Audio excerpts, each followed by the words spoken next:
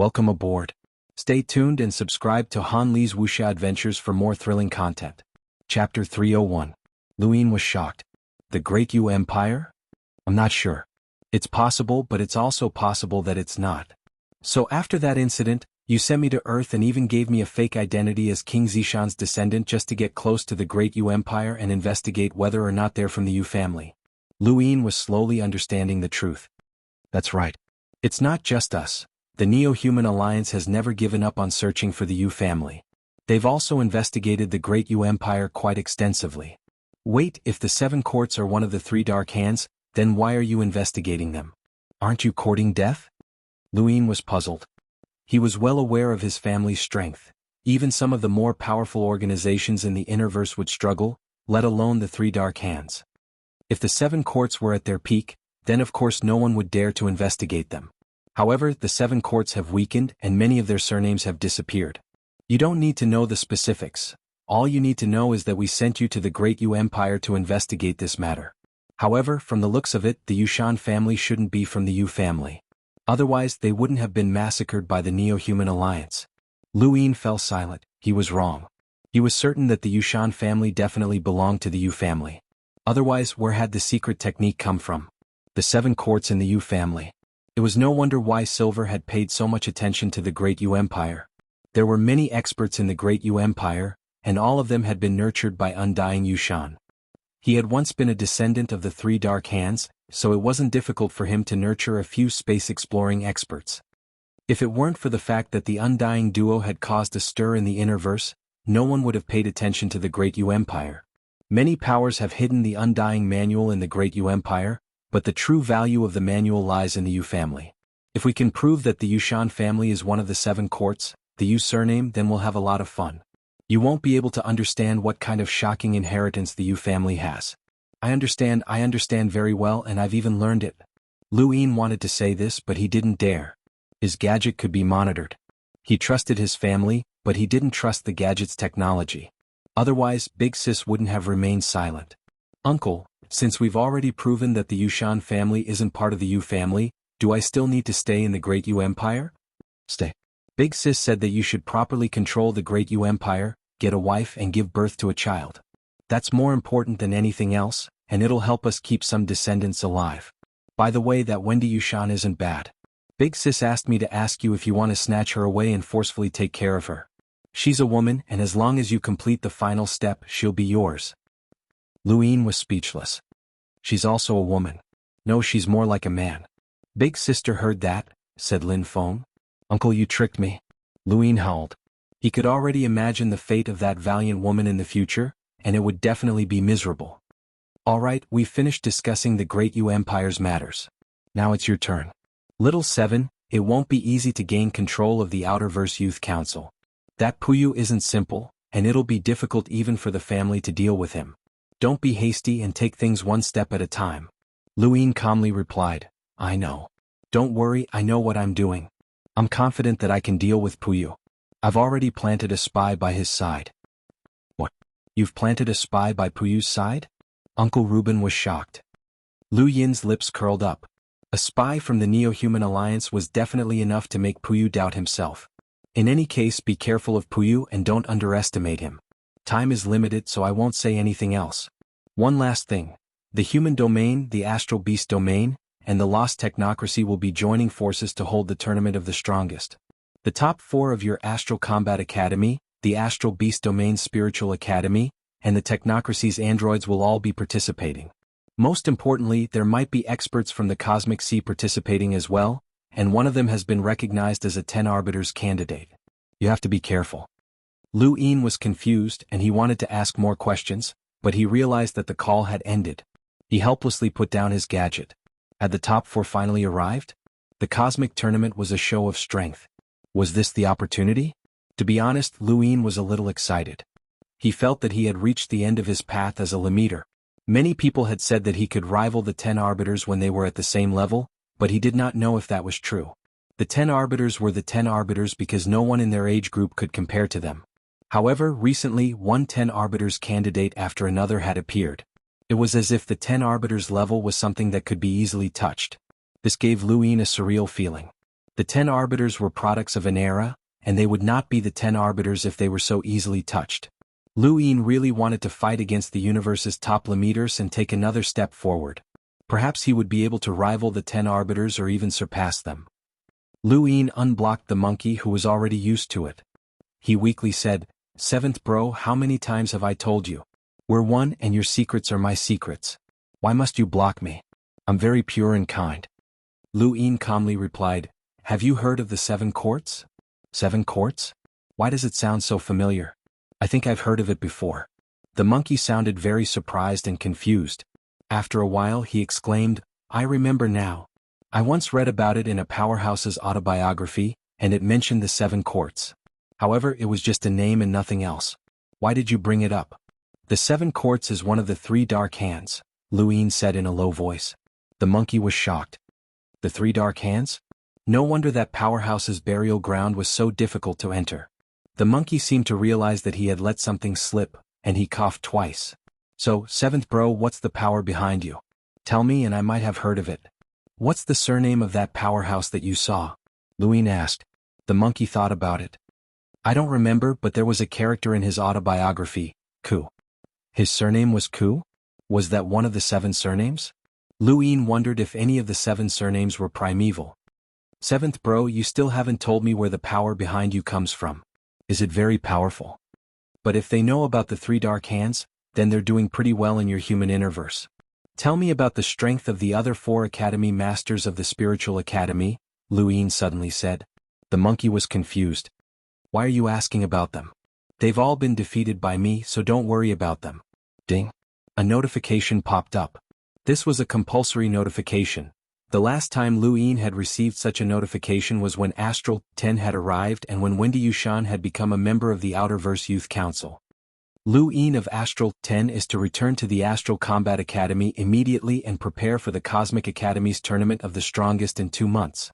The participants will come from the Human Domain's Astral Combat Academy, the Astral Beast Domain's Spiritual Academy, the Technocracy's Androids and the Cosmic Sea. You must represent the human domain and strive for glory. May the 10 Arbiters Council prosper. Lu Yin took a deep breath as the official notification had arrived. See for yourself. What? Those 4 from the Spiritual Academy are also participating in the Human Domain's tournament? Damn, why didn't anyone inform me? I'm the strongest. Those trash. The monkey was furious and kept cursing. Lu Yin frowned and ignored the monkey as he immediately contacted Mira. Not long after the call ended. The 10 Arbiters Council had officially announced that Mira would temporarily take over the Outerverse Youth Council's matters since she was currently in East San Dios. Lu Yin changed his route and returned to Frostwave Weave's Astral 10 to prepare for the Tournament of the Strongest. There weren't many participants in this tournament, but the fact that the 10 Arbiters Council had officially announced this meant that the tournament's influence far exceeded the Astral Combat Tournament. It was a gathering of the strongest students from all the top academies in the universe. The tournament's proceedings wouldn't be limited to just the human domain, but also the Astral Beast domain, the Technocracy, and even the Cosmic Sea. The rewards would definitely be generous. If he could achieve good results in this tournament, Lu Yin had a feeling that his status would rise again. This was a glory for the entire human race and he might even be able to obtain some honor points. 2 honor points could cause a qualitative change, and Lu Yin remembered Uncle Ruben mentioning that this was a rare opportunity. Alright, since they're so heartless, then don't blame me for being merciless. The monkey finally finished cursing and paused for a moment before saying, 7th bro, let me introduce those 4 to you. Hehe, they don't even know how much I know about them, especially Fengjiu. Every time she transforms, that figure, that face and that sacred tricolor light, it's simply amazing. Hurry up and tell me, Lu Yin urged. The monkey coughed. First is Huaishu. His true form is a golden green-eyed rat that's only the size of a palm, but he can devour everything. His teeth are his greatest weapons, and he can stuff things that are countless times his size into his mouth. This thing's father once devoured a firebird from your human phoenix family, and he's considered a mortal enemy by the phoenix family. He's extremely fast and speed is the key to dealing with him. 7th bro, you should have no problem dealing with him. Next is Embermane. His real name is the Karmic Flame Mink and he's a flaming mink. Rumor has it that he was born from a source box and was born with a ball of fire that can burn everything. This guy isn't to be trifled with, so you have to be careful when dealing with him. Don't let the flames touch you. Lu Yin interrupted, Karmic Flame Mink? Why is it so similar to the Blaze Realm's inherited battle technique, the Karmic Flame Sword? You've asked the right person. Others definitely don't know about this, but I've secretly investigated its background several times. This guy is constantly thinking about your human Blaze Realm, so it might really be related to the Karmic Flame Sword. The monkey laughed strangely. Lu Yin frowned, as he had not forgotten how Eriker had used the Karmic Flame Sword, but he had been defeated by Feng Shang before he could even use it. However, it was undeniable that the Karmic Flame Sword was extremely powerful, and Feng Shang would not have been able to block it if Eriker had used it. If this Karmic Flame Mink was connected to the Karmic Flame Sword, then that would be terrifying. Continue, Lu Yin said calmly. The third is called Feng Jiao, and she's from the Celestial Ice Phoenix clan, which is ranked 7th on the Celestial Beast list. This clan is very unique as they have the bodies of ice phoenixes, but they have antlers. The most terrifying thing about them is that their antlers can emit a tricolored light that can melt anything. Think about it. One side can freeze everything and the other side can melt everything. However, the tricolored light can't melt her own ice. Thank you, brothers, for your support. Thank you. In Astral 7, Yu Xianzi had been feeling uncomfortable ever since she had returned to the academy. She had been played by Lu Yin during the Shenwu Continent's trial, and their conversation in the space station had made many people unhappy with her. She could not explain herself even if she wanted to. Young sect mistress were back. A pair of beautiful twins appeared and greeted Yu Xianzi respectfully. They were Qin Shui and Qin Mei, who had frozen Blackwater Lake. Yu Xianzi opened her eyes. What is it? Young sect mistress, we received news that the Astral Beast Domain's participants will enter the trial zones from our academy, Qin Shui said. Yu Xianzi was shocked. Our academy? Yes. Our academy is the closest to the erudite flow zone, so they will use our trial zone mountain to enter the trial zones, Qin Mei said. Yu Xianzi nodded. Got it? Don't cause trouble. Young sect mistress, I've heard that many people want to challenge the Astral Beast Domain's experts before the Tournament of the Strongest. They think that the Astral Beast Domain Spiritual Academy is just an imitation of our Astral Combat Academy. Yu Xianzi was disdainful. The Spiritual Academy was built by the Celestial Beast Empire, so how could it be just an empty title? The Academy head's power level is definitely comparable to our 10 student leaders. Don't worry about them. If they want to die, let them. Just like how the Astral Beast Domain looked down on humans, humans look down on the Astral Beast Domain as well. Many people from Astral 7 were eager to teach the Academy head a lesson. Lu Yin's personal spacecraft docked at Astral 10 space station, and when he returned, he saw Xia Luo immediately. Long time no see. You've gotten stronger, Xia Luo praised as he sized Lu Yin up. This time Lu Yin could clearly sense the strange aura around Xia Luo. It was a domain that he had not been able to sense before. Why are you here? I was just about to head out for a mission, Xia Luo replied gently. Lu Yin nodded and did not say anything else. Time was tight. I'll head in first. Wait. Xia Luo shouted. Silver's gone missing. Lu Yin's eyes flashed. What do you mean? Xia Luo calmly replied. Silver suddenly left. He didn't accept any missions and he didn't tell any of the mentors either. He just left and we can't contact him anymore. Lu Yin's eyes narrowed and he tapped on his gadget, but there was no information on this person. Sure enough, Silver had disappeared. When did this happen? When you participated in the Outerverse trials? To be precise, it was after the death of the Great Yu Empire's emperor, Undying Yushan, Xia Luo said solemnly. Lu Yin found it strange. That was impossible. He had contacted Silver after leaving Shenwu Continent. If what Xia Luo said was true, then that meant that Silver had left Astral 10 after Undying Yushan's death. At the same time, Silver had blocked all communications with Astral 10, but not Lu Yin. Now even Lu Yin had been blocked. Lu Yin was not too surprised. Silver was from the Neo-Human Alliance, and after Undying Yushan's death, the Neo-Human Alliance had confirmed that the Yushan family was not part of the Seven Courts Yu surname. Naturally, they had stopped paying attention to Silver's departure. Got it? Forget it, don't worry about him. He's always been very mysterious. Xia Luo smiled and nodded before boarding his spacecraft and leaving. Lu Yin stepped into the teleportation device and was about to head to the Rain Observatory when he suddenly stopped. He turned around to look at Xia Luo's spacecraft and muttered to himself. He had overlooked something. Even if Silver had left Astral 10 and never returned, no one would have noticed in the short term since no one would have been paying attention to him. However, Xia Luo had known that Silver had left after Undying Yushan's death. How did he know? There was only one possibility. He had been paying attention to Silver all this time. Lu Yin thought about Xia Luo's attitude towards Silver and felt that something was off. Xia Luo definitely knew something. Since he knew about Silver, why hadn't he reported it? He obviously hated Silver. Also, from Earth's trials to the Astral Combat Tournament, Lu Yin's progress had been unbelievably fast, and that had been with the help of luck and innate gift. Silver had achieved this with the help of the Neo-Human Alliance, but what about Xia Luo? He was not much weaker than the two of them, and he might even be stronger than Silver. Where had he come from? Who was backing him? If Xia Luo dared to keep an eye on someone from the Neo-Human Alliance, then the power behind him was definitely not simple. Xia Luo and Xia Yi from Astral 5 looked similar, so they must be from the same power. Where were they from? Why was he staying in the Great Yu Empire? Was it also for the 7 courts? Lu Yin stood beside the teleportation device and pondered. The more he thought about it, the more suspicious he felt about Xia Luo. Which power did he represent? Xia was a primeval surname. The first time he had seen Xia Luo outside the capital on Earth, he had felt that this person was not simple. Even now, Lu Yin had not discovered his true identity. While Lu Yin was pondering, the teleportation device in front of him changed and a figure appeared a few centimeters away from him. He stared blankly at the figure. The figure was Michelle. She had also accepted a mission and was about to leave, but she had not expected to run into Lu Yin. The two were so close that they could feel each other's breathing. Michelle hurriedly retreated, her expression changing as she glared at Lu Yin. "Why are you blocking the way?" Lu Yin took a few steps back and awkwardly said, "Sorry, I was just about to go in." Michelle glared at him and snorted. She walked past him, but after a few steps she suddenly paused and turned back to glare at him. Lu Yin was puzzled. "What's wrong?" Michelle's eyes narrowed and she coldly said, "Do you really think that my sister is prettier than me?" Lu Yin was stunned, blinked and swallowed hard. "Well, of course it's fake. You're much prettier than Mira and I was just trying to appease her.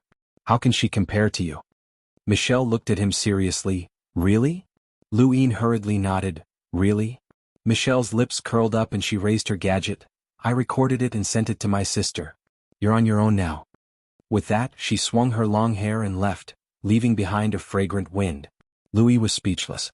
What was this? Had he been tricked by the two sisters? "Seventh bro, you're so stupid.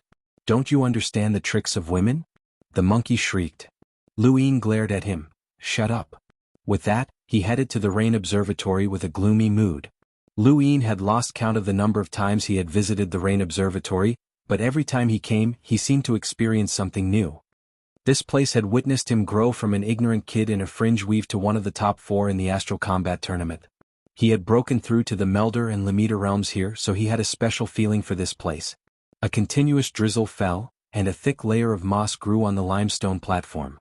Lu Yin walked out of the teleportation device and immediately saw Little Pao flying over. "Lu Yin, you're back," Little Pao greeted. Lu Yin nodded. "Senior, you've improved." Little Pao laughed and landed in front of Lu Yin. "It's all thanks to you snatching the heavenly drum. We've all benefited from it, but you haven't." Lu Yin smiled. "I'm preparing to go. Where are you going now?" "Thank you for your support, brothers. I've paid back all the chapters that I owed." "Thank you. Thank you for your support." Welcome aboard. Stay tuned and subscribe to Han Li's Wuxia Adventures for more thrilling content. Chapter 303. Little Pao replied, "Sand Ocean, I'm going to improve my battle force. My 2-line battle force is still too weak, and the gap between me and you is getting bigger and bigger. As a senior, it's very embarrassing." Lu Yin laughed. "Then I'll congratulate you on improving your strength soon." Little Pao nodded, but he suddenly thought of something and looked at Lu Yin. "Has your enmity with the Day-Night clan been resolved?" Lu Yin found it strange that Little Pao would suddenly ask this. "For now, why?" Little Pao muttered to himself, "Nothing, but if someone from Chaos Flow Zone contacts you, ignore them. That place isn't suitable for you." Lu Yin was confused. "Chaos Flow Zone? Senior, are you talking about Songshi? It's not just Songshi. Chaos Flow Zone represents the dark side of the Innerverse, and they're good at taking in experts who have nowhere else to go. You're an enemy of the Day-Night clan, so they think that you're the best person to rope in.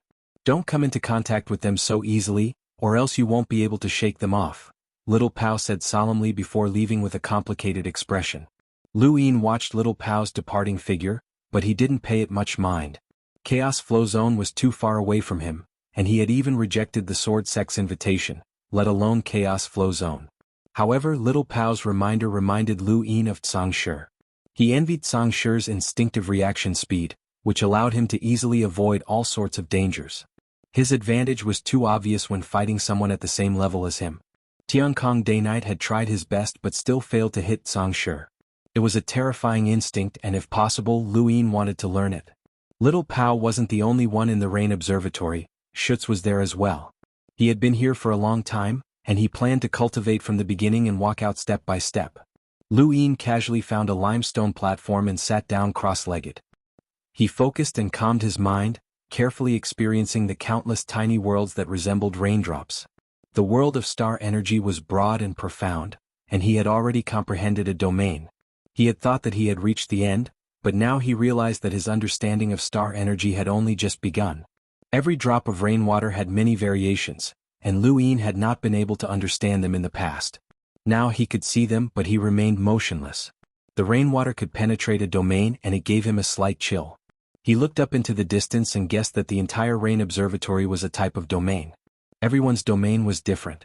Some enhanced their 5 senses, some enhanced their combat power, some focused on lock-breaking, some chose to defend, some comprehended their domain through the natural environment, and some comprehended their domain on the line between life and death. Just like with source boxes, everyone's domain was different and it was unique to that person. Lu Yin felt that his domain had strengthened his 5 senses, allowing him to hear extremely minute sounds and feel the changes in a person's body through their heartbeat. However, this was only the first step of his domain. He didn't know how to strengthen his domain.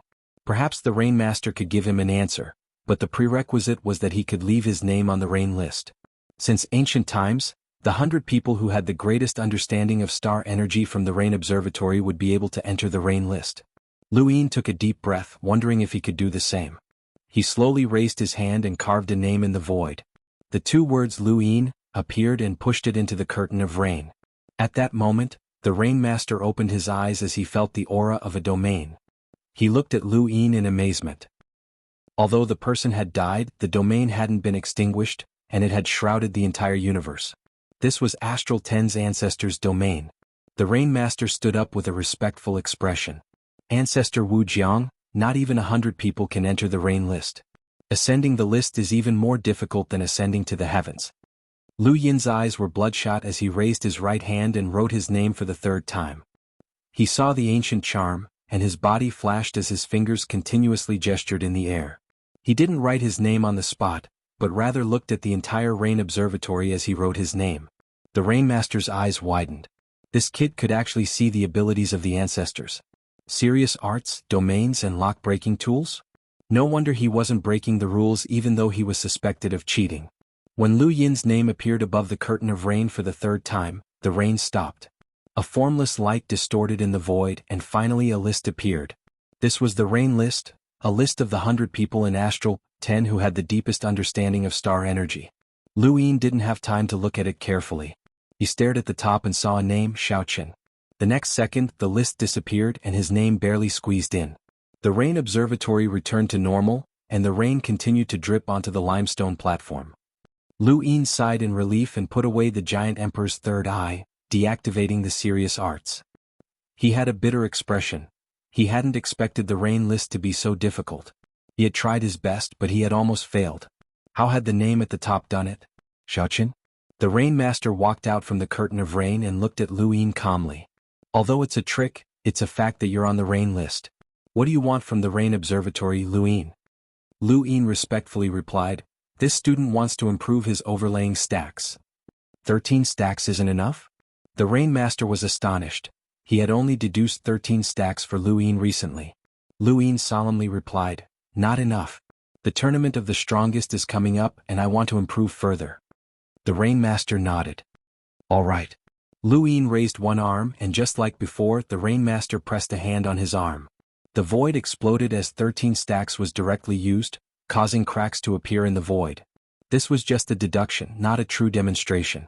14 stacks, 15 stacks, all the way to 20 stacks. The Rain Master deduced all the way to 20 stacks, and Lu Yin's arm almost couldn't handle it. Excitement filled his eyes. 20 stacks was enough. However, with his physical strength and battle force, 15 stacks was his limit. Any higher and it would be troublesome. The Rainmaster looked at Lu Yin in amazement.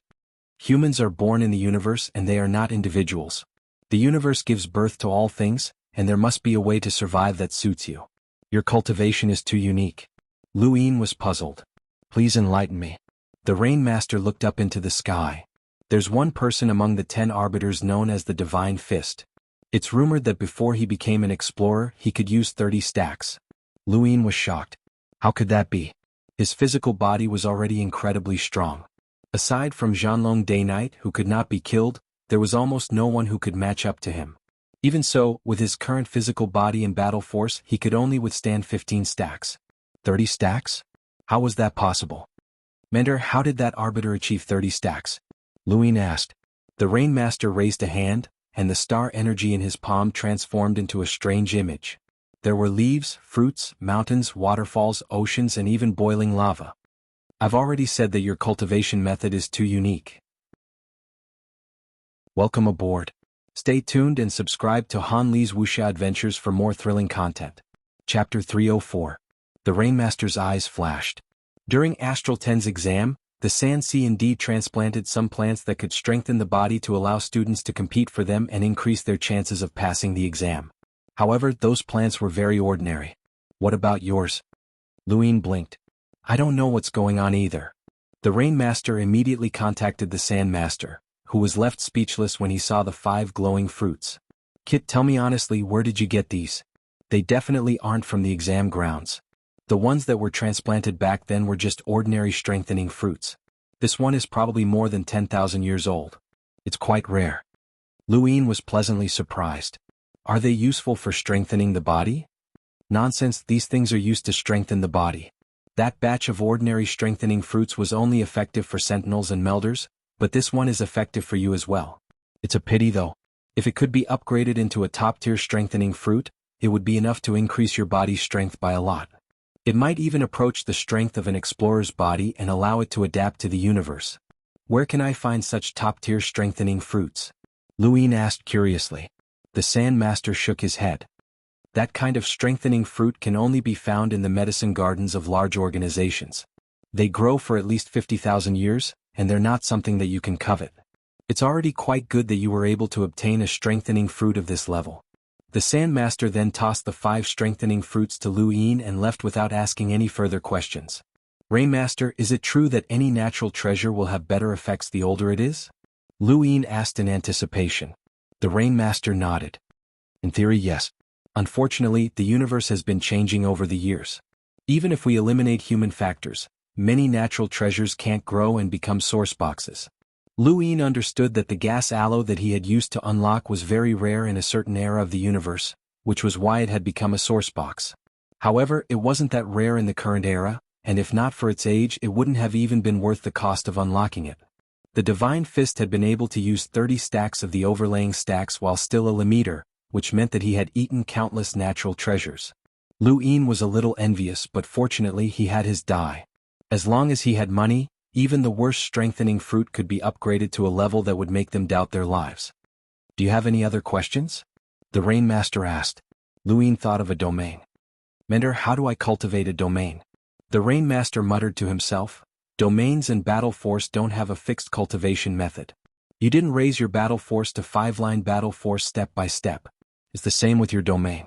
Luck and coincidence can make it ridiculously strong, but it can also remain the same for your entire life. Lu Yin looked up and asked, Mentor, is the Rain Observatory a domain? Not bad. The Rain Observatory was created by a predecessor's domain. A domain can display one's own aura and even forcefully change the environment to suit one's aura. It can also be infinitely enlarged to encompass a planet, a region, or even the entire universe. Of course, this is only in theory, and no one knows whether or not someone's domain can encompass the entire universe. Lu Yin was very excited to hear this. Encompassing the entire universe was too mystical. After leaving the Rain Observatory, Lu Yin had originally planned to head to the Sand Ocean to train his battle force, but now he had changed his mind. He needed to withdraw money and upgrade the strengthening fruit to the highest level. Then, he would strengthen his body and be able to use even more overlaying stacks. If he could use 30 stacks, then there would be no suspense in the tournament of the strongest. His previous guess had been correct, and the so-called 10 arbiters candidates had been an exaggeration. The Divine Fist had been able to use 30 stacks while still a limiter, which meant that his power level definitely surpassed Lu Yin's. Then what about the other 10 arbiters? Lu Yin guessed that they were about the same, as these so-called 10 arbiters candidates were still some distance away from the 10 arbiters limiters. He just didn't know how good Lu Xiaoqiu's fourth sword was. Perhaps his fourth sword could rival the 10 arbiters limiters. Lu Yin still had 450,000 star crystals in his Mavis card, and he took them all out. His cosmic ring could barely fit them all, but there wasn't much space left. He needed to find some time to buy a bigger cosmic ring, but that kind of ring wasn't easy to obtain. It hadn't been that long since he'd rolled his die, and he didn't know if he could roll enhance.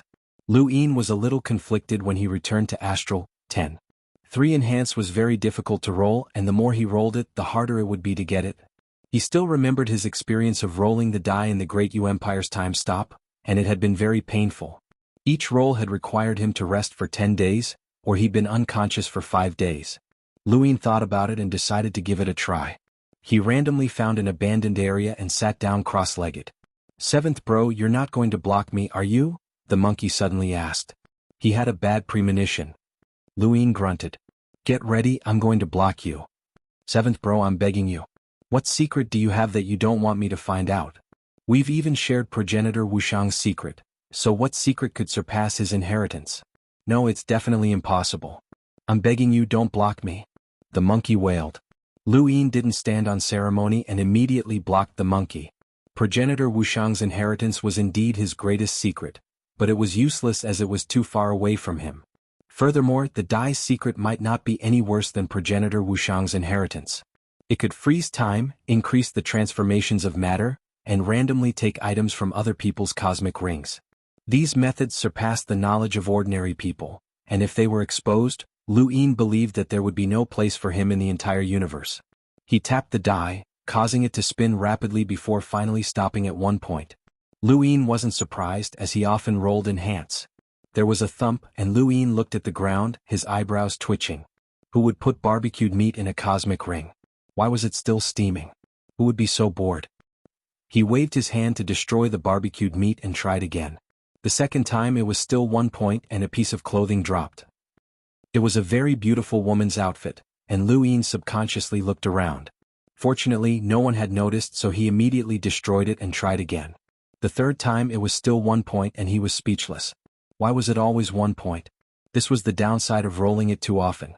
However, the item that dropped this time was different. Lu Yin picked up the chip from the ground and inserted it into his gadget. Countless symbols that he couldn't understand appeared on the screen, and they all revolved around the humanoid machines. These machines were very intricate, and even someone like Lu Yin who didn't understand technology could tell that they were intricate and complex. There were quite a few humanoid machines on the chip, and there were even more strange symbols. Lu Yin put it away. If he couldn't understand it, then so be it. He would return to the Great Yu Empire and give it to Banjiu, who should be able to understand it. At the same time, in the depths of the universe, in the lost technocracy, huge machines filled the universe. Today was an important day for little Leo, as he wanted to show the blueprints for the newest model of androids that he had successfully developed. He wanted to obtain the highest amount of resources and make his name known throughout the universe. Ever since he was young, little Leo had been known as an inventor. He had invented many things, but they didn't have much practical value. Finally, 10 years ago, he had coincidentally stumbled upon a plan for androids and decided to devote himself to research it. After 10 years of hard work, he had finally succeeded. His plans for androids would definitely surpass those of trash. In the future, the androids that would conquer the human domain would all be created by little Leo. He wanted to make his name known throughout the universe, and he wanted the entire universe to worship him.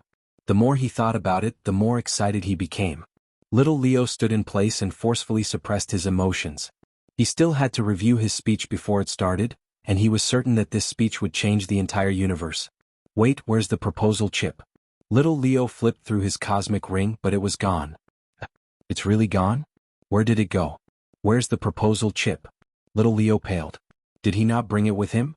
Impossible, he had checked more than 10 times before he left. How could he not have brought it? Did he lose it? Was his cosmic ring that unreliable? He had already rolled the die 3 times and there was only one left. He took a deep breath and tapped the die, causing it to slowly spin. The scene in front of him changed and he appeared in the time-stop space. He was rather disappointed, but whatever, this was still an option. He didn't even think about it and directly increased the duration of the time-stop space to 30 days, but it only cost him a little more than 1,000 star crystals. He silently recited the Stonewall scriptures and quickly fell asleep.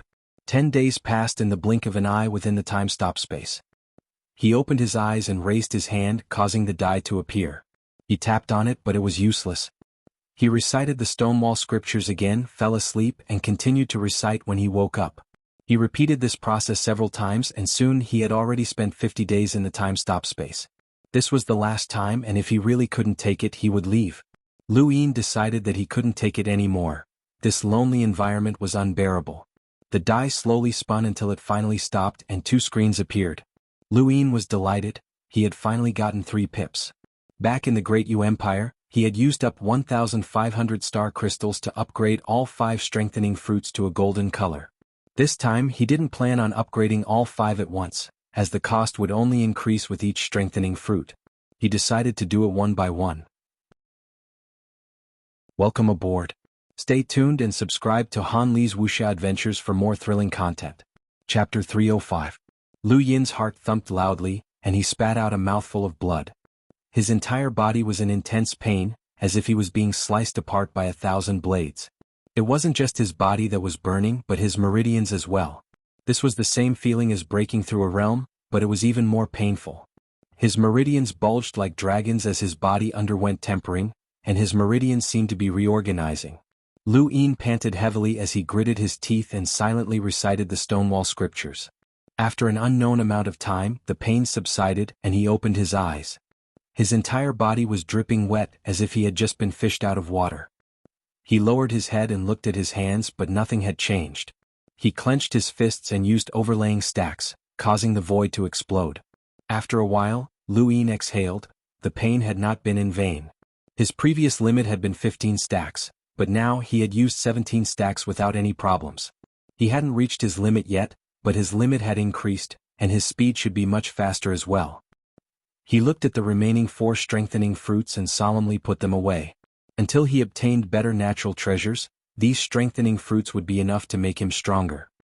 He raised his hand and the die slowly appeared. Every time he looked at the die, he felt a sense of amazement. Others had to go through untold hardships to obtain natural treasures, but all he needed to do was have money. Although it consumed a lot of resources, there was still some hope. According to the Sandmaster, it would take at least 50,000 years for the strengthening fruits to be effective for limiters. Even the great powers could not afford to wait that long, but Lu Yin could do it with just 400,000 star crystals. His starting point was much higher than theirs. His physical body had been strengthened once again, and this filled him with anticipation for the tournament of the strongest. He wondered what Night Queen Yanqing and the others would think when they saw him display a strength that surpassed 15 stacks. Back when he had defeated her, he hadn't even used 13 stacks and had only used a 9 stacks 17-fold shockwave palm. After resting for a few days, Lu Yin left the time-stop space and breathed in the fresh air outside. To others, only a second had passed, but to him, it felt like a long time had passed. Almost 2 months had passed, and these 2 months just happened to be the duration of the tournament of the strongest. The monkey deactivated the barrier and weakly said, "7th bro, we're one. Don't go too far." Lu Yin was in a good mood. "According to what do you know, what's the strongest limiter?" The monkey was puzzled. "Strongest? What do you mean?" "The strongest limiter since ancient times," Lu Yin replied. "I don't know, but those freaks on the Skyminder list were unimaginable when they were limiters." "That? Of it. But now, let's go to the Sand Ocean and see if he can raise his battle force." Once he reached the Sand Ocean, Lu Yin realized that there were only 7 levels here. The 7th level corresponded to 5-line battle force, which meant that this place would not be of much help to him. To a student, 5-line battle force was the limit. Even the 10 arbiters in the Astral Combat Academy had only been able to raise their battle force to 5-line battle force. Battle force is a warrior's integrity. It can be raised in battle, and it can also be raised by using the environment to cultivate. But even without these, a person's spirit can still raise their battle force, the Sandmaster explained solemnly. Lu Yin was confused. "A person's spirit?" The Sandmaster grinned. "Among the younger generation, the 10 arbiters have the greatest boldness, and they're vainly trying to control the next generation of the universe with just the power of 10 people. What kind of boldness is that? Even I am ashamed of my own inferiority. This is boldness, and boldness can raise one's moral integrity. Back then, the 10 arbiters were only at the 5-vein realm, but now no one knows just how high they've risen to. That's right. 10 arbiters wanted to control a generation and even influence the situation of the universe. What kind of spirit was that? Even Luin was excited.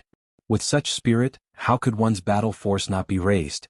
The phrase, swallowing the universe, referred to these 10 people. The higher the position of the 10 arbiters, the more powerful they were. Their strength was indescribable, and this was a spirit that only humans possessed. Although the astral beast domain had Skymander's list that was rumored to be comparable to the 10 arbiters, Luin did not believe that this was true. The 10 arbiters were products of the universe and no one knew where their bottom line was. Just by looking at their battle force, Luin could feel how powerful the 10 arbiters were. The Sandmaster sighed. Since ancient times, the 10 arbiters have been called monsters. No one in the younger generation can surpass them. He then looked at Luin. Kid, you're called 10 arbiters candidates, but you're still too far away from their level. Their achievements cannot be replicated. But I can surpass them, Luin subconsciously said, but he was stunned. He did not know why, but he felt that he could really surpass them. The Sandmaster looked at Luin strangely, but then he laughed. Young people need to be full of vigor. Try to surpass them and cultivate your battle force with the spirit that surpasses the 10 arbiters. Perhaps you can really do it. He then left. Luin could tell that the Sandmaster was just joking. The Sandmaster did not really believe that Luin could surpass the 10 arbiters. Who in the universe could actually surpass them? Luin was about 10 years older than the 10 arbiters. It was not that there had never been a 10 arbiters candidate in this age group, but they had all disappeared. The 10 arbiters had been at the top for too long. After leaving the Sand Ocean, Luin headed for Stargazing Deck. He had been here once before, but this was his second time. There had to be a reason why the Astral Combat Academy had become one of the top academies in the universe, and Stargazing Deck was present in all 10 academies. Perhaps there was something to it. Welcome aboard. Stay tuned and subscribe to Han Li's Wuxia Adventures for more thrilling content. Chapter 306. This skeleton had come from the Astral Beast domain, and it was carrying the participants of the Astral Beast domain who were heading to the human domain to participate in the Tournament of the Strongest. Shui Chuanxiao watched the skeleton fly into the distance, deep in thought. Commander, are you sure you don't want to check? It'll be troublesome if there's some strange beast mixed in, just like the Sheng Ao. Enya stood behind Shui Chuanxiao and anxiously asked. Shui Chuanxiao shook his head. There's no need. They're not that stupid. The erudite flow zone has powerful people monitoring them, and they won't be able to hide their movements. Don't worry. Enya did not understand. Why is there suddenly a tournament of the strongest? Shui Chuanxiao's eyes narrowed. The war will be temporarily suspended. Enya was shocked. The war will be suspended? The Tournament of the Strongest is just an excuse to make it easier for the Astral Beast domain and the technocracy to enter the human domain and negotiate. After so many years of border wars, the losses have been too great, and each of them has their own internal affairs to deal with. Thus, the war can be temporarily suspended, but as for who will lead the war, that still needs to be negotiated, Shui Chuanxiao explained. He was especially talkative today, and it seemed like he was teaching Enya something. Enya still did not understand. Our domain shouldn't have anything to deal with, so why aren't we taking advantage of this opportunity to attack? Shui Chuanxiao sneered. Who said there's nothing to do? It's just being hidden. Once the cunning rabbit is dead, the hound will be cooked. Shui Chuanxiao then said seriously, Enya, remember this. No matter what, never slack off on the border defense. Enya nodded and glanced at Shui Chuanxiao strangely. The commander was acting strangely today. In the erudite flow zone, the skeleton was like a spacecraft that shuttled through space. It was very conspicuous. The skeleton was surrounded by a layer of ripples that prevented the creatures within from coming into contact with the universe. Not too far away from the skeleton, a giant pen-shaped spacecraft drew closer and closer. Inside were students from the erudite flow zone's Lost Radiance Academy who were about to participate in the trial. Not long after, the skeleton and the giant spacecraft met. It was a strange scene as both had unique designs. One was a skeleton and the other was a pen. They were both traveling on the same route, and neither was willing to give way to the other. At the top of the skeleton, a purple-haired beauty lazily opened her eyes and flicked her finger. The entire region was covered in white snow, and the spacecraft was frozen as well. It then plummeted straight to the ground. Within the spacecraft, Ing Tang was overwhelmed with shock. As an instructor of Lost Radiance Academy, he had the strength of a cruiser, but he was unable to resist the seemingly weak Bai Shui at all. He could only watch helplessly as the spacecraft descended and made way for her. "Purple snow, have mercy." A loud voice echoed through the starry sky. Ripples spread out, turning the white snow into nothing. On top of the white skeleton, the purple-haired beauty said disdainfully, hiding the head and showing the tail, "Is this the so-called strength of a scholar?" A middle-aged man walked out from the void and looked at the purple-haired beauty with fear. "Zishu, I didn't think that it would be you. Wenyao, I also didn't think that the One Clan would send you out. In other words, you will be monitoring us from now on?" Zi Shui replied lazily, her expression unconcerned. "I'm not monitoring you. I just want you to smoothly complete the competition," said Wenyao indifferently. Violet Snow sneered, "Hypocrites. All right, let's not delay the trip. Tell them to scram." Wenyao waved his hand, and the giant spacecraft was lifted up by a gentle force and pushed to the side to make way for them. At this moment, Ing Tang walked out from the spacecraft and whispered something to Wenyao. Wenyao's eyes flashed and he looked at the skeleton. "Zishue, there's a junior who wants to spar with an expert from the Spiritual Academy. Would you agree?"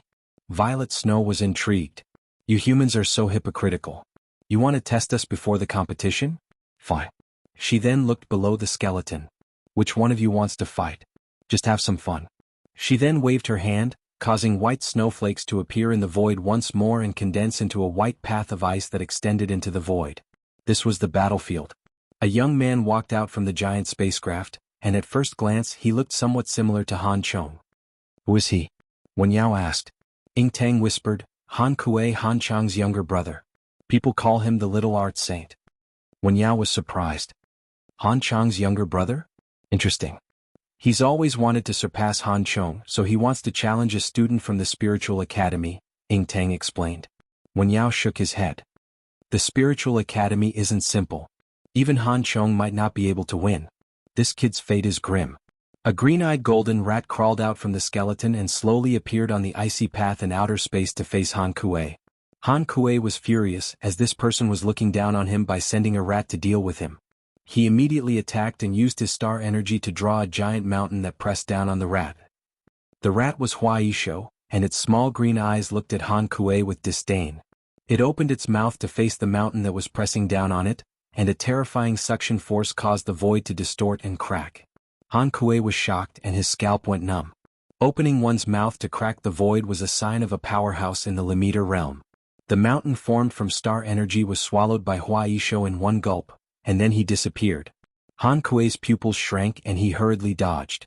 The void where he had been standing seemed to have been swallowed by a black hole, and Hua Yisho disappeared again.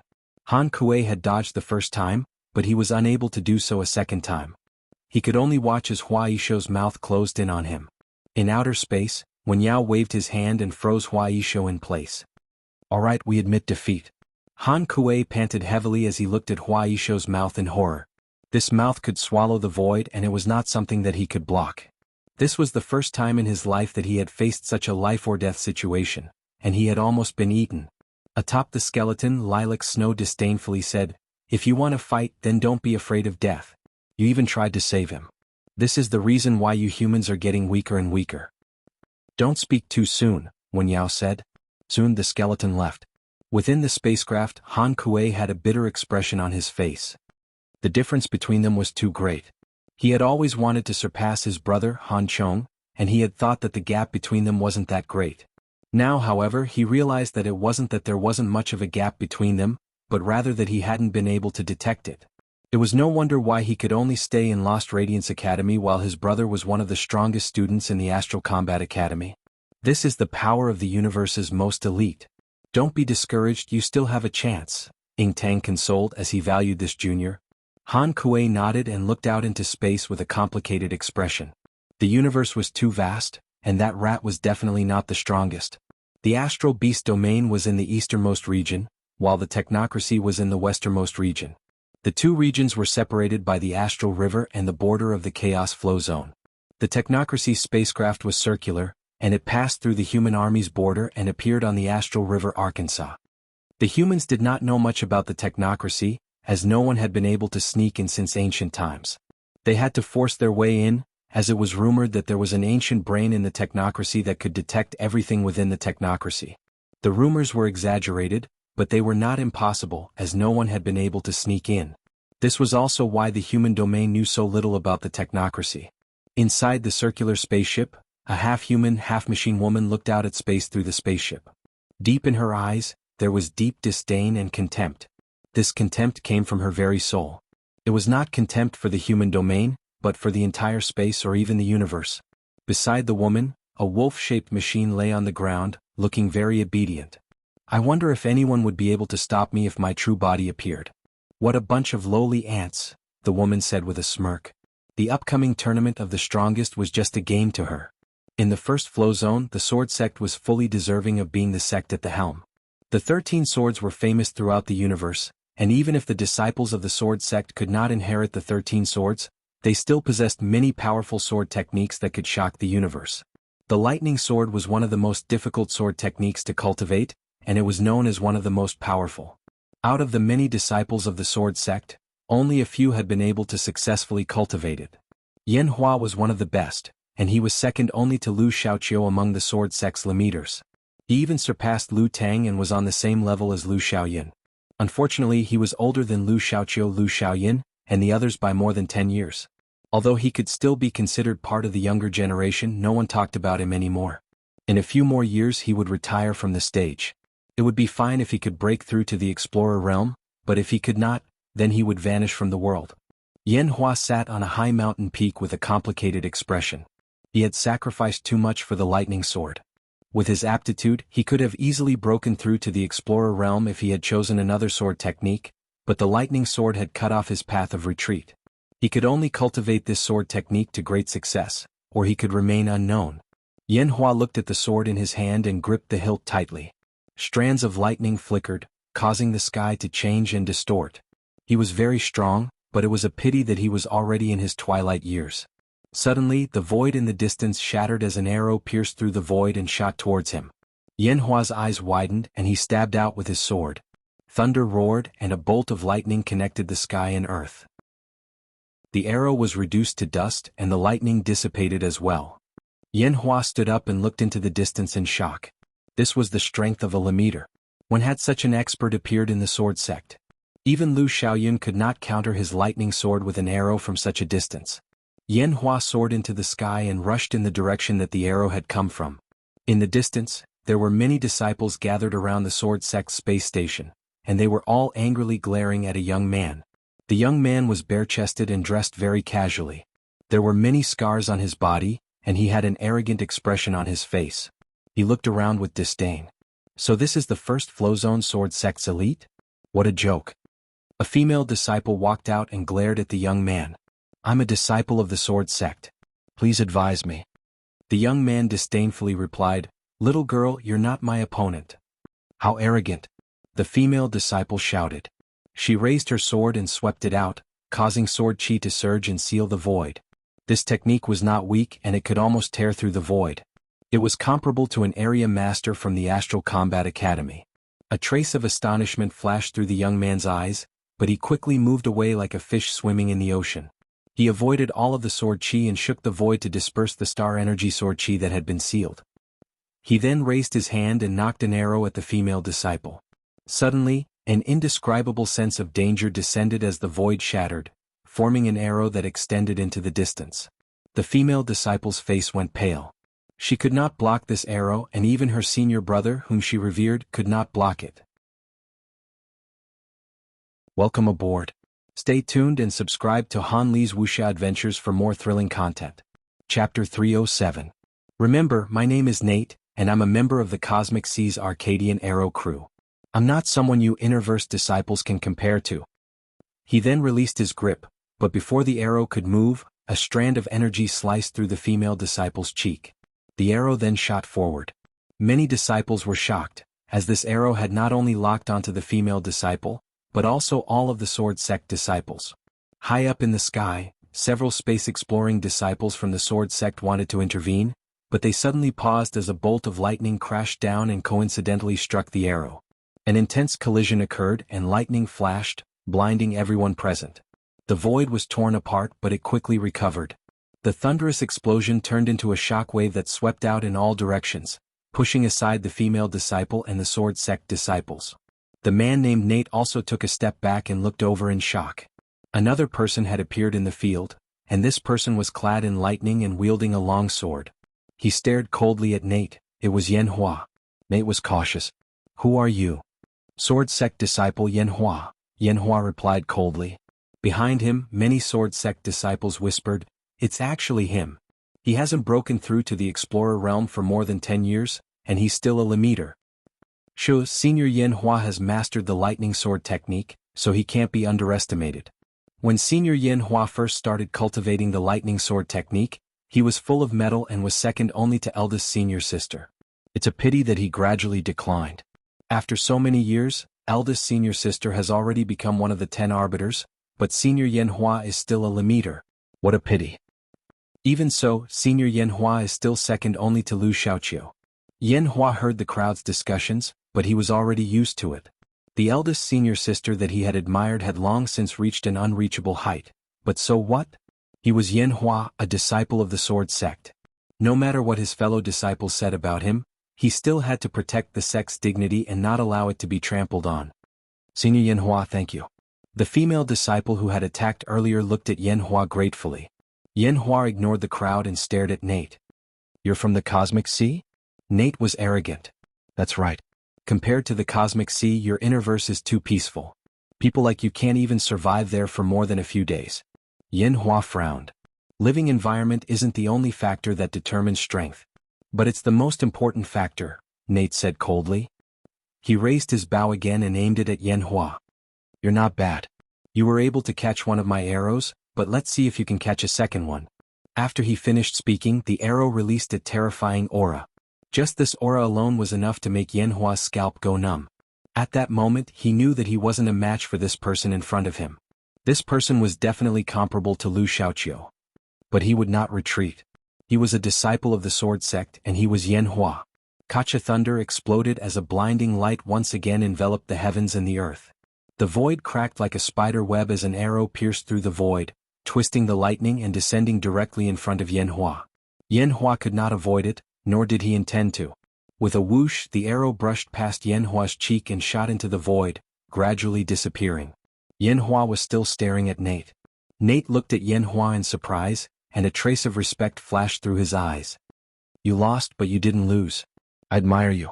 Yen Hua was unwilling, but he was powerless in the face of the great beings from Universe Ocean.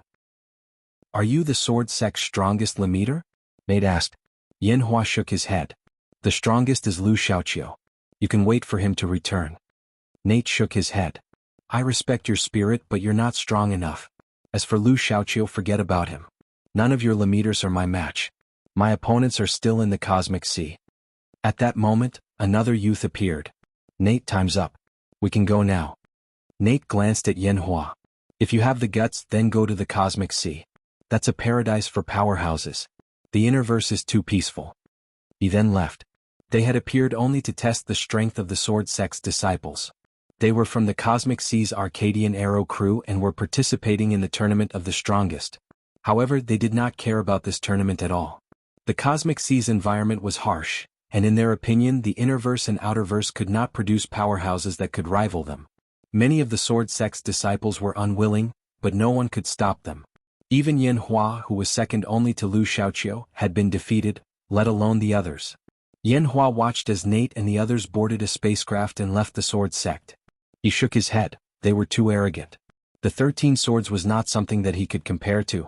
If he measured Lu Xiaoqiu with his own standards, then those two would be miserable. Lu Xiaoqiu was much stronger than him.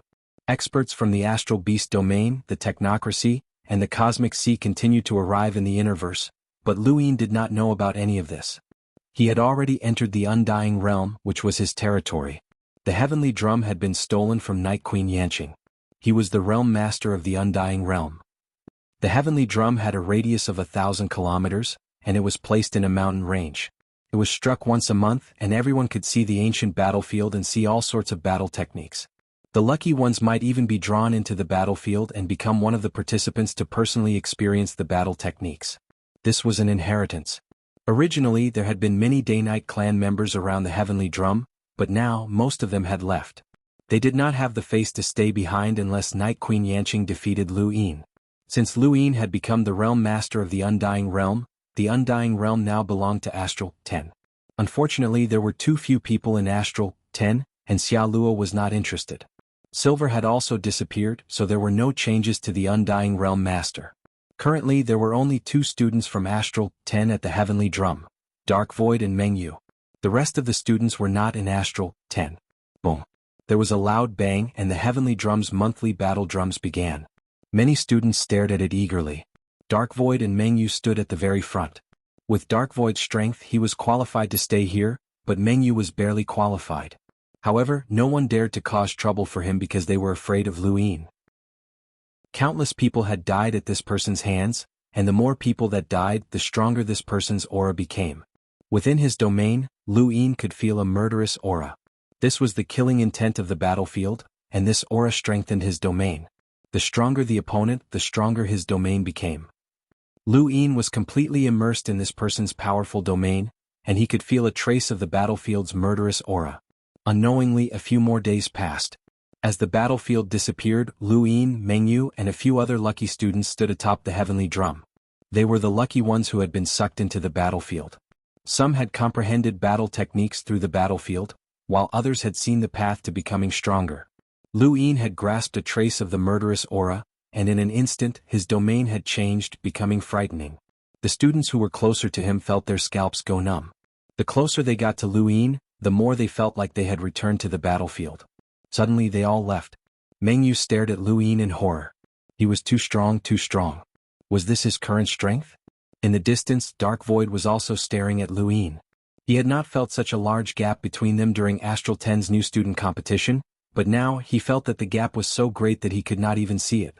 He thought about the mission that the company had given him, and he felt that his chances of completing it were slim. This person would not be driven to a dead end. On the Heavenly Drum, Lu Yin's eyes were closed. He was still immersed in the battlefield. Even though he could not see, his domain was expanding further and further, carrying with it the murderous aura of the battlefield. Anyone who came into contact with it would feel a chill run down their spines. Through this battle, he had seen the future of his domain. Welcome aboard. Stay tuned and subscribe to Han Li's Wuxia Adventures for more thrilling content. Chapter 308. Elsewhere, the Astral Beast Domain's white skeleton had finally entered Astral 7's space station. They would enter the Life-Seek realm from Astral 7's Trial Zone Mountain and head to the Astral Combat Tournament. That was also where the finals of the Tournament of the Strongest had been held. Astral Combat Academy students usually only went to the warfront after graduation or after being expelled. Many students had never interacted with the Astral Beast Domain before, so they were very curious when they heard that the Astral Beast Domain's Spiritual Academy students had appeared. Quite a few of them were excited. They wanted to suppress these students, but they were just wild beasts from a barbaric land.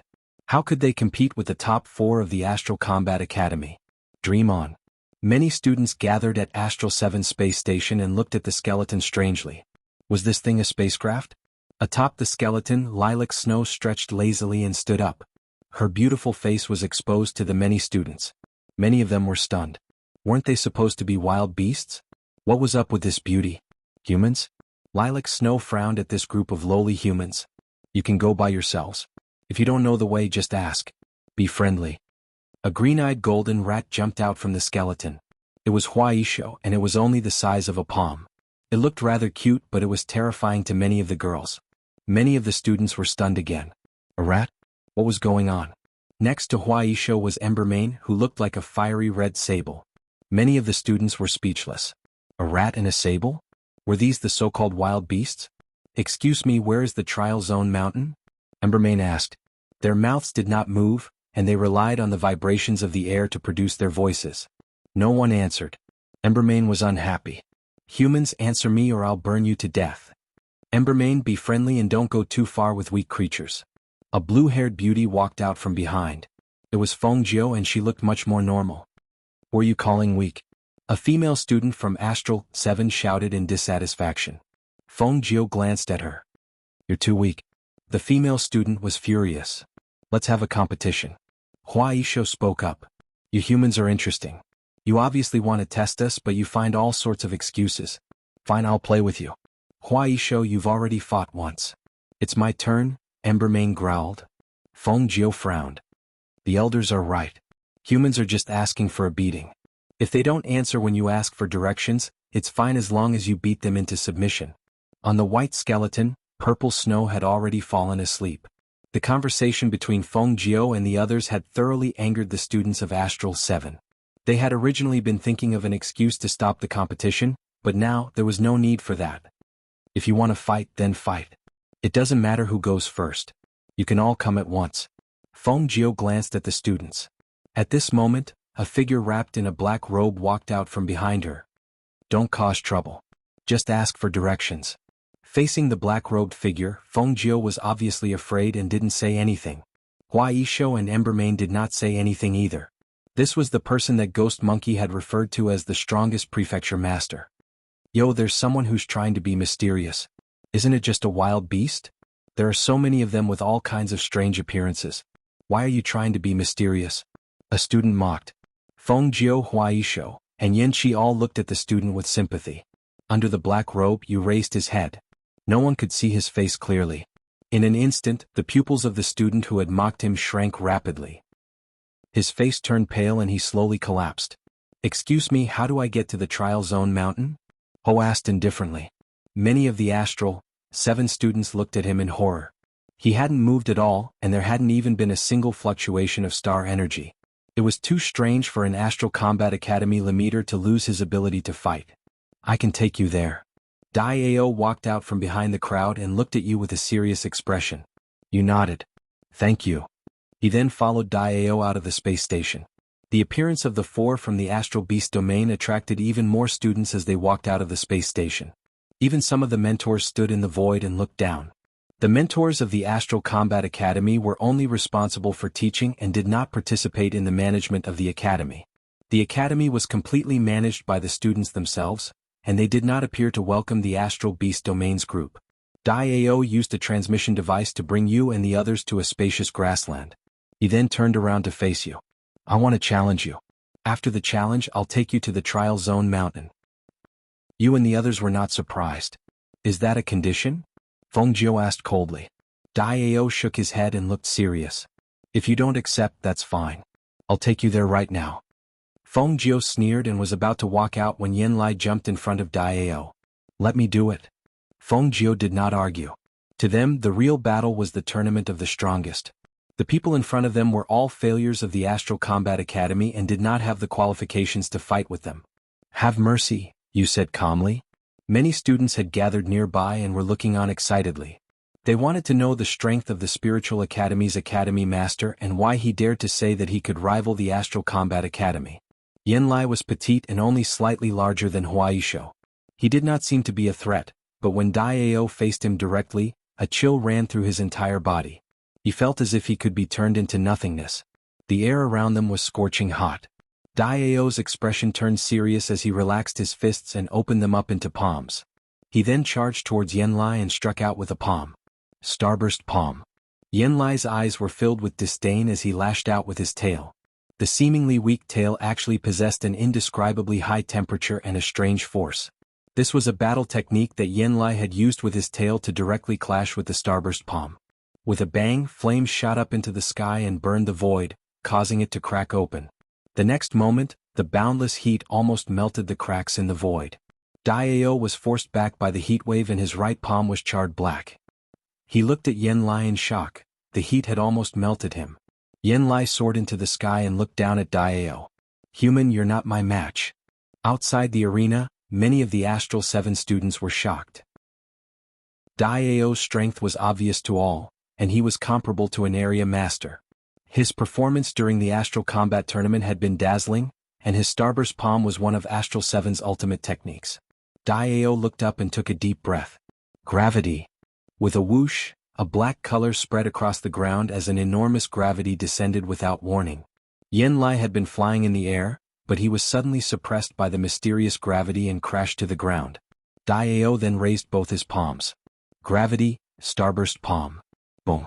The grass cracked open as a huge crater spread out in all directions. The shockwave swept up through the cracks in the ground, causing dust to scatter everywhere. The air in the arena distorted, making it impossible to see clearly.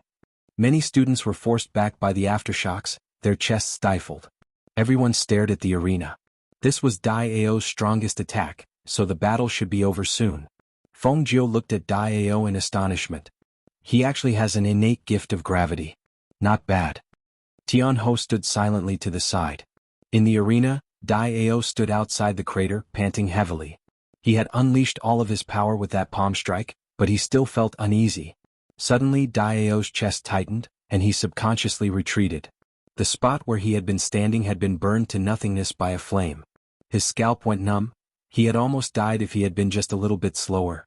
The flame transformed into Yen Lai, and his small eyes angrily glared at Dai Ao. "Human, you've angered me. I'll burn you to death." He then raised his tail high and countless flames swept towards Dai Ao. The high temperature formed a cage that sealed off the area. Even with Dai Ao's power level, he couldn't escape. He could only watch as the flames burned towards him. Tian Ho looked up as if he wanted to stop Yen Lai, but then he suddenly looked to the other side. At the same time, Feng Jiu and Hua Yishou also looked to the other side. A beam of sword chi streaked across the void and slashed towards the arena. Its target was not Yen Lai but Dai Ao. The sword chi had appeared so suddenly that even Yen Lai couldn't react in time. Not only was the timing coincidental, but it had also cut through the high-temperature cage that had sealed Dai Ao, allowing him to escape at the last moment and avoid being burned to ashes by the flames. "Who is it? Come out." Yen Lai was furious as he glared to the other side. Dai Ao panted heavily as he looked at Yen Lai with lingering fear. He then looked to the other side as well. There was only one person who was qualified to intervene at a time like this, and that was Astral 7's leader, Lu Xiaoyun. Not too far away, Lu Xiaoyun slowly walked over with a longsword in hand. Her entire body was filled with a powerful star energy sword chi that swept out through the fluctuations of her domain. Feng Jiu and the others were shocked. What a powerful woman. Yen Lai stared at Lu Xiaoyun cautiously, as he could also sense how powerful she was. Those fluctuations were undoubtedly a domain, and this woman was much stronger than this gravity guy. Dai Ao looked at Lu Xiaoyun. "Thank you." Lu Xiaoyun glanced at him. "Take the students and leave. They're guests from afar, so don't be rude." Dai Ao nodded and left. After that, the students helplessly dispersed. Lu Xiaoyun's words were orders in Astral 7, and she was the leader. "Woman, are you going to fight me next?" Yen Lai asked as he stared at Lu Xiaoyun. Lu Xiaoyun frowned. "Sorry we were rude. I'll take everyone to the Trial Zone Mountain to enter the Life-Seek realm." "There's no rush. You just slashed me once and you want to leave just like that?" Yen Lai said unhappily. Tian Ho did not stop him as Lu Xiaoyun had piqued his interest. This human woman was the strongest Lemiter he had ever met. "What do you want?" Lu Xiaoyun's tone was cold. Yen Lai raised his head. "Either we fight or you take one of my attacks." Lu Xiaoyun glanced at Tian Ho and the others before finally looking at Yen Lai. "Fine. Straightforward. Let me warn you first, you humans can't withstand my flames. Whether it's for defense or offense, you can do whatever you want," Yen Lai said arrogantly as he soared into the air.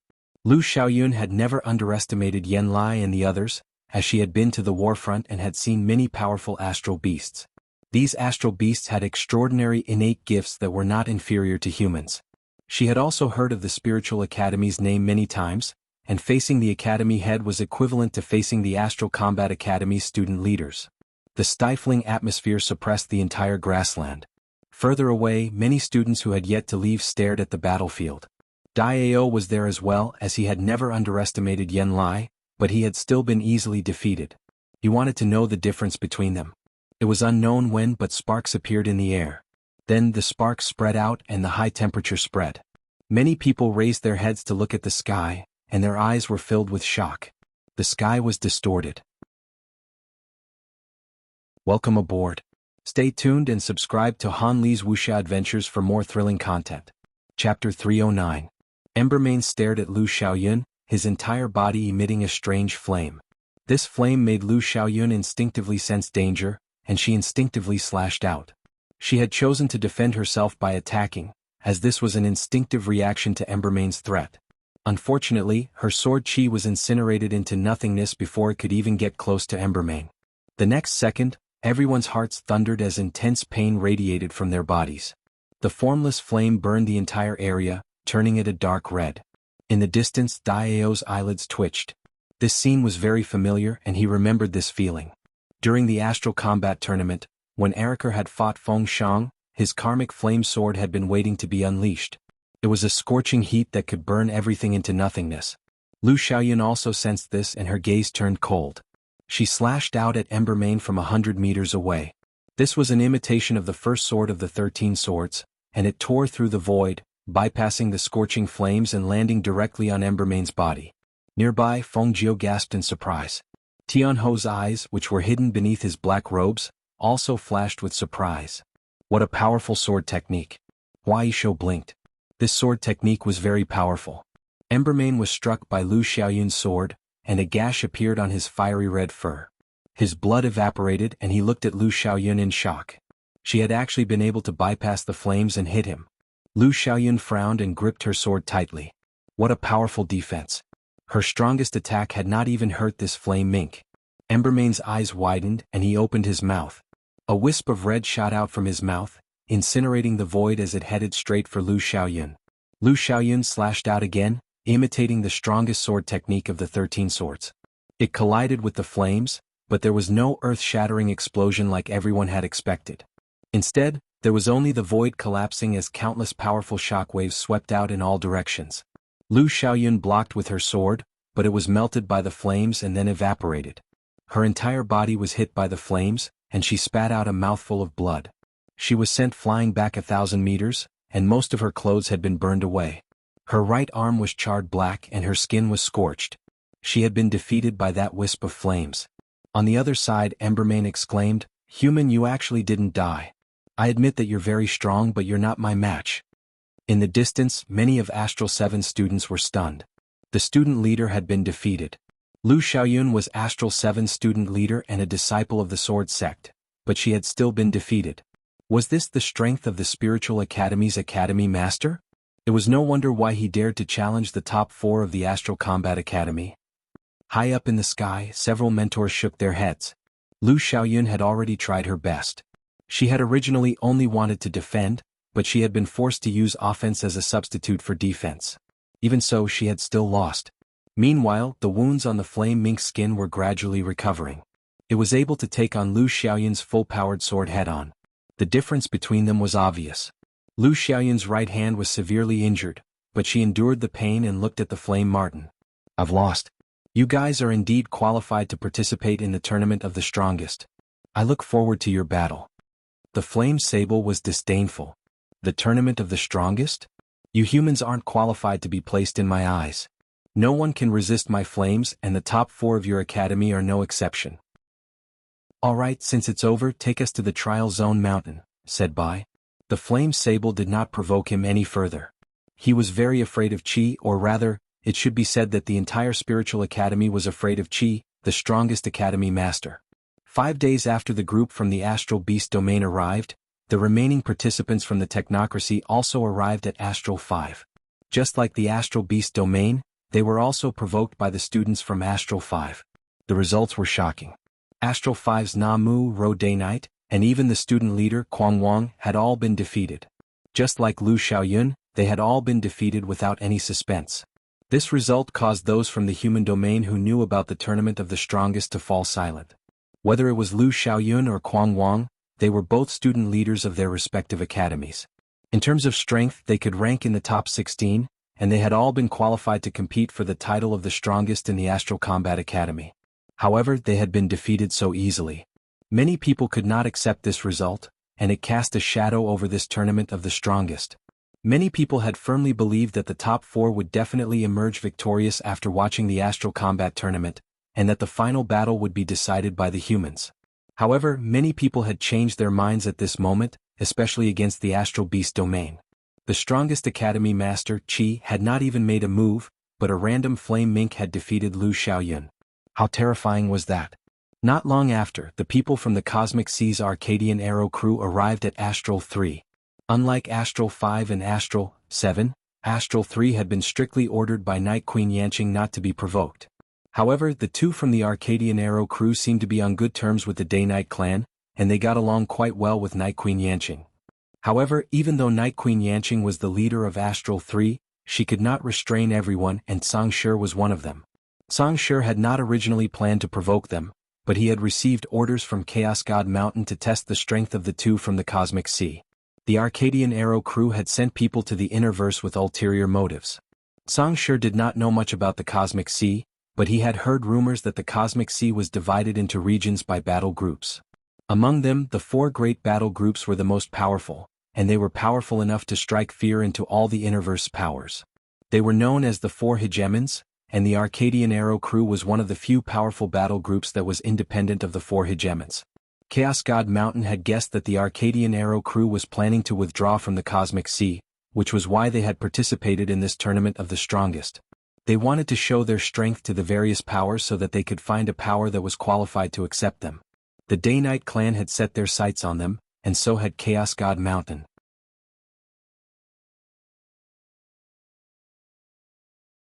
A giant spatial crack rose vertically from the collision between the two, as if it had split the world in half. It was quite a spectacular sight. Bang bang bang bang bang. Intense collisions rang out from the heavenly drum. In the history of the Astral Combat Academy, almost no students with 5-line battle force had ever fought against each other. It was almost impossible for a student to grasp 5-line battle force, and the most they could achieve was 4-line battle force. More and more students gathered around the heavenly drum. Lu Yin had blocked Silas's attack. Up until now, he had only relied on his 5-line battle force and had not used his domain or serious palm. He had not even used his overlaying stacks. He had only wanted to test the abilities of the Cosmic Sea's experts, and now that he had done so, he glanced outside the heavenly drum and his eyes flashed. There would definitely be people among these people who would describe this battle in detail, which would be disadvantageous for the upcoming tournament of the strongest. He did not like being thoroughly studied by others, so he suppressed his desire to use his domain and serious palm. He raised a hand and struck out with a 9 stacks 17-fold shockwave palm. Silas's expression changed, and his body moved like a fish as he dodged the palm wind and elbowed Lu Yin. Lu Yin raised his knee and collided with Silas's elbow. There was a huge explosion of shockwaves that spread out in an arc with the two at the center. Very few people had been able to dodge Lu Yin's palm attacks. He was extremely fast, and he also had the serious technique to detect his opponent's thousands of changes. His palm attacks had always been successful, but Silas had dodged them and even taken a direct hit. It was quite uncomfortable, but Silas's strength was not enough to injure Lu Yin. The two exchanged blows and then retreated at the same time, both panting heavily as they stared at each other. Silas sighed. No wonder you're called a 10 Arbiters candidate. It's not easy for you to grasp 5-line battle force so well at your age. It's a pity that the title of 10 Arbiters candidate is not something you can bear. After hearing Silas's words, Lu Yin suddenly remembered that his family had mentioned that a publicly recognized 10 Arbiters candidate from the Cosmic Sea would be participating in the tournament of the strongest. How many people from the Cosmic Sea are here? Lu Yin asked. 2. Silas did not hide anything. Is the other one about as strong as you? Lu Yin inquired.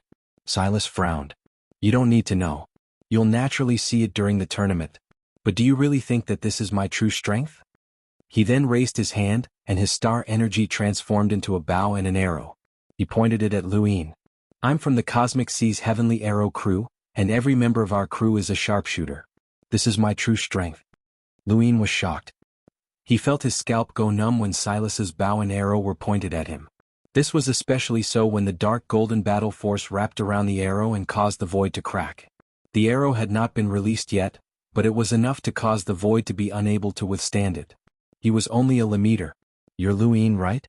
The top 4 of the Astral Combat Academy aren't bad, but unfortunately, there's still a gap between you and us. Perhaps things will change in a few years, but there's no such thing as fairness in the universe. Silas's voice was cold as the sound of metal clashing rang out. The arrow wrapped in dark golden battle force formed a spiral that shot into the sky, causing many students to turn pale. It was too powerful. This arrow would definitely shatter the heavens and earth. Could Lu Yin block it? In the distance, a veiled woman in white silently watched the heavenly drum. Michelle and the others were nervous outside the drum. Welcome aboard. Stay tuned and subscribe to Han Li's Wuxia Adventures for more thrilling content. Chapter 311.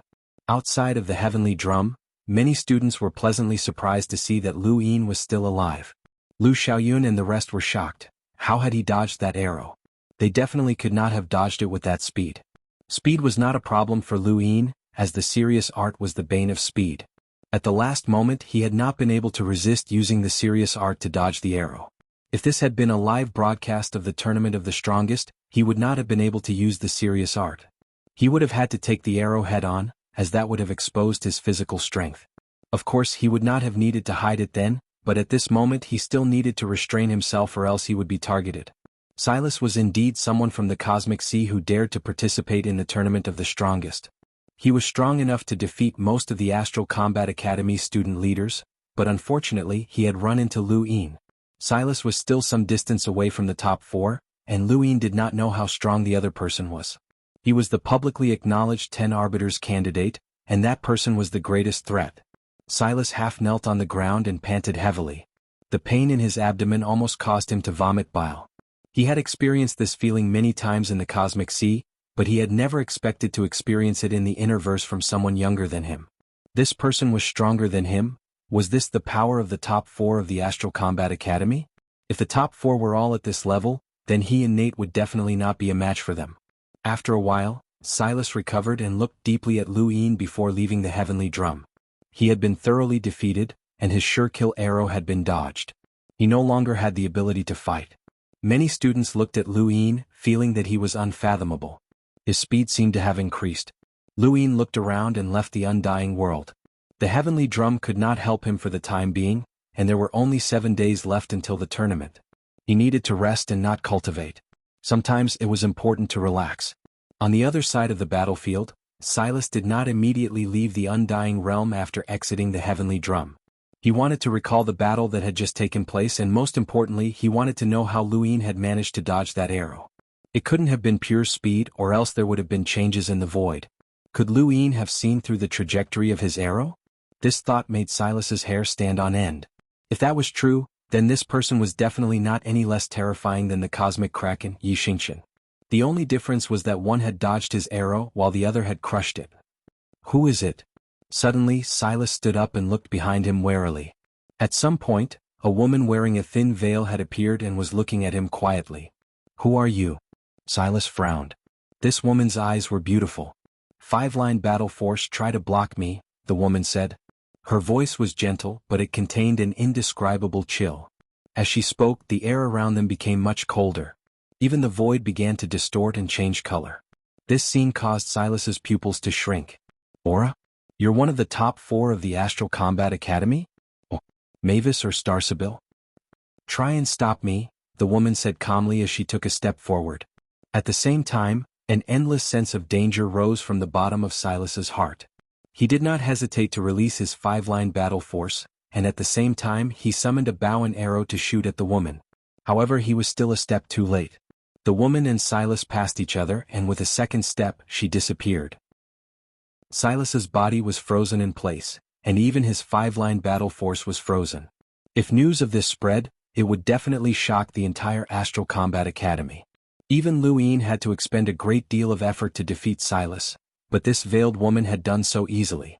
Her power was unfathomable, and she was also a limiter. It's getting harder to control. This innate gift is very strong, but it's very difficult to control, the woman said before the frozen Silas shattered into pieces and disappeared from the undying realm. The next moment, in Astral 3's Trial Zone Mountain, Silas opened his eyes. His pupils flickered as he looked at his body. He had never experienced such extreme coldness before. This was an innate gift, and that woman's coldness was frightening. What kind of innate gift was this? Was she also a student of the Astral Combat Academy? The Astral Combat Academy was truly unfathomable. Nate walked over. Did you lose, Silas? Silas ignored Nate. His mind was filled with endless coldness, and he had long since forgotten about Lu Yin. Nate frowned. Silas, I'm talking to you. Silas looked up with a serious expression. Nate, I don't think we should participate in the Tournament of the Strongest. Nate snorted. How can you survive in the Cosmic Sea if you're so weak after losing a single match? I'll contact the captain and have you expelled from the Arcadian Arrow crew. Silas shook his head. It's not Lu Yin's problem. It's He suddenly didn't know how to describe his current situation, so he sighed helplessly. Forget it, Nate. I'll remind you not to underestimate the Astral Combat Academy. There are too many hidden experts here. Nate disdainfully replied, adjust your state of mind. You'll only make that woman Yanqing look down on you. She'll also look down on our Arcadian Arrow crew. He then left. Silas looked at Nate's back and felt bitter. He had no idea what had happened to him. Lu Yin had been waiting at Astral 10's trial zone entrance for a few days now. He had left the Undying Realm a few days ago and had planned to rest for a while, but he had suddenly recalled the matter of the Shinwu continent. Since resting was just resting, he might as well ask the trial master about it. However, the trial master ignored him. No matter what Lu Yin asked, the trial master didn't hear a single word, which left Lu Yin speechless. Do you think that the old guy is playing dumb? The monkey asked. Lu Yin lay down on a tree and looked at the trial master. He had asked 2 questions. The first was, is it possible for a source box to be as big as a planet? The second was, can source boxes be combined to form defensive measures? There was no response to either of these questions, and he felt that the trial master didn't want to tell him anything. 7th bro, since you have nothing to do, why don't you go play in the ported battles? I heard that they're fun, the monkey urged. Lu Yin's eyes lit up. That's right, it had been a long time since he had participated in a ported battle. His record in the ported battles was 100 wins and 73 losses. He hadn't participated in any since he had entered the trial zones, so it would be good to warm up. Lu Yin jumped down from the tree and walked towards the teleportation stone. The trial master opened his eyes. Begin the battle for the teleportation stones. Snatch a teleportation stone, and I'll answer one of your questions or give you a chance to lock break in front of me. Lu Yin's eyes lit up and he bowed. Thank you, mentor. The trial master smiled. Don't be in such a hurry to thank me, kid. Have you forgotten that the ported battles are only limited to the younger generation? There are no restrictions on realms. If you want to snatch a teleportation stone, you have to win 15 matches in a row. If you're unlucky, you might even run into one of the 10 arbiters, hee. Lu Yin took a deep breath. I believe that my luck isn't too bad. I have a record of winning 12 matches in a row. Good luck. Lu Yin resolutely stepped into the teleportation stone's range. The scene in front of him changed and he appeared in a desolate land. A figure slowly appeared in front of him with the words, I'm the strongest, floating above his head. Lu Yin raised his brows. What an arrogant name. He waved his hand and a violent energy swept out. I'm the strongest, was instantly killed. He was only a melder, so he couldn't even retaliate against Lu Yin. How satisfying. Lu Yin now felt the same joy as when that bastard Feng Shang had instantly killed him. Feng Shang hadn't only participated in the ported battles for the sake of fighting. The thrill of instantly killing others was definitely one of the reasons. It was too satisfying. 7th bro, you're too much of a bully. The monkey laughed strangely. Lu Yin exited the ported battles and entered again. This time he appeared in an abandoned city. A Lemeter appeared in front of him, and the Lemeter attacked him as soon as he appeared. However, Lu Yin instantly killed him. Once, twice, thrice. He was instantly killed 5 times in a row. Lu Yin let out a sigh of relief. It was too satisfying, and this was the only place where he could directly feel his progress. He thought back to how he had trembled with fear every time he entered this place, afraid that he would run into a powerhouse. Now he didn't even care if he ran into an explorer.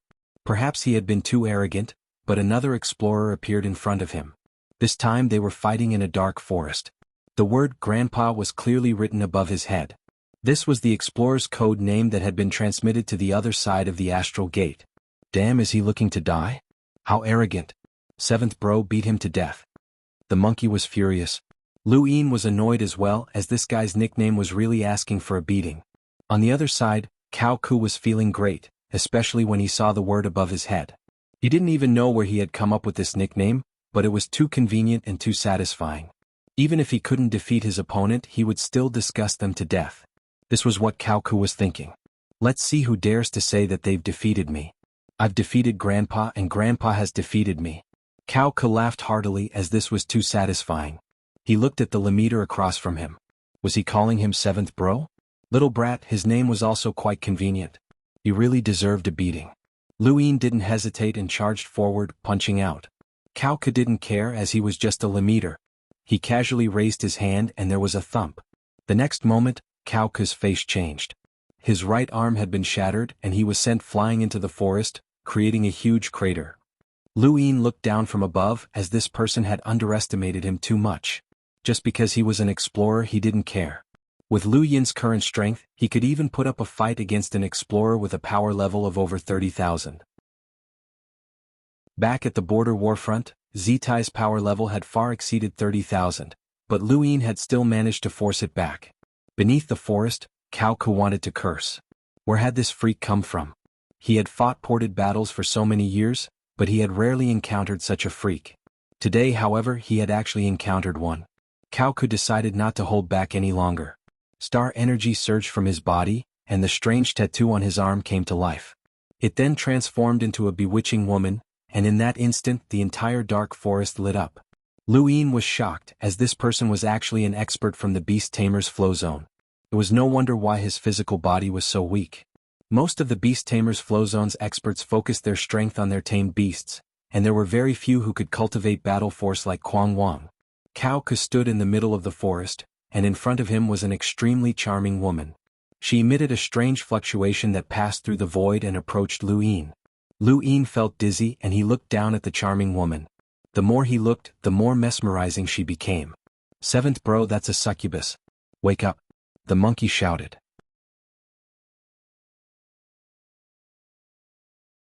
After watching the battles of the Astral Combat Tournament for a while, Lu Yin looked forward to the upcoming Tournament of the Strongest. At the same time he planned to enter the ported battles to kill some time and bully the weak. But as soon as he entered the ported battles, Ah Fan had the urge to curse out loud. Damn it, a red name. It had been many years since he'd met someone like that, but he'd actually met one. He felt so disgusted that he wanted to vomit. Encountering a red name meant that the opponent was very, very strong, and had already won 15 matches in a row. Encountering another red name meant that the loser would have to pay a price, which was the teleportation stone. Shangwu Academy only had one teleportation stone, which had been obtained by a very strong senior shamelessly. If he lost he would be finished. Unlike the Astral Combat Academy, Shangwu Academy was not able to keep at least one teleportation stone. If he lost this battle and lost the teleportation stone, Ah Fan could imagine the mentor's expressions. He would become a sinner of Shangwu Academy. "I can't lose," Ah Fan encouraged himself. He was a Lamiter and was one of the top existences in Shangwu Academy. His status was equivalent to that of the student leaders of the Astral Combat Academy, but there was still a gap between each leader. When Lu Yin's palm landed on Ah Fan's shoulder, Ah Fan felt as if his future was dark. He had been defeated without being able to resist at all. Lu Yin watched in shock as Ah Fan disappeared. This person was not weak, as he had actually been able to block Lu Yin's 7 stacks and had only been defeated by 9 stacks. He was a rare expert within the same realm and qualified to enter the top 32 of the Astral Combat Tournament. Unfortunately, he was still not strong enough. From Lu Yin's perspective, there was a huge gap in the Astral Combat Academy that separated the top students. It was not the student leaders and the ordinary students, but rather Starsabil's group and everyone else. Lu Yin had not been able to see it clearly before he comprehended his domain, but the moment he comprehended it in the Tower of Resonating Light, he could clearly see how powerful Han Chong was. He could also clearly see this gap and he was on top of it. With his red name restored, Lu Yin could speak again. Astral 10. The moment he spoke, he could no longer speak as the scene before him changed. He opened his eyes and looked at the Trial Master. "Mentor, I snatched a teleportation stone." The Trial Master nodded. "Ask away." Lu Yin thought for a moment. Can source boxes complement each other or even create a defensive force field that changes qualitatively? The Trial Master's eyes lit up. That's right. Source boxes can complement one another through their lock-breaking abilities. This is a technique that boundless advanced lock-breakers use. Kid, it's pretty good that you know this.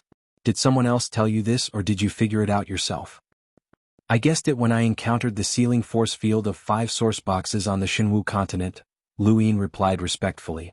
The Trial Master sighed. The might of that spear had killed him on the spot. This person was too strong. "Seventh bro, that guy is an explorer and he's definitely one of the top explorers. Don't mind him," the monkey comforted Lu Yin as it was rare for him to do so. Lu Yin laughed. "I know, but he's also from the younger generation. If he can kill me in one hit, then he should be an expert on the top 100 rankings." "And he's definitely at the top," the monkey said confidently. Louis knew that the monkey was just encouraging him, but he also knew that it was the truth.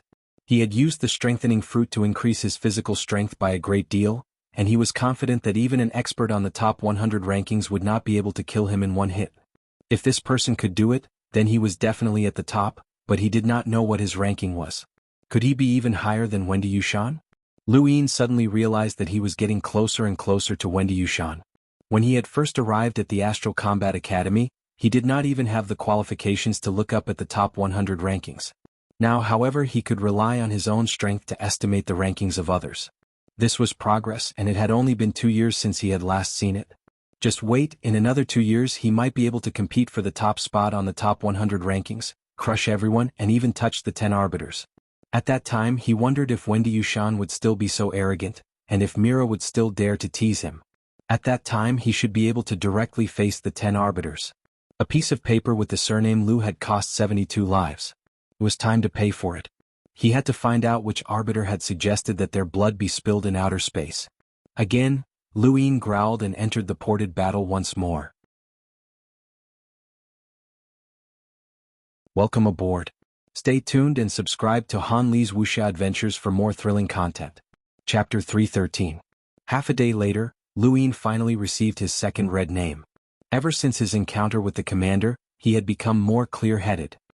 He knew that it was possible for him to meet one of the 10 arbiters in the ported battles, and his desire for luck had grown stronger. Boom. The ground trembled as a figure disappeared from the swamp. Astral, 10, Louis called out once more as he gradually disappeared into the swamp. He had succeeded in obtaining the second teleportation stone. At this point his battle record was 134 wins and 108 losses, and his winning streak had reached 19. If not for the commander, he could have achieved 30 consecutive victories, which would have given him the right to challenge one of the top 100 rankings. Mentor, I've obtained the second teleportation stone, Louis said respectfully. The trial master opened his eyes and nodded. Ask away. Louis wanted to ask if it was a source box the size of a planet, but the words did not leave his mouth. This question was meaningless to him, at least not for the current him. There would be plenty of opportunities to ask in the future, so he might as well ask something more useful or preserve his qualifications so that he could lock break in front of the trial master. Lu Yin's eyes flashed. I have no questions. I would like to lock break in front of you, mentor. Please allow me. The trial master grunted. All right, you have one chance. Lu Yin was delighted. Thank you, mentor. He wanted to continue participating in the ported battles, but the trial master stopped him. Someone wants to see you. He then took out his ancient gadget. When he saw this, Louis knew who wanted to meet him, Night King Yuanjing. He had been waiting for this moment for a long time, and there were many things that only Night King Yuanjing could help him with. Monkey, the person you've been waiting for is here. The monkey laughed strangely. Hee, I never thought that there would be a day when I would guide a Night King elder. A screen appeared, and Night King Yuanjing appeared in front of Louis, looking at him with a gentle gaze. We meet again, kid. Louis bowed respectfully. Student Louis greets Elder Yuanjing. Night King Yuanjing waved his hand and smiled. No need for formalities. You're friends with Zhua, so you're a friend of the Day-Night clan. I'll call you Little Yin. Lu Yin's eyes flashed. Yes. Night King Yuanjing nodded. I've already accepted Zhua as my disciple. Little Yin, you can rest assured. Lu Yin was delighted. Thank you, Elder. Zhua, you're really smart. I have to thank you for finding me such a good disciple, ha. Louis lowered his head and didn't reply. Behind him, the trial master spoke up. You're already so old, yet you're still playing the role of authority. Aren't you worried to death? Night King Yuanjing glared fiercely at the trial master before turning back to Lu Yin. Little Yin, this old man has something to ask of you. Lu Yin was shocked and he hurriedly said, Elder, if there's anything you need, please instruct me. Little Yin is not worthy of the word beg. Kid, there's no need to be polite. If you can really help, then you can even get that old man to call you grandpa, the trial master said in a very unkind manner. Night King Yuanjing's face immediately turned ugly, as if he had just swallowed a fly. Old Tan, no one will think you're a mute if you don't interrupt. Night King Yuanjing angrily barked. Lu Yin kept his head down and pretended to be obedient. After exhaling, Night King Yuanjing looked at Lu Yin and asked, Little Yin, when you first heard traces of the third Night King, did you hear anything else? For example, an air vent? Lu Yin scratched his head and fell into deep thought. Night King Yuanjing did not disturb him and only stared at him. Lu Yin thought about it and then suddenly said, I think so. That mutant beast said a lot of things in order to save its life, but it's been so long that I don't really remember them. Night King Yuanjing's breathing quickened, and he stared at Lu Yin fervently. Don't worry, take your time. This old man has time, so take your time. You must remember. The trial master's turbid eyes also looked at Lu Yin with a complicated expression. Lu Yin thought about it for a while and then said in distress, Elder, I'm sorry. Too many things have happened recently and there's been too much trouble. Please allow little Yin to go back and think about it. Once I've thought it through, I'll immediately inform Elder. Night King Yuanjing waved his hand. Trouble? What trouble? Tell me and Grandpa Yuanjing will help you resolve it. Lu Yin was speechless as the trial master's form of address had changed too quickly. The trial master rolled his eyes. Lu Yin was put in a difficult position. That's not very good. Elder, you have to deal with a lot of matters in the Night King clan every day. It's not good for little Yin to trouble you with such a small matter. Night King Yuanjing waved his hand. There's no need to be so polite. Little Yin, if you have any trouble, feel free to look for Grandpa Yuanjing. Grandpa Yuanjing will definitely help you resolve it. Lu Yin nodded and helplessly said, If that's the case, then please help Frostwave Weave, Grandpa Yuanjing. Little Yin's hometown has been bullied, and it's really hard to accept. However, there's nothing that I can do. Who bullied you? Night King Yuanjing glared at Lu Yin and asked angrily. Lu Yin thought about it and felt that he was in a difficult position. Night King Yuanjing's eyes flashed. It can't be that brat Yanqing, right? Lu Yin sighed and bowed. Senior Yanqing didn't do it on purpose. Humph, that brat still dares to meddle in Frostwave Weave's affairs. This old man has already warned her. Alright, this old man understands. Don't worry, the Day-Night clan will no longer interfere in Frostwave Weave's affairs. Night King Yuanjing then continued, Little Yin, is there anything else that you need Grandpa Yuanjing to resolve? Lu Yin replied, Does Grandpa Yuanjing have a way to delay the Outerverse Youth Council selection? Night King Yuanjing was astonished. Delay the Outerverse Youth Council selection? What? Lu Yin was helpless.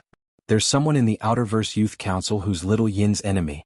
If he's elected, then Little Yin's future days will be troublesome, and it might even affect Little Yin's hometown. Night King Yuanjing nodded. Alright, this old man agrees. I'll contact Zhenwu and have him delay the selection. He then looked at Lu Yin again. Anything else? Lu Yin knew that he could not do too much. He had crushed Zhanlong Day-Night and the others on Shenwu continent, and this Night King Yuanjing definitely knew about it. The Day-Night clan would definitely be furious, but they had held themselves back because of the matter with the third Night King. This was a limit that Lu Yin could not break. Otherwise, just as the trial master had said, even Astral 10 would not be able to protect him. Night King Yuanjing's current attitude towards Lu Yin was due to the fact that Lu Yin was a student of Astral 10, as well as the Outerverse Lockbreaker Society's contributions. However, fear was fear, and that did not mean that the Day-Night clan could not do anything to Lu Yin. These two matters were more than enough. Thank you, Grandpa Yuanjing, but there's nothing else. Right, Little Yin remembered something. Lu Yin looked up and blinked. The great realm of nothingness does indeed have many vents, and these vents can produce void wind. Even an almighty powerhouse can't do anything about it. Some of these vents are entrances to the great realm of nothingness. Right, how do we find the entrances? Night King Yuanjing's eyes were filled with excitement as he stared at Lu Yin. The trial master also looked at Lu Yin, and his gaze was no longer cloudy. Lu Yin replied, There's a way. Find the largest vents, and the smallest vents closest to the largest vents are the safe entrances. Night King Yuanjing's eyes lit up. The smallest vents closest to the largest vents? Are you sure? Lu Yin shook his head. I'm not sure. That's what that astral beast said in order to save its life. I don't know if it's true or not, but I'm just telling the truth. Night King Yuanjing nodded. Alright, I understand. If it's true, then Little Yin, you'll be an honored guest of the Day-Night clan from now on. The screen then disappeared. Lu Yin's eyes narrowed. Night King Yuanjing's words had another layer of meaning to them. If it was false, then Lu Yin was done for. Night King Yuanjing had not bothered about the matter with Zhanlong Day-Night, nor had he questioned Lu Yin about why he had not told him everything back then. Lu Yin was very careful, and this sort of person would either not make a move or once he made a move he would strike like a thunderbolt. If Lu Yin wanted to preserve his life, then he had to prove his worth. Otherwise, once the third Night King was released, then Lu Yin would not be far from death. Kid, Night King Yuanjing is not someone to be trifled with, the trial master slowly said before closing his eyes and falling silent. Lu Yin bowed to the trial master and silently retreated from the entrance. He was no longer in the mood to challenge the ported battles. There were still a few days until the tournament of the strongest, and he needed to rest well. Monkey, is the third Night King really not going to break free? Lu Yin asked worriedly. The monkey was helpless. No, definitely not. How many times have you asked? This monkey swears on the Celestial Ice Phoenix clan that he definitely won't break free. Lu Yin raised his brows. What does the Celestial Ice Phoenix clan have to do with you? That's my future harem, so of course it has something to do with me. This is the most vicious oath I've ever made. Also, you have to have faith in the Void Wanderer ancestor. That old guy can be considered one of the oldest existences in the Astral Beast domain. Forget about the Day-Night clan, even the old guys from your human domain's Hall of Honor might not be able to rescue the third Night King. Don't worry. Although the monkey had spoken with certainty, Lu Yin was still worried. The Day-Night clan's inheritance was too long. Hundreds of thousands of years? Millions of years? Generation after generation, their inheritance had never been severed. Lu Yin did not know what methods they had. Lu Yin's deepest impression of the Day-Night clan was that inheritance stone. Qingyu had stolen it, but the Day-Night clan was not worried at all. They had clearly stated that anyone who obtained the inheritance stone had to hand it over or face death. This was the Day-Night clan's confidence, and this confidence was reflected in their strength. This strength was not something Lu Yin could imagine, so it was hard for him not to worry. It was time for him to make preparations for the third Night King's escape. He had to prepare for the worst. Not long after, Night Queen Yanqing, who was in Astral 3, received a notice from her clan. From this moment onwards, the Day-Night clan is not allowed to interfere with the war in Frostwave Weave. Violators will be investigated. Night Queen Yanqing shocked. Why? Why was this happening? They had warned her not to interrogate Zhuo Day-Night, but not long after she had been accepted as a disciple by Elder Yuanjing. Now they were warning her not to interfere in Frostwave Weave's affairs. Lu Yin must have been the one behind this. What had he done to make the elders speak up for him? Night Queen Yanqing looked at the notice, and there was a deep fear in her eyes. Lu Yin had hidden himself well, and he had even been able to influence the elders of the Night King clan. Not long after Night Queen Yanqing received the warning in the Outerverse East San Dios, Yin Feng also received a notice. The Outerverse Youth Council's evaluation will be delayed for 6 months. All members being evaluated, please make your preparations. Arbiter Jinwu. Welcome aboard. Stay tuned and subscribe to Han Li's Wuxia Adventures for more thrilling content. Chapter 314. Yin Feng was confused when he saw the notice. Delayed? Half of the Outerverse counselors were already dead, and they desperately needed more. Why was there a delay? This was a notice from Arbiter Jinwu. What had happened? No matter how Yin Feng guessed, he could not figure out that this was Lu Yin's doing. Ever since Jenny Anna had arrived at Fire's Melt Planet, the two had become mortal enemies. Even though Lu Yin had never cared about Jenny Anna, she was still one of his fiancées in name. For Yin Feng, helping Night Queen Yanqing to deal with Lu Yin was an easy task, but this outcome was something that he could never bear. Lu Yin had no plans to lay all his cards on the table with Yin Feng just yet. Once he reached East San Dios, he would deal with Yin Feng and Puyu. 2 days passed peacefully, and there were only 3 days left until the tournament of the strongest. On this day, Lu Yin suddenly received a notification from Little Pao that someone was looking for him at the space station. Lu Yin arrived at the space station and immediately saw the Naylan family's spacecraft, as well as the stunning Madame Naylan who was standing below it. Madame Naylan? Lu Yin was surprised. She smiled at Lu Yin. You didn't expect me to come, did you? Lu Yin smiled. I really didn't. Why are you here in Astral 10? I'm here to look for you. Lu Yin was puzzled. Look for me? How can I help Madame? Madame Naylan gestured for him to sit down. Student Lu, please sit down. It's too tiring to stand. Lu Yin nodded and followed her onto the spacecraft. It was still the same lounge, the same luxurious ingredients, and the same expensive wine. To tell you the truth, I'm here to ask Student Lu to help me unlock a source box.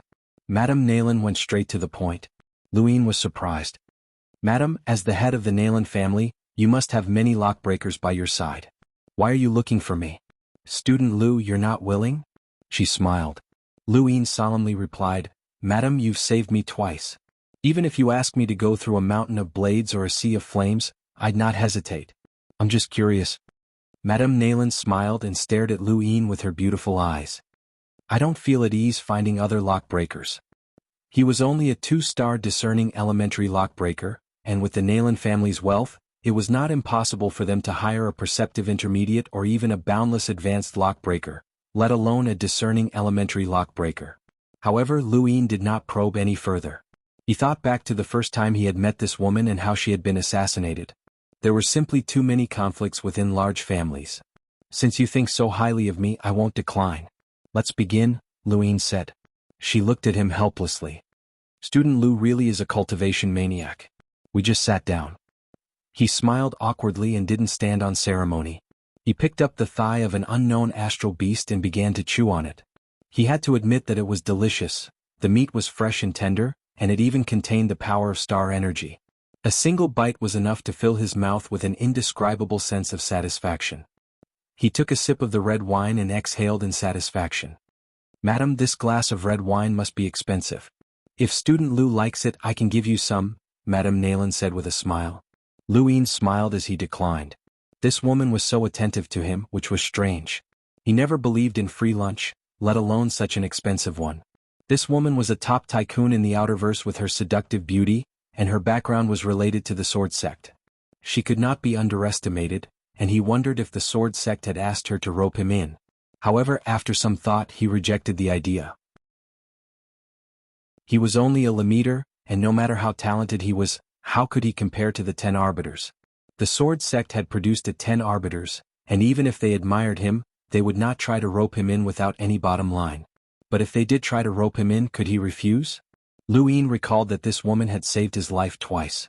Are you thinking about what I'm trying to do with you? A fresh and beautiful face with a boundless charm appeared in front of Lu Yin, causing him to retreat in fright. Madame Nayland smiled. Student Lu, am I really that scary? Lu Yin laughed dryly. You're too beautiful and I can't bear it. Madame Nayland's eyes curved into crescents. You really know how to talk. We've met a few times already, but I haven't told you my name yet. I'm Lu Fushua. Lu Yin's eyes flashed. Indeed, the surname Lu was a primeval surname, and it was also the surname of the Sword Sect's leader. Drifting clouds form snow, and the taste of the world is boiled into tea. What a good name. Madame Nayland sighed. Student Lu's literary talent is astonishing. Then, I wonder if you can decipher my other name, Lu Tianmu. Lu Yin did not think too much about it and blurted out, Sirius is scattered and Su is like autumn. Madame Nayland covered her mouth and giggled. She clapped her hands. Student Lu is quick-witted. You can probably compete with those from the erudite flow zone. Madame Nayland, who is this Lu Tianmu that you mentioned? Lu Yin asked curiously. Both of them had the surname Lu, and they were not simple people. Madame Nayland's lips curled up, and a teasing look flashed through her eyes. You'll find out in the future. Madame Nayland had asked Lu Yin to unlock 3 source boxes. 2 of them were certified 3 stars discerning elementary source boxes, and they were both stone-like. The 3rd source box had not been certified, but it was about the same size as the other 2 source boxes. Its appearance was a little strange as it was a severed palm. No, it looked like a severed palm. This severed palm piqued Lu Yin's interest, as there were no identical source boxes in the universe.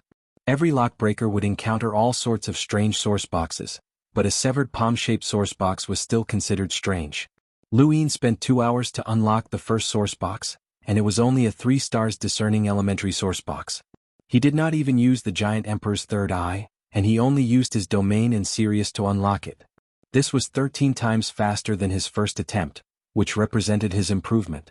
Unfortunately, the item within the first source box had long since dissipated, so his efforts had been wasted. The second source box took Lu Yin 2.5 hours, and he obtained a very ancient wooden board. There were some words on it, but Lu Yin could not understand them, so he handed it over to Madame Nayland. Madame Nayland had someone preserve it for archaeologists to study, as perhaps they would be able to obtain some useful information. The fact that it had been sealed away by the universe meant that an almighty powerhouse had come into contact with it. Only then would it have some value. Any item obtained through lock-breaking was not simple, and the most classic example was the Ross Empire.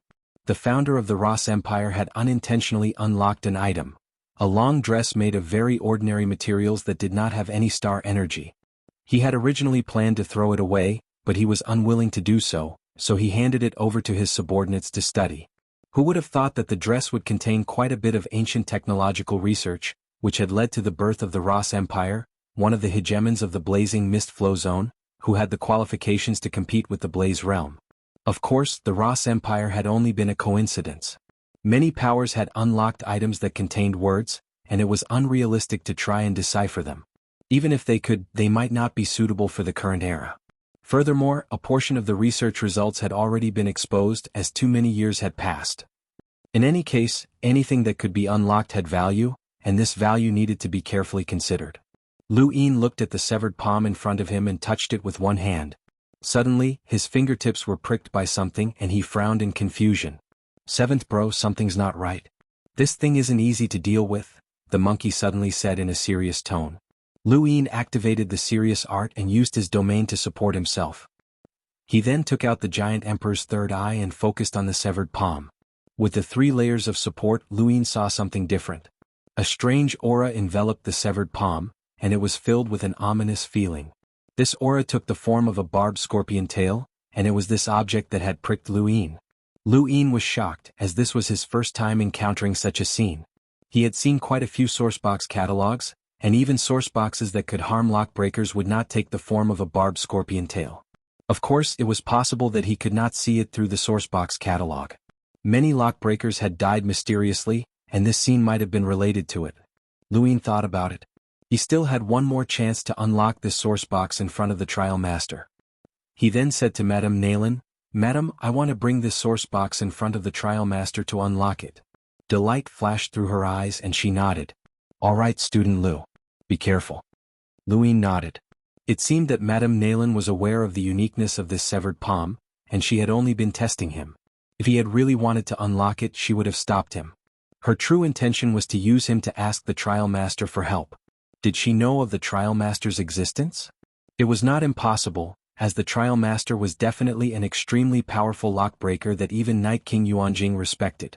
If Madame Nayland knew of the trial master's existence, then it would make sense for her to ask him to unlock the sourcebox today. It was only now that Lu Yin understood what this woman was trying to do. Indeed, anyone who could become a top lockbreaker was not simple. He had not even been able to tell what she was trying to do, and it was only after being taught a lesson that he understood.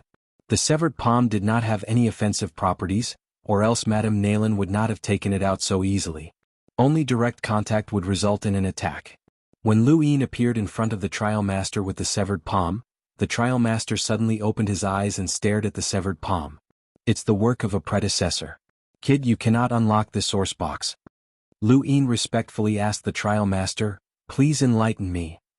The trial master calmly replied, "Some sourceboxes contain the power of their previous owners.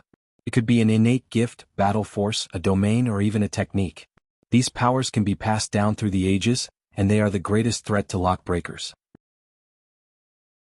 "Are you saying that this severed palm contains the power of a powerhouse?" Lu Yin asked in astonishment. The trial master closed his eyes. "If you want to unlock a sourcebox like this, you need to be at least a lockbreaker at the boundless advanced lockbreaker level. It's still too early for you, kid." Lu Yin thought about it. "Can Mentor help me?" The trial master shook his head. "The power of a predecessor is equivalent to transcending the ages to fight against the powerhouse of the past. The risk is too great." Lu Yin nodded. "This student will take his leave." Not long after, Lu Yin returned the severed palm to Madame Nayland and repeated what the trial master had said. Madame Nayland sighed and smiled bitterly. "Student Lu, to tell you the truth, I've sought out quite a few lockbreakers, but they all rejected me. Mentor said that only lockbreakers who have touched the boundless advanced lockbreaker level can successfully unlock this sourcebox," Lu Yin said. Welcome aboard. Stay tuned and subscribe to Han Li's Wuxia Adventures for more thrilling content. Chapter 315. She shook her head. "Boundless advanced. Our Nayland family doesn't have the qualifications to invite you. Forget it, we'll talk about it when we have the chance." Lu Yin watched her put away the severed palm and couldn't help but say, "Madam, you've saved me twice. When I reach the boundless advanced level, I'll definitely help you unlock." Madame Nayland smiled happily. "Then I'll be waiting, future boundless advanced lockbreaker." Lu Yin laughed dryly. The boundless advanced level was still very far away. After unlocking the 2 source boxes, he wasn't far from the 3 stars discerning elementary level, but he could only dream of reaching the boundless advanced level. Here's your reward. She took out a Mavis Bank card and handed it to Lu Yin. Lu Yin's brows rose. Madam, you're looking down on me. Madame Nayland smiled and very naturally put away the card. She then looked at Lu Yin. If you don't want any reward, then let me tell you something that might interest you. What is it? Another genius from the sword sect? Lu Yin teased. Madame Nayland had mentioned Lu Xiaoqiu to him, which had shocked him. However, Lu Xiaoqiu had been defeated, so he couldn't help but tease her. Madame Nayland, something like that, but it's not the sword sect. It's the Cosmic Sea. Lu Yin's expression turned serious. The Cosmic Sea? Madame Nayland nodded and took a few steps forward. She then turned back to look at Lu Yin. Do you know anything about the Cosmic Sea? Lu Yin shook his head. Not really. How should I put it? The Cosmic Sea is divided into battle groups, and there are all sorts of people who can't survive in the innerverse and outerverse. Those who can reach the Cosmic Sea are all experts, and even a colossus like the Sword Sect doesn't dare to underestimate them.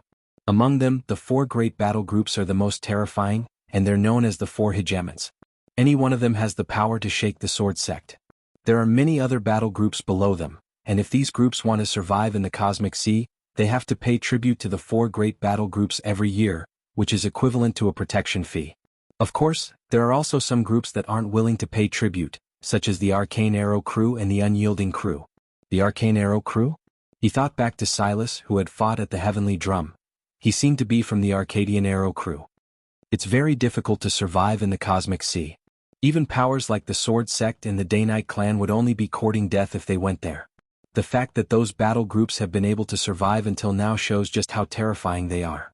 Among them, the Unyielding Battle Group is the most shocking because their commander is only a Lemeter, Madame Nayland said solemnly. Lu Yin was shocked. A Lemeter? Madame Nayland nodded. That's right. He's a Lemeter, and he's recognized by the entire Cosmic Sea as a candidate for the 10 Arbiters. He's qualified to challenge the younger 10 Arbiters, and he possesses a terrifying innate gift. He's an absolute expert. Lu Yin recalled that his family had once mentioned an expert from the Cosmic Sea. Could it be this person? Uncle Spectre didn't explain it clearly either. Madam, what's that person's name? Madame Nayland turned around, her eyes flashing. Yi Xingqian. Lu Yin blinked. What a good name. Logically speaking, a battle group led by a mere Lemeter shouldn't have been able to survive in the Cosmic Sea. However, the Unyielding Battle Group managed to survive and successfully attracted the attention of the major battle groups. The major battle groups have confirmed that they are targets that must be captured personally. Will this Yi Xingqian participate in the Tournament of the Strongest? Rumor has it that he might.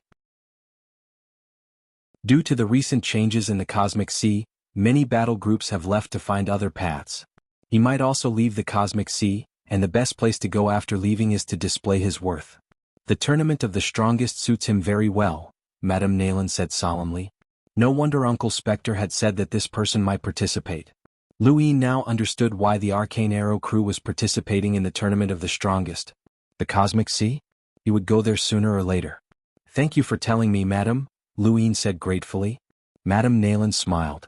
I hope that you can defeat Yi Xingqian this time. Next time I'll tell you the names of the 10 Arbiters and see if you can defeat them, hee. Lu Yin's heart skipped a beat when he heard her laughter, and he hurriedly composed himself.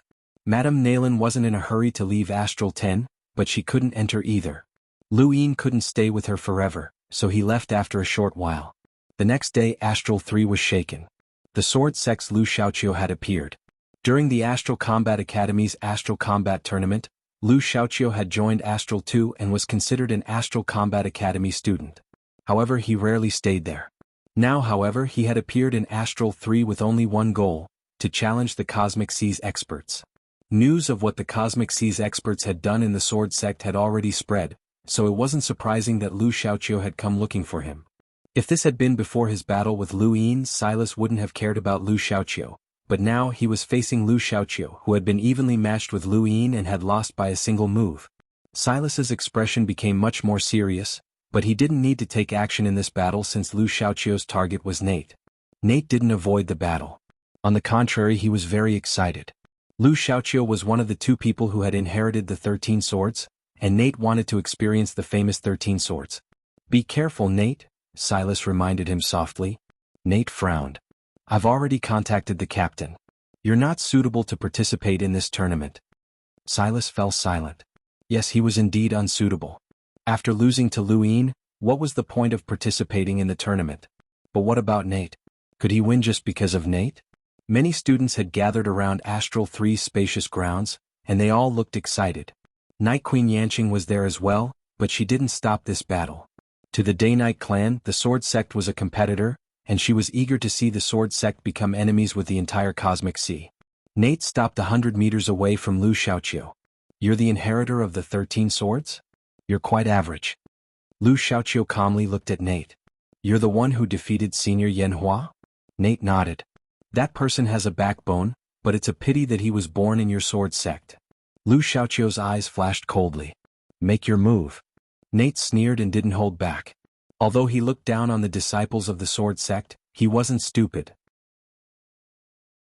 Lu Xiaoqiu's name was known throughout the Cosmic Sea, and he was a 10 Arbiters candidate. Although the only one who could truly be considered a 10 Arbiters candidate was Yi Xingqian, since Lu Xiaoqiu had been recognized by the sword sect, he definitely had some outstanding aspects. Nate didn't dare to underestimate the 13 swords. He raised his hand and his star energy transformed into a bow. Thunder boomed as a terrifying aura swept across the spacious grounds. Many students felt their scalps go numb and they subconsciously retreated. Night Queen Yanqing's expression turned grave, as this arrow was very powerful. Lu Xiaoqiu pulled out his rusty iron sword and faced Nate's arrow head-on. He raised his sword and slashed down, causing Nate's hair to stand on end. He loosened his grip and the lightning arrow shot out. It collided with an invisible force less than 2 meters in front of Lu Xiaoqiu. Lightning sword chi swept out in all directions, forming a shockwave that exploded. Nate was too close, so he was forced back by the shockwave, and a huge crater appeared in the ground. Nate stared at Lu Xiaoqiu in shock. Is this the first sword of the 13 swords? What a powerful attack. Suddenly, Nate felt a chill run down his spine. The sense of crisis that he had developed over the years in the Cosmic Sea made him look up and see an inconceivable scene. The entire area had been enveloped by sword chi. This was a domain. Lu Xiaoqiu's second sword appeared right after, and it pressed down. Countless strands of sword chi pierced through the void and swept out for 1,000 meters. Many students retreated again and again as they could sense the danger. Nate gritted his teeth, but he did not try to defend himself. Instead, he shot out another arrow. This time, he did not even look at the arrow as if he had casually shot it. However, this arrow shocked Lu Xiaoqiu. This was the feeling of a domain, and Nate had also comprehended a domain. The ground exploded layer by layer as Nate forcefully endured the might of Lu Xiaoqiu's second sword. He could neither dodge nor block the attack, as his domain allowed him to see what ordinary people could not. This was the desire of all archers, but it could not provide him with any form of protection. He could only choose to perish together with Lu Xiaoqiu. Lu Xiaoqiu's second sword swept through everything and turned everything into nothingness. Countless cracks appeared in the void and closed up, and it took a long time for the void to recover. In the distance, Silas's eyes widened. This was the 13 swords, and even he could not dodge it. Night Queen Yanqing's eyes narrowed. This sword was enough to defeat Nate, but she did not know how Lu Xiaoqiu was faring. She casually waved her hand and a strong wind swept past. Everyone saw Nate covered in blood and he was severely injured. Not too far away, Lu Xiaoqiu's right arm had only been grazed, but he was not injured. Many students were shocked. This was Lu Xiaoqiu, the genius of the sword sect and the inheritor of the 13 swords. He had used the first sword to defeat Kuang Wang and many other experts. If he had not met Lu Yin, he definitely would have been able to enter the top 4. Nate spat out a mouthful of blood and looked up at Lu Xiaoqiu with great difficulty. His eyes were filled with unwillingness. He had not underestimated the 13 swords, but he had still lost. The moment the second sword had been used, he had already lost.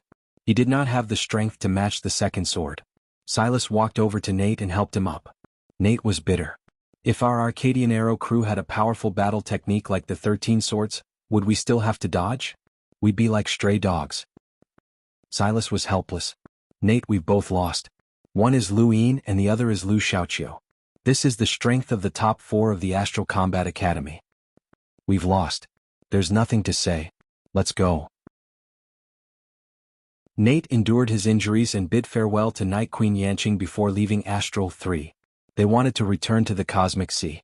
Since they had lost, there was no need for them to participate in the top 4. Night Queen Yanqing urged them to stay, but the two still left. They were too ashamed to stay. You've improved again, Night Queen Yanqing said seriously as she looked at Lu Xiaoqiu. Lu Xiaoqiu glanced at her with disdain. Even the students in the distance could see his disdain, and this caused Night Queen Yanqing to become furious. Lu Xiaoqiu, what is the meaning of this? In the Day-Night clan, only Zhanlong Day-Night is worthy of being my opponent, Lu Xiaoqiu replied. Night Queen Yanqing clenched her fists as her four-line battle force surged. You're too arrogant. Lu Xiaoqiu turned around and looked at the many students of Astral 3. Help me tell Lu Yin that I, Lu Xiaoqiu, am waiting to battle him with the fourth sword. Many of the students were shocked. The fourth sword was unimaginable. During the Astral Combat Tournament, only Lu Yin had been able to force Lu Xiaoqiu to use the second and third swords. He had even used the second sword to defeat that arrogant expert from the Cosmic Sea. Now, he had actually comprehended the fourth sword.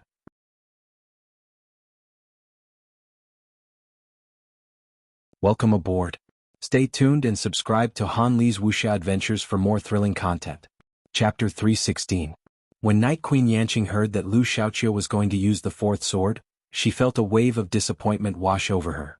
Her four-line battle force had retreated, so she didn't even have the confidence to withstand the third sword, let alone the fourth sword. This was Lu Xiaoqiu's strength. After speaking, Lu Xiaoqiu left Astral 3. From start to finish, Night Queen Yanqing had not dared to make a move. Just as Lu Xiaoqiu had said, out of all the Lemeters in the Day-Night clan, only Zhanlong Day-Night was worthy of being her opponent. Zhanlong Day-Night. It was Zhanlong Day-Night again. That person should have already died on the Xinwu continent, and his name should not have existed. Night Queen Yanqing was filled with resentment. She absolutely had to comprehend the Day-Night restoration technique. News of Lu Xiaoqiu defeating a powerhouse from the Cosmic Ocean in Astral 3 quickly spread, and it was accompanied by news that two powerhouses from the Cosmic Ocean had withdrawn from the Tournament of the Strongest. Lu Yin stared at his gadget in shock. These two from the Cosmic Sea were really unlucky. One had been dealt with by Lu Yin, while the other had been dealt with by Lu Xiaoqiu. They could only blame themselves for being too arrogant and acting all high and mighty all the way to the sword sect, which had ended up provoking a monster like Lu Xiaoqiu. However, Lu Xiaoqiu's improvement had been great as well, and the fact that he dared to mention the fourth sword meant that he had fully comprehended it. He would be facing the fourth sword in his next battle, and this made Lu Yin excited. He was also looking forward to seeing what the fourth sword would be like. When he saw Lu Xiaoqiu, Lu Yin was reminded of Li Zimo from the Xinwu continent. That person's talent in the way of the sword was no less than Lu Xiaoqiu's, and he was a true genius in the way of the sword. Lu Yin wondered what Li Zimo would do if he joined the sword sect. Ding. A notification popped up, and when Lu Yin looked at it, he was shocked. The participants for the Tournament of the Strongest have been confirmed. The Human Domain's Astral Combat Academy Star Sibyl Han Chong, Grandine Mavis Lu Yin. The Astral Beast Domain's Tian Ho, Embermane Huaisho Fengjiu. The Technocracy's Yun Ben Domi and Yar Pat. The Cosmic Sea's Lu Xiaoqiu and Zi Jun. Lu Yin looked at the notice with a strange expression. Lu Xiaoqiu was actually participating as a representative of the Cosmic Sea? The sword sect was truly shameless to think of such a thing. But who was this Zi Jun? Where are you hiding, Lu Yin? Lulu shouted as she appeared. Lu Yin's eyes lit up when he saw Lulu, and he shot out a gust of wind. Lulu cautiously dodged it and turned around. Her lips curled up when she saw him. So you were hiding here. What, are you afraid of participating in the competition? She leapt up onto a tree and sat down less than 3 meters away from Lu Yin, swinging her snow-white legs in a carefree manner. Lu Yin laughed. You're teasing me right after completing a mission? Lulu giggled. I'm not teasing you. On the contrary, I'm here to give you some information. Information? Lu Yin was surprised. Lulu pointed at herself. Mavis. Lu Yin's eyes lit up. You want to tell me about Grandine? Lulu nodded. You're both from the Mavis family. You wouldn't betray her, would you? Lulu harumphed. That woman dared to show off in front of me, so of course I had to teach her a lesson. However, I didn't betray her, I just told her some things. Many people know about this, and only trash like you who has no background, no friends and no fortuitous encounters doesn't know. Lu Yin was speechless. He could admit that he had no background but no friends? What a joke. He had plenty of friends. Wait a minute. It seemed that he really did not have many. As for his fortuitous encounters, damn, there were many, but he could not talk about any of them. What a fierce girl. The Mavis family is a terrifying race, the monkey said. Fine. What do you want to tell me, little traitor? Luine teased. Lulu rolled her eyes. Don't underestimate Grand Aini. Don't think that she'll be easy to deal with just because she has 4-line battle force. Let me tell you that's because she hasn't worked hard enough and hasn't truly used her innate gift. Once she truly shows her might, none of you will be able to handle her. Innate gift? Luine was curious. Lulu rolled her eyes. Don't expect me to tell you about the Mavis family's innate gift. That's impossible. All I can say is that once she truly uses her innate gift to increase her strength, there will be a huge change in the short term. Don't even think about the strength she had during the Astral Combat Tournament. It's completely useless. Of course, if she doesn't use her innate gift to increase her strength, then forget about it. Looking at Lulu, Luine thought back to the trial on Earth. This girl had used her strength to subdue an Explorer Realm sea turtle. That was an explorer which was incomparably distant to them back then, but it had been subdued just like that. Luine could not understand it, but he knew that it must have been because of the Mavis family's innate gift. But what kind of innate gift was that? It was so terrifying. I understand. I'll treat it seriously, Luine said. Lulu raised her head and thought about it.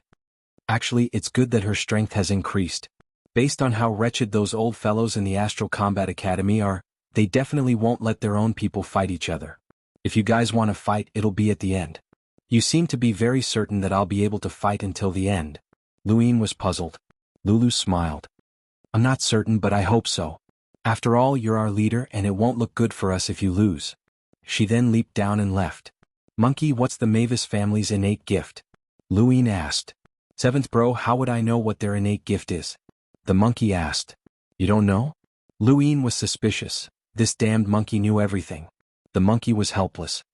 What I know comes from the records of powerhouses. Those powerhouses did not record the Mavis family's innate gift, so I naturally don't know. However, there's one thing that I'm certain of. The Mavis family is terrifying, so terrifying that it's definitely beyond your imagination. Nonsense. If they can control the universe's economy, then they must have an ancient powerhouse with a power level in the hundreds of thousands, Luine said. The monkey solemnly replied, hundreds of thousands? Then you're underestimating the Mavis family. Although there are no records, there are definitely powerhouses with power levels in the millions, and there's definitely more than one. The Mavis family definitely has one. Luine was shocked. What did a power level in the millions mean? That was not the same as hundreds of explorers, it was a qualitative change. Such a powerhouse could destroy a planet with a single breath, wipe out a fleet with a single glance, and become indestructible. Time slowly passed, and there was only one day left until the Tournament of the Strongest. On this day, many screens were set up on Xenu Star in the Great U Empire, allowing everyone to see what was going on. As the royal regent and the person with the highest authority in the Great U Empire, Lu Yin's competition was currently the most important event in the Great U Empire. Even the 13 Imperial squadrons had set aside everything to fully support Lu Yin. The Tournament of the Strongest was not like the Astral Combat Tournament, which limited the number of spectators. Not everyone could watch, but Lu Yin was a participant, so he could let the Great U Empire watch. Only people with a certain status were qualified to watch the Tournament of the Strongest. Earth was honored to be able to watch the tournament, and Lu Yin's record stated that he was from Earth.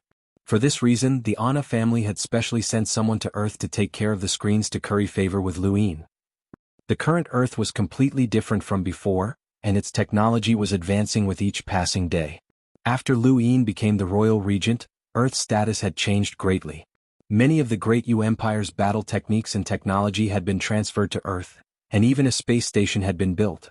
Earth was currently selecting a group of people to receive the Great U Empire's most advanced education in order to increase Earth's strength.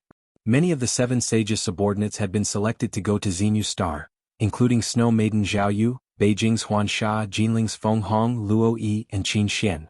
Unfortunately, Zhou Shan and Wu Sheng were still worried about Earth and did not plan to leave. Among those selected, there were even a few who displayed innate gifts, which shocked the Great U Empire. Innate gifts were rare and several had suddenly appeared on Earth. Even the captain of the 12th Imperial Squadron, Ban Jiu, was interested in Earth. On a rocky planet in the Frostwave Weave, Wendy Yushan's face was pale as she looked at her gadget. The Tournament of the Strongest was about to begin, and her injuries were almost fully healed. In East San Dios, many people were watching under a giant screen. Lu Yin had originally planned to come to East San Dios, but now he had returned to Astral 10 and was replaced by Mira. To Baser and the others it didn't matter who it was. After all, the authority that Wendy Yushan had left behind could not be snatched away.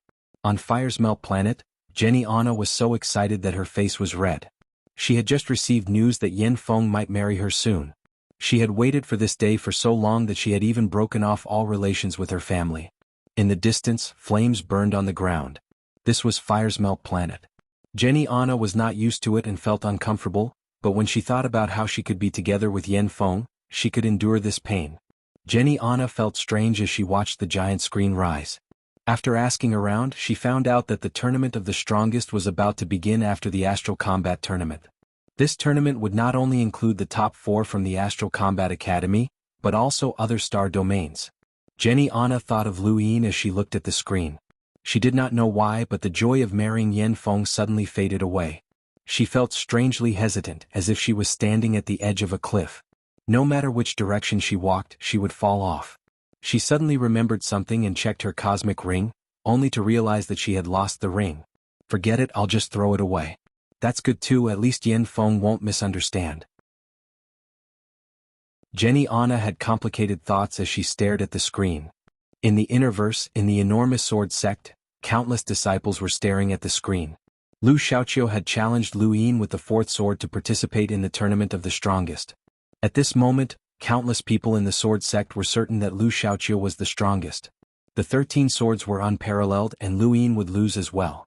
In the depths of the Innerverse, on the vast cosmic sea, the waves were strong enough to tear apart a spacecraft. A huge, ancient warship bobbed with the waves. There were many powerful auras hidden within the ship, each of which was enough to make space-exploring powerhouses tremble in fear. Above these hidden auras there was one that stood above them all. Although it was faint, it was incomparably domineering. It was as if the entire universe would bow down to this aura. Captain, this kid won't disappoint you. That's right, Captain. This kid has always been alone without anyone's help. It hasn't been easy. That's right, Captain. Take a good look. Boom. There was a loud sound as a ripple spread out from the warship and crushed the cosmic sea. The waves in an unknown radius instantly calmed down as they had been forcefully suppressed. What's his relationship with me? Why should I care about him? Why should I be disappointed? Shut up or I'll take care of you one by one. A loud voice reverberated throughout the sea, causing countless creatures to tremble in fear. Everyone in the cosmic sea was afraid of this voice. Captain is mighty. Don't get angry. It's just a joke. Don't mind it, Captain. Captain, do you want a drink? Shut up, you bunch of idiots.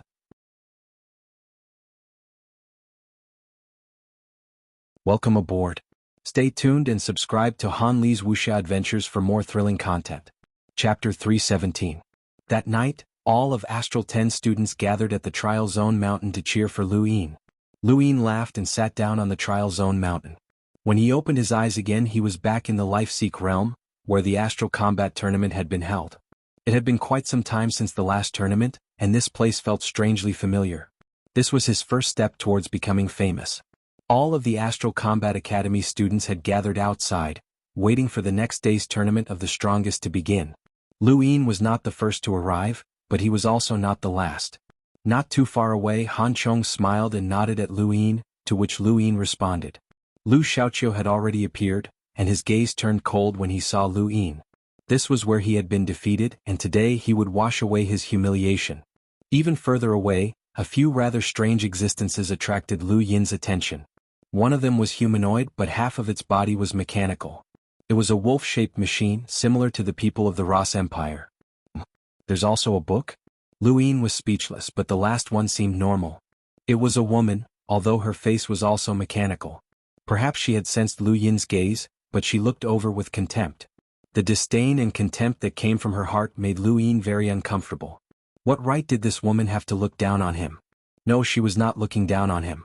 She was looking down on everyone and everything. Lu Yin found it strange. Was this woman crazy? They're the participants from the technocracy, Han Chong introduced as he walked over to Lu Yin. Lu Yin was puzzled. That book is also a participant? Han Chong laughed. It's the technocracy and they have everything. If they want, they can even turn a brick into a participant. By the way, Brother Han, I heard that no one can sneak into the technocracy. Is that true? Lu Yin was curious. Han Chong nodded and answered seriously, since ancient times no one has been able to sneak in. You can only barge in by force. So you're saying that we don't know anything about the technocracy? Lu Yin frowned. You can't say that. Every once in a while, whether it's our human domain or the astral beast domain, some experts will try to force their way into the technocracy to test their strength. Otherwise, if they really end up creating a weapon capable of destroying the universe, it'll be a huge joke, said Han Chong. However, barging into the technocracy had a heavy price to pay. Wendy Yushan had paid a heavy price for barging into the Ross Empire, and she had gone missing to this day. Although Wendy Yushan could not compare to the powerhouses who had barged into the technocracy, the Ross Empire could not compare to the technocracy either. Over the countless years that had passed, the humans had definitely paid a heavy price. Compared to the technocracy, the astral beast domain seemed more normal. At the very least, humans had a rough understanding of their strength. As he thought about it, Lu Yin looked to the side and blinked. Is this normal? Perhaps at least they were living creatures. A rat, a flame sable, a guy in a black robe, and a beauty. Feng Jiao. It's Feng Jiao. Long time no see. Seventh bro, let me out. I want to talk to little sister Feng Jiao about life. The monkey shouted. Lu Yin was speechless. Shut up. To the side, Han Chang's expression changed and Lu Yin hurriedly explained, Sorry brother Han, I wasn't talking to you. Please don't take offense. Han Chong smiled. I know brother Lu. This competition is very important, so take care. Lu Yin nodded and watched Han Chong leave. Let me go. I want to go in. Lu Yin felt a headache coming on. She clearly doesn't like you. It's just that something happened between the two of you, and she doesn't want you to die. The monkey was furious. She likes me. The entire Celestial Ice Phoenix clan is my harem. This was set by Ancestor Wushang. Lu Yin frowned. Don't be unreasonable. If you keep talking nonsense, I'll block you and make sure you never see your sister Feng Jiao again. The monkey wailed, but he didn't dare to say anything else. It wasn't a good sign to have an enemy before the tournament had even begun. Why are you back? Are you scared? Lulu had yet to enter the Life-Seek realm when she saw Lu Yin. Nearby, Coco clenched her fists. Brother Lu, don't be scared. If you get hurt, I'll give you an injection. Lu Yin's eyelids twitched. No need, Coco. By the way, how are your seniors, Xingjia and Kanem? Coco smiled. They're doing well. They're very happy to know that you're fine. That's good. Lu Yin smiled. The two of them had been at the pirate port just like him, and they had been able to survive the bombardment of warships. Of course, there was also the possibility that they had been spared because of their background, just like Zhuo Dainite. Why aren't you going in? Lulu was curious. Lu Yin shrugged. It's too noisy. I'll wait for the tournament to start before going in. He then asked, Coco, where's Zora? Aren't you guys in a group? She went back to Windrift Hall for training. Lu Yin was puzzled. Training? What kind of training? Windrift Hall's combat training, of course. There are 2 people in each group, with one focused on healing and the other on fighting. Windrift Hall's combat style is very special and powerful, Lulu explained. When he thought about Zora's meridian-severing finger, Lu Yin agreed. It was indeed very special. This meant that there would be some changes when Zora returned. He took a deep breath. These great powers were great. They had prepared everything for their successors. Not long after Lulu and Coco entered the Life-Seek realm. The rest of Astral 10 had already entered, leaving Lu Yin alone on the Trial Zone mountain. He leaned against the mountain wall and closed his eyes to rest, waiting for the tournament of the strongest to begin. The clamor reached the heavens. This was the final stage of the Astral Combat Tournament, and it had been filled with Astral Combat Academy students. Occasionally, a war spirit would be instantly killed. 4 light screens rose up and sealed off a large area, including the peak. The spectating students were also isolated from the outside world. During the Astral Combat Tournament, some of the battles had caused the deaths of spectating students. This time, the Astral Combat Academy mentors had made preparations in advance. Any of the following battles would be considered a battle of the strongest. The 4 contestants stood around the light screens.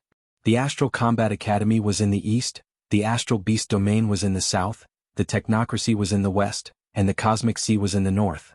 The area isolated by the light screens was very large. Lu Yin stood in the east, and if he did not use his star energy, he would not be able to see the other contestants from the Technocracy. There was a loud boom in the sky as 14 bamboo sticks circled in the air.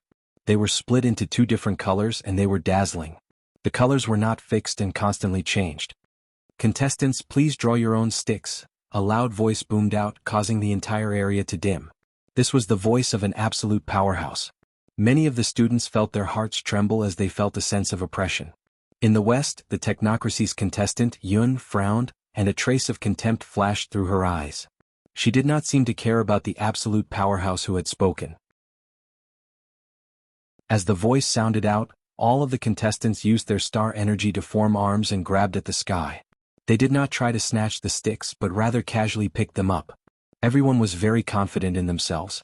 There were 7 different colors and 14 contestants. The first battle was between the Astral Combat Academy's Grandine Mavis and the Technocracy's Domi. Lu Yin had not expected Grandine to be the first to go up. Lu Yin's expression turned serious. The Mavis family's terrifying innate gifts meant that they were not ordinary. This battle would allow him to see Grandine's current strength. She was definitely different from the Astral Combat Tournament. Below the peak, Grandine Mavis and Domi faced each other. Everyone held their breaths as they watched. The technocracy was very mysterious to humans.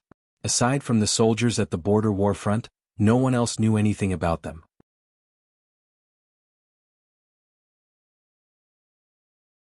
Welcome aboard. Stay tuned and subscribe to Han Li's Wuxia Adventures for more thrilling content. Chapter 318.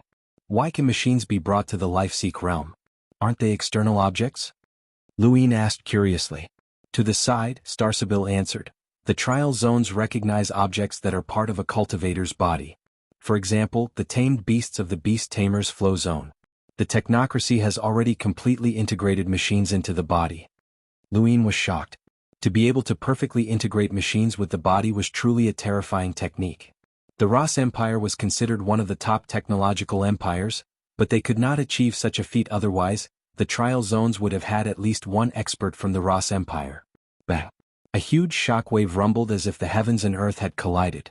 The ground split in half, and a powerful shockwave swept through the clouds. Huge spatial cracks spread out from the point of impact, spreading out in all directions. Many students were scared witless, but fortunately they were stopped by the barriers. Dust filled the sky as many tiny spatial cracks flickered. Grandine Mavis and Domi appeared before everyone, their fists clashing against each other. With another loud bang they both retreated. Grandine's right fist trembled as blood dripped onto the ground. She had been injured. On the other hand, Domi did not seem to have changed at all. Lu Yin's eyes widened as he stared at Domi's right fist. What a tough metal. It did not even budge. The next second, 2 strange beams of light shot out from Domi's eyes and swept towards Grandine. She hurriedly dodged, but the ground had been pierced through. The beams of light were not too strong, but Grandine did not dare to touch them. At that moment, Domi raised both of his palms and another 2 beams of light shot out. A total of 4 beams swept through the ground as they chased after Grandine. Many students from the Astral Combat Academy gritted their teeth. Anyone could see that Grandine was at a disadvantage.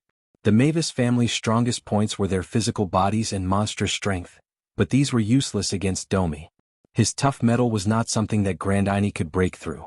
Those beams of light don't seem like much on the surface, but their penetrative power is extremely strong. They don't cause any damage to space either.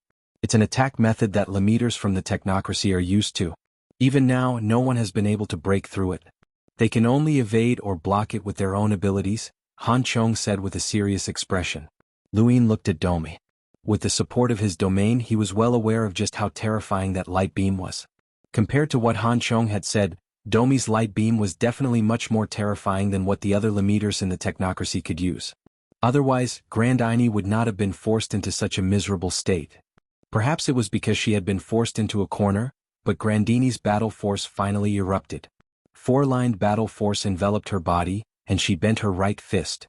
Her feet tapped against the ground as she instantly appeared in front of Domi and punched out. Domi did not dodge and he countered with a punch just like before. To him, it did not matter if it was a contest of physical strength. Bang bang bang, 13 consecutive explosions rang out as Grandine used her 4-line battle force and 13 stacks to send Domino crashing into the ground.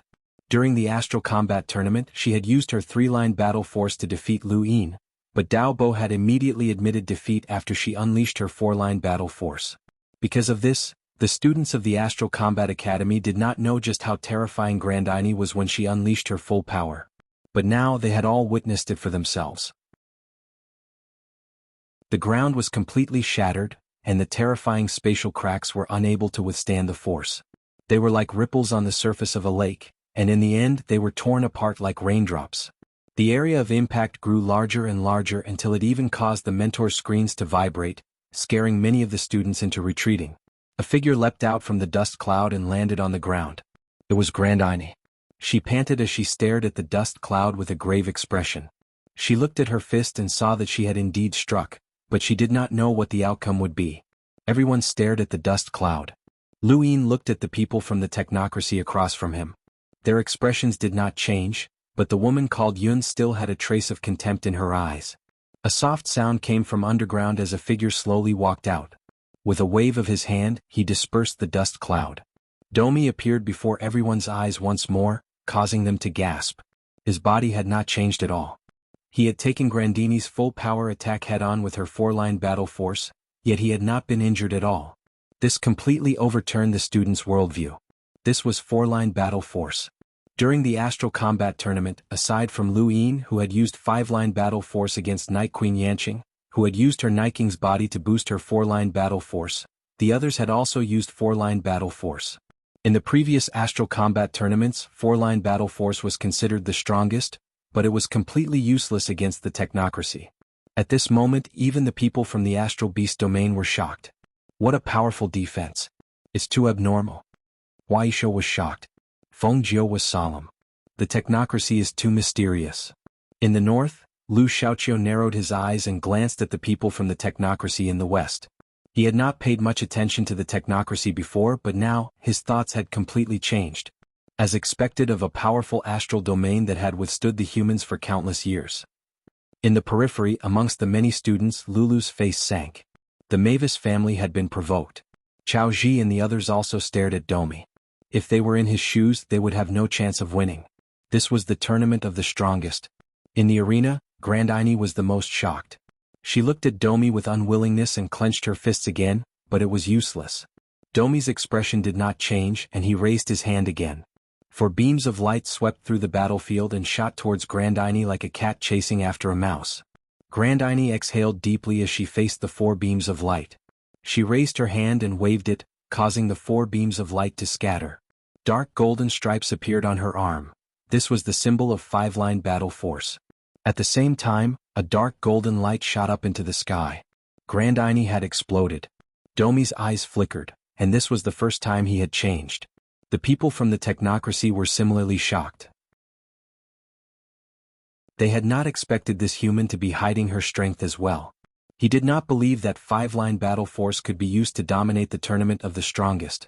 Even though 5-line battle force was very powerful, if he could control it, others could as well. During the Astral combat tournament, he had erupted with 5-line battle force, and everyone had called him a 10 arbiters candidate.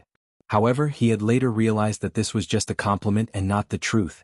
Back then, there had been 10 arbiters who had grasped 5-line battle force in the Astral Combat Academy, but that did not mean that one was one of the 10 arbiters. The Rainmaster's words had made him realize that the divine fist of the 10 arbiters was a freak who could unleash 30 stacks. That kind of strength was something that even those with 5-line battle force could not compare to. That was the true power of the 10 arbiters back then. However, no one had displayed that kind of power yet. Grandini's 5-line battle force was only on the verge of reaching that level, but even so, it was enough to shock countless people. With a whoosh, Grandine charged towards Domi again. However, this time Domi did not wait in place. His eyes flickered with a red light as he easily dodged Grandini's attack. His entire body was like a willow in the wind, and no matter how Grandine attacked, she could not touch him. Domi was not fast, but he was still able to narrowly avoid Grandini's attacks. Others might have been surprised, but Lu Yin, Han Chong, and the others thought differently. This was a perception that was similar to a domain. Domi had not only dodged Grandini's fists, but he had also dodged the wind from her fists and the trajectory of her attacks. This was a complete replica of a domain. He has his own perception system that enhances his 5 senses. This ability is similar to a domain, Starsabil slowly explained. Luin was shocked. This Domi had surprised him several times. This was the technocracy's ability. A border war had invaded the Endless Weaves, forcing the humans to hold a public tournament to boost their morale. The technocracy was terrifyingly strong. Domi could indeed dodge Grandini's attacks, But when Grand Aini recklessly expanded the range of her attacks, he could no longer dodge. There was a violent explosion as Grand Aini furiously used her 5-line battle force and 13 stacks to destroy the entire arena. The light screens in all 4 directions distorted, and the powerful shockwaves were isolated by the screens. The shockwaves formed a square that shot into the sky. Countless spatial cracks extended downwards as if a giant beast was descending. Many of the students were so frightened that their faces turned pale. Wu Wu trembled as he gulped. This violent woman. This attack shattered the ground, and the boundless energy distorted the sky. This time, no one believed that Domi would come out unscathed. If he came out unscathed, then Grand Aini would lose. Everyone stared at the arena. The ground had already disappeared, leaving behind only a giant crater. Domi lay in the middle of the crater, half of his body flickering with lightning. He could not move as 5-line battle force had exceeded his limits. First match, Grand Aini Mavis. Victory. Many of the students cheered as they had finally won. The technocracy's abnormal defenses were unfathomable, but fortunately, they were nothing in front of 5-line battle force. It looks like the robot's limits are 5-line battle force. We still have Lu Yin on our side, and he grasped 5-line battle force even before Grand Aini did. He'll definitely be able to win another match. The humans will definitely win, the spectating students discussed. Wu Wu's ears perked up as he listened attentively. This was all news material. I don't think so. Look, those monsters from the technocracy are clearly following that woman's lead.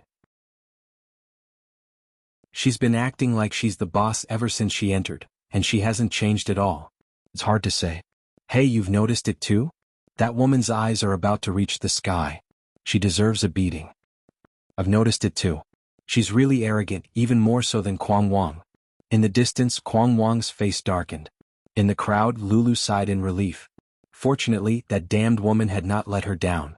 She had not lost face for Mavis. At that moment, the screen that had isolated the arena suddenly moved back. Everyone was pushed aside and the arena expanded.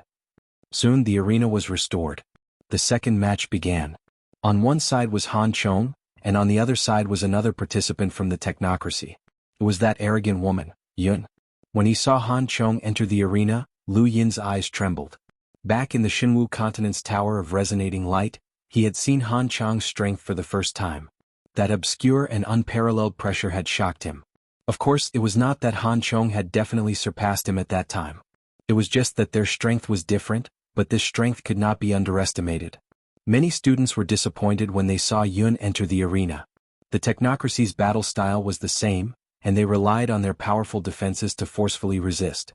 Many people felt that it was pointless.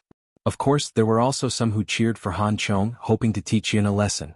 After all, Yun's eyes were too arrogant, and she was practically mocking the entire arena.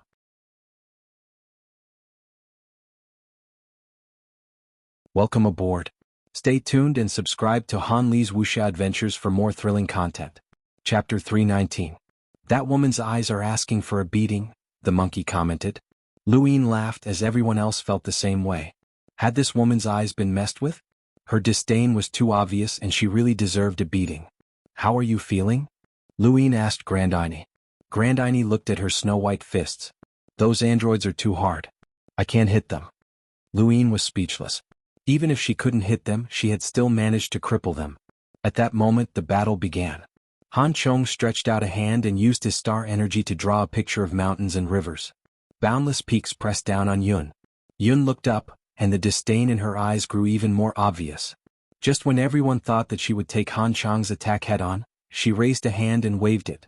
Then Han Chong's picture of mountains and rivers dissipated. The entire arena fell silent as everyone, including Lu Yin, stared blankly at this scene. What was this? This was a lock-breaking technique, and it was no ordinary lock-breaking technique.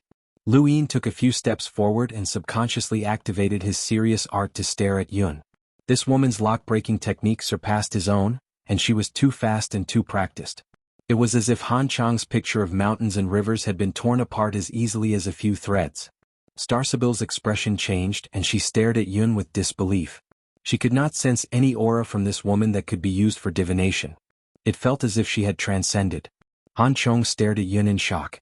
Above her head, the star energy in the picture of mountains and rivers gradually melted away before dissipating. Is that all you've got?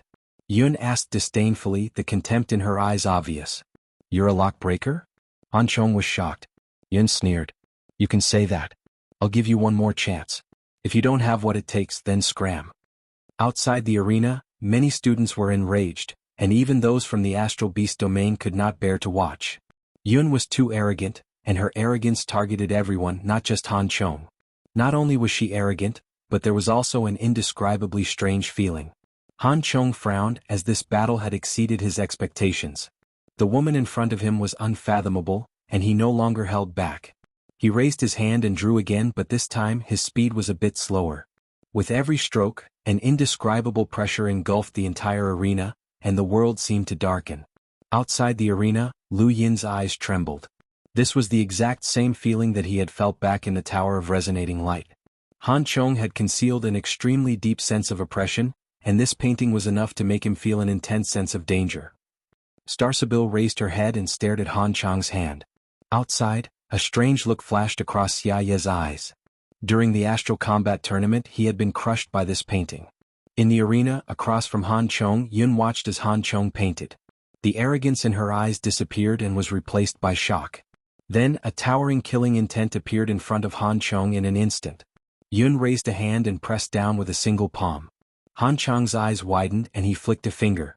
Ever since he had been able to paint this landscape painting, no one at the same level as him had been able to surpass him. Even Xia Yi, who had 4-line battle force, had been suppressed. Yun's palm pressed down on the landscape painting, and for some reason, the heavens and earth shook as a strange wave of energy swept through the entire Life-Seek realm. It was very subtle and no one noticed it except for Han Chong and Yun. Even Lu Yin, who had both Sirius in his domain, was unable to detect it. The wave of energy only lasted for an instant, and in the next moment, Yun's palm tore through the landscape painting and pressed down on Han Chong's chest. Han Chong was defeated in an unbelievable manner, and he disappeared from the Life-Seek realm. This battle had been very short, but it had overturned everyone's expectations. Yun, a girl from the technocracy, had easily defeated Han Chong and even revealed an extremely high level of lock-breaking. No one had expected this battle to end in such a way. It was just too strange. Yun retracted her hand, and the killing intent in her eyes faded away. Instead, it was replaced by an unconcealable contempt and disdain. Trash. She then left the arena. Second match, Yun victory. Many of the surrounding students had ugly expressions. In the crowd, Xia Yi was shocked. He had not believed that Han Chong would lose. That landscape painting was invincible, but it had been defeated just like that. What? Lu Yin was shocked as well. Han Chong's landscape painting had given him an intense sense of danger, and it was definitely not fake. However, it had been torn apart as if it had met its natural enemy. What kind of technique did Yun have? Watching Yun's battle was like watching Starsabil's, and it left everyone confused. The battle had been very short, and it had not caused any damage to the arena. Soon, the next battle was about to begin, and Hua Yishuo appeared in the arena. Facing Hua Yishuo was Lu Xiaoqiu. When he saw Lu Xiaoqiu, Hua Yishuo felt his hair stand on end. He really did not want to face Lu Xiaoqiu as he did not have any confidence in himself. Many astral beasts had been killed by the 13 swords, and this person in front of him was also known as a freak. A few days ago he had defeated an arrogant powerhouse from the cosmic sea, and now he was challenging the human Lu Yin with the 4th sword. Lu Xiaoqiu did not care who his opponent was, but when he looked at the palm-sized rat, he could not help but frown. This rat was not even as big as his sword. Among the spectating students, one of them had a gloomy expression. He looked at Hua Yishuo with eyes full of grief and killing intent. He was Heart Phoenix. To the Phoenix family, the Hua Yishuo tribe was the enemy that they wanted to kill the most in the Astral Beast domain. This tribe had devoured many of the Phoenix family's disciples, and they were a great enemy of the Phoenix family. Unfortunately, the Hua Yishuo tribe did not pay much attention to the Phoenix family. It was not that they looked down on them but that they had too many enemies and they could not tell who was who. Tian, is Hua Yishuo a match for that human? Feng Jiu asked, looking at the black-robed Tian. Tian answered, he can block 3 swords at most. Feng Jiu was helpless. If he loses in the first round, the human will be proud. That's how hypocritical humans are. There is no such thing as absolute fairness in the tournament. Humans will almost never face each other in the first round, Tian said. Feng Jiu was shocked. Are you saying that someone tampered with the draw at the beginning? Tian did not answer, but his meaning was clear. Feng Jiu gritted her teeth and glared at the distant Lu Yin. Despicable human. Seventh bro, look. Little sister Feng is thinking of me. She's looking over. The monkey shouted excitedly. Luin was speechless. She doesn't know that you're on my arm. She's not looking at you. Who's that? The monkey was furious, but then he suddenly reacted. Seventh bro, you're not trying to steal my sister, are you? Luin sighed. You really should have blocked this bastard. Nearby, Starsabil looked at Luin with a strange expression. What's wrong? Are you sighing because of Han Chang's defeat? Luin was taken aback, but then he nodded. Yes, Brother Han's defeat was too strange. Starsabil looked at Yun. It's not strange. That woman is not simple. Why is that? Luin was curious. Starsabil's eyes lit up. Because I can't divine her location. Lu Yin's lips twitched. He had never believed in divination, it was just a pretense. At that moment the battle began. Hua Yisho took the initiative to attack. His palm-sized body instantly disappeared as he pierced through the void and bit at Lu Xiaoqiu. He had done his best and attacked as fast as he could, not wanting to give Lu Xiaoqiu a chance to draw his sword. Unfortunately, speed was not invincible to the 13 swords. The second sword specifically countered speed, and Lu Xiaoqiu also had a domain. No matter how fast Hua Yisho was, he could not avoid Lu Xiaoqiu's perception. Lu Xiaoqiu retreated a few steps and avoided Hua Yisho's attack. He raised his sword and slashed down. The sound of metal clashing rang out, and Hua Yisho shrieked as he was swept away by the formless sword chi. He crashed into the mountain peak and broke through it before crashing into the light screen that separated the stage. Everyone stared at Hua Yisho. Was it over? That was the first sword of the 13 swords, and it was a sword technique that could defeat a student leader like Quang Wang. At this moment, Quang Wang was the one who wanted Hua Yisho to lose the most. He had lost to the first sword, and if Hua Yisho could block it, then that would mean that Quang Wang was even weaker than a rat. Thus, Quang Wang stuck his head out and stared at Hua Yisho, hoping that he would lose. Unfortunately, things did not go as planned. Hua Yisho twitched twice before leaping up and disappearing into the void.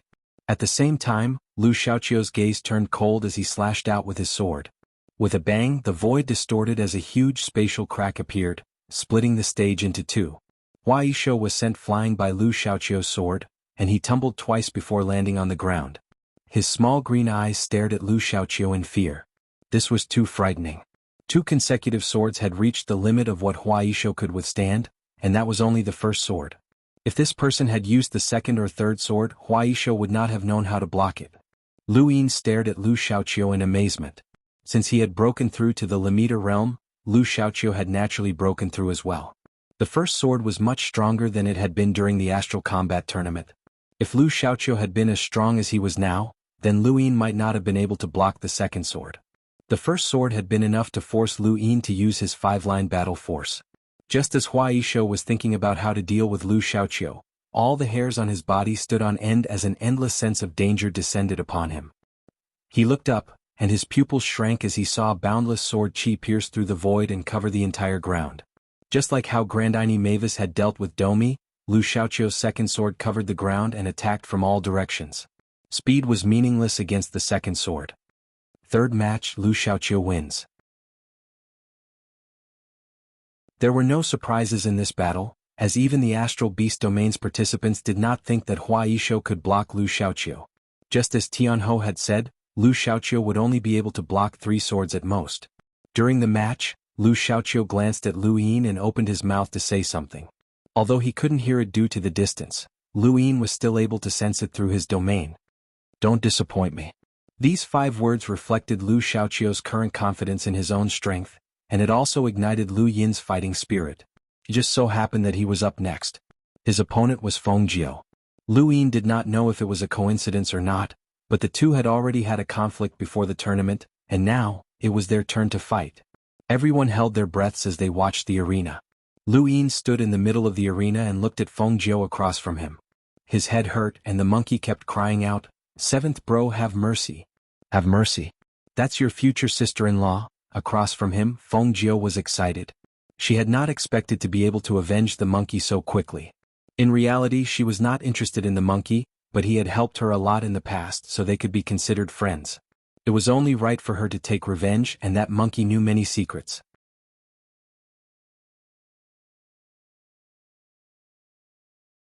Welcome aboard. Stay tuned and subscribe to Han Lee's Wuxia Adventures for more thrilling content. Chapter 320. Seventh bro, I'm begging you. Have mercy.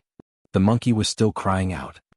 Luyin, as long as you tell me what the monkey said before he died, I'll let you lose with dignity, Fengjiu said as she stared at Luyin. Seventh bro, please let Sister Fengjiu lose with dignity, the monkey shouted. Luyin was furious. Shut up. If you keep talking, I'll kill you. For a moment, Lu Yin's ears fell silent. On the other side, Fengjiu's fury completely exploded. She thought that Lu Yin had said, "You're looking for death." Her long blue hair danced in the wind as the sky turned white. An extreme chill whizzed through the air and pressed down from the sky. It was as if a giant block of ice had crashed down, freezing everything in the world. All of the students were shocked and their limbs stiffened. The extreme cold made it impossible for them to speak. Even the mentor screens that isolated the battlefield started to sparkle. From a distance, the battlefield looked like a giant square block of ice. As the wind blew, an endless chill swept through the life-seek realm. Lu Yin had not expected Fengjiu to erupt so thoroughly, and he was caught off guard by the cold.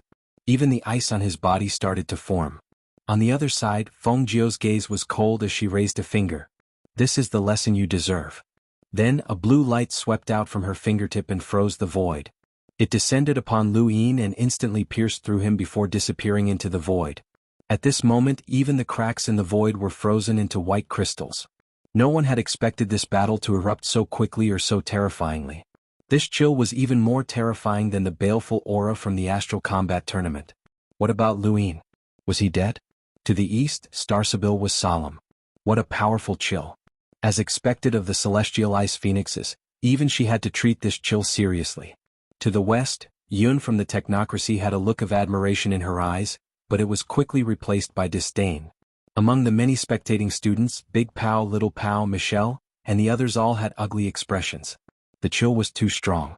Quang Wang, Lu Xiaoyin, and the other student leaders also had solemn expressions. Even they had a hard time dispelling this chill. This was the strength of the Astral Beast Domain's Academy head. To the south, Tianho's eyes, which were hidden beneath his black robes, stared at the frozen Lu Yin with a solemn expression. This person was unharmed. Fengjiu was second only to him among the contestants from the Astral Beast Galaxy. Tianho had originally thought that this round was in the bag, but looking at Lu Yin, he had a bad premonition that this person wasn't ordinary. On the Great Yu Empire's Xenu star, everyone was dumbfounded. Had the royal regent lost?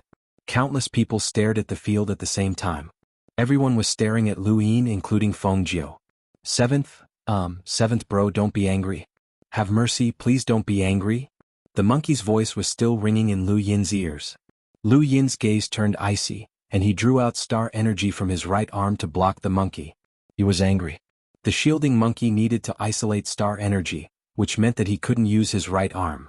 Kacha the solid ice shattered and Fengjiu's gaze turned cold. Lu Yin hadn't died. Her ice was enough to freeze everything, and even Embermane's flames were afraid of it. Of all the contestants, aside from Tianho and Star Sibyl, there shouldn't be anyone who could easily dissolve her ice. There was a loud bang and the ice covering Lu Yin's body completely shattered.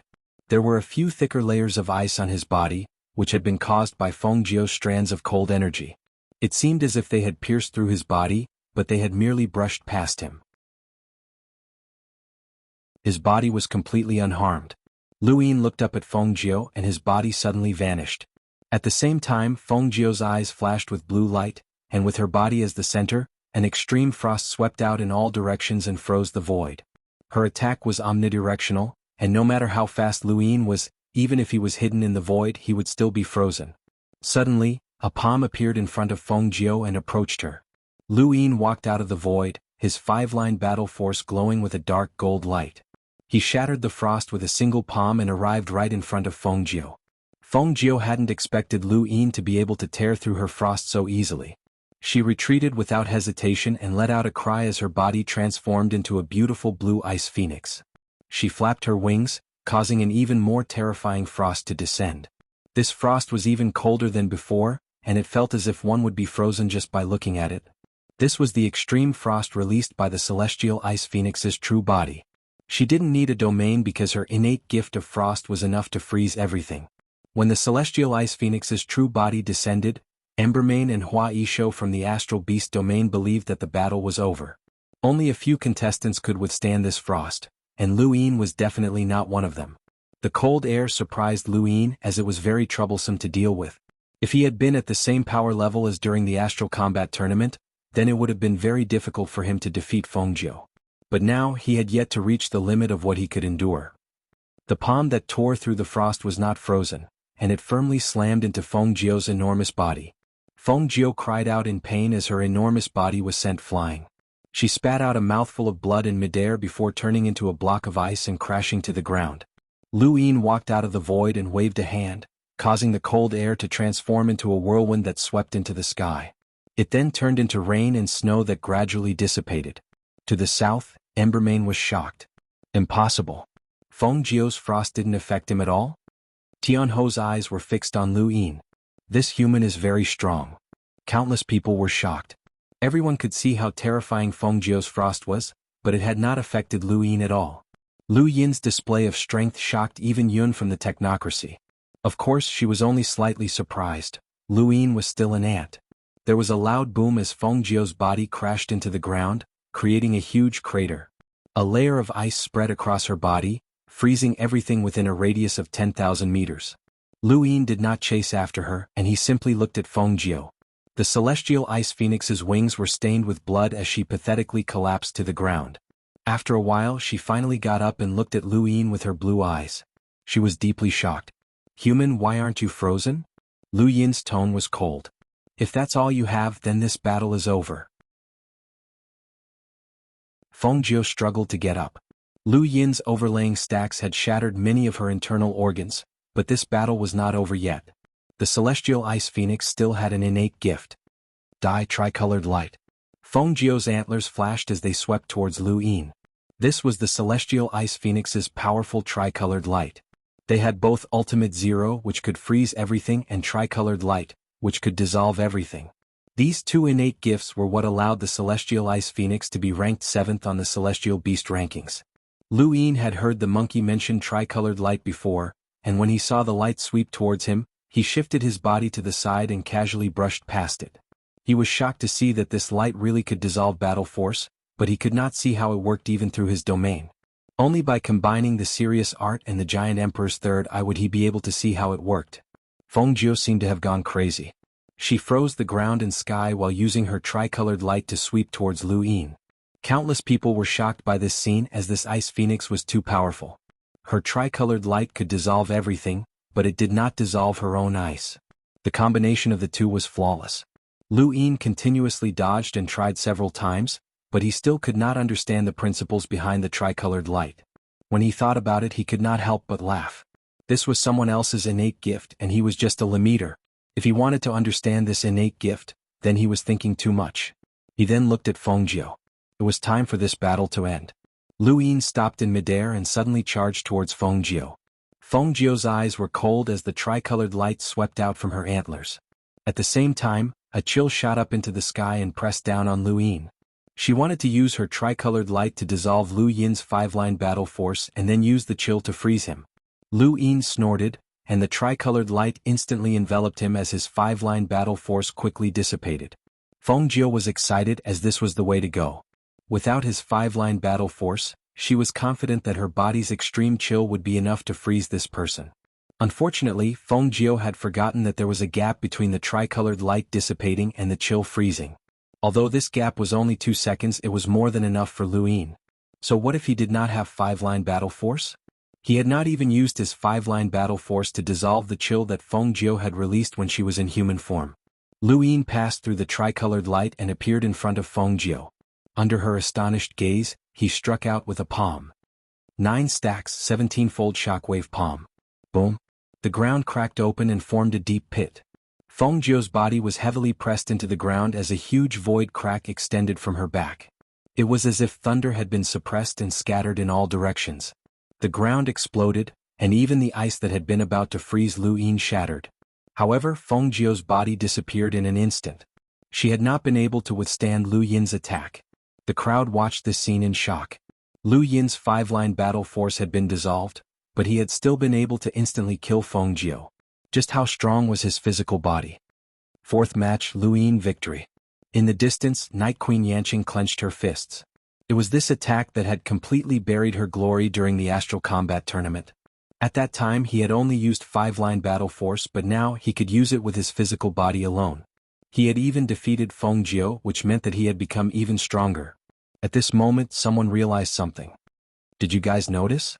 Lu Yin hasn't used his right hand at all. Everyone was horrified when they heard this, and they all looked at Lu Yin. That's right, he had not used his right hand at all. He had only used his left hand twice in this battle. Wu Wu was stunned. Bro, I'm impressed. He single-handedly defeated Feng Jiu. Lu Xiaoyun and the others had also noticed this, and they all looked at Lu Yin in amazement. Just how strong was he now? Lu Yin walked out of the battlefield, and the star energy in his right arm was restored.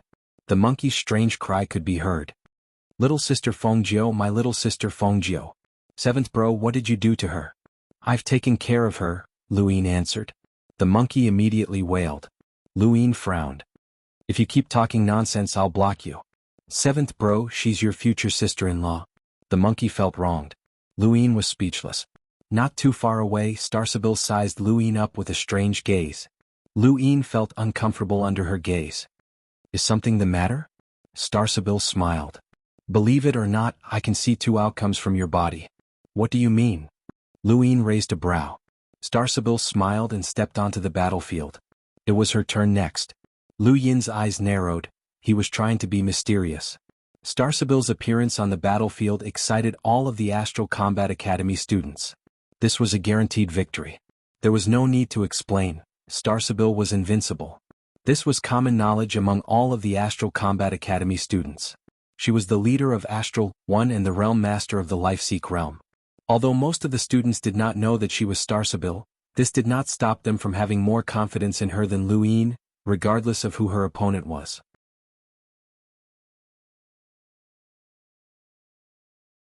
Welcome aboard. Stay tuned and subscribe to Han Li's Wuxia Adventures for more thrilling content. Chapter 321. When Tianho saw Starsabil enter the arena, he raised his body slightly. This woman was his opponent. In the west, Yun from the technocracy glanced at Starsabil. This woman gave her a very strange feeling. How should she put it? Starsabil's opponent was called Yar Patel, and he was a participant from the technocracy. He was not in human form but rather a wolf-shaped machine. He followed Yun around like a docile puppy. In front of their screens, countless people were enraged. Starsabil's opponent was actually that arrogant woman's pet. Many people could not accept this. Yun sneered. These people were not even worthy of being her pet. Starsabil herself did not care much, and she quietly watched the wolf-shaped machine walk into the arena in admiration. Her body suddenly moved to the left, and in the next instant, a sharp mechanical claw pierced through the void. Yar Patel's body appeared and pierced through the void while the original Yar Patel gradually disappeared. This was extreme speed, and it even surpassed Huaisho's. Countless people were shocked as they could not even tell that Yar Patel had moved. Even Lu Yin's heart skipped a beat. What incredible speed. However, what shocked him even more was that Starsabil had dodged. No, she had not dodged but had instead taken a step forward. How had she done it? It was not just Lu Yin. Countless people were confused. They were shocked by Yar Patel's speed, but they were even more confused as to how Starsabil had managed to dodge. Yar Patel's attack had missed, and he turned around to attack again. However, before he could do anything, lightning flickered around his body and he exploded. His body then disappeared from the Lifeseek realm.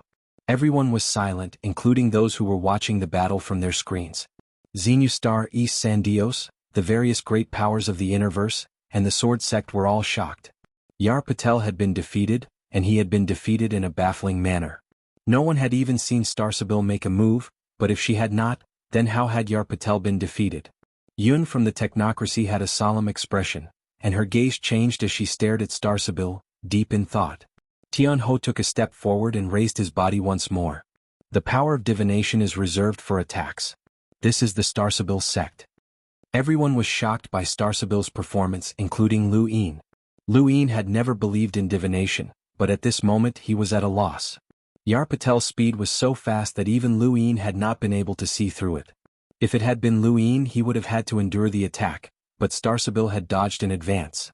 If this was not a divination, then what was it? Furthermore, Lu Yin had not been able to discern how she had defeated Yar Patel. Just like in the previous Astral Combat Tournament, this woman had always won mysteriously, but her victories had always been shocking. Fifth match, Starsabil victory. Countless people were shocked. Starsabil? She was Starsabil? It wasn't just the outside world.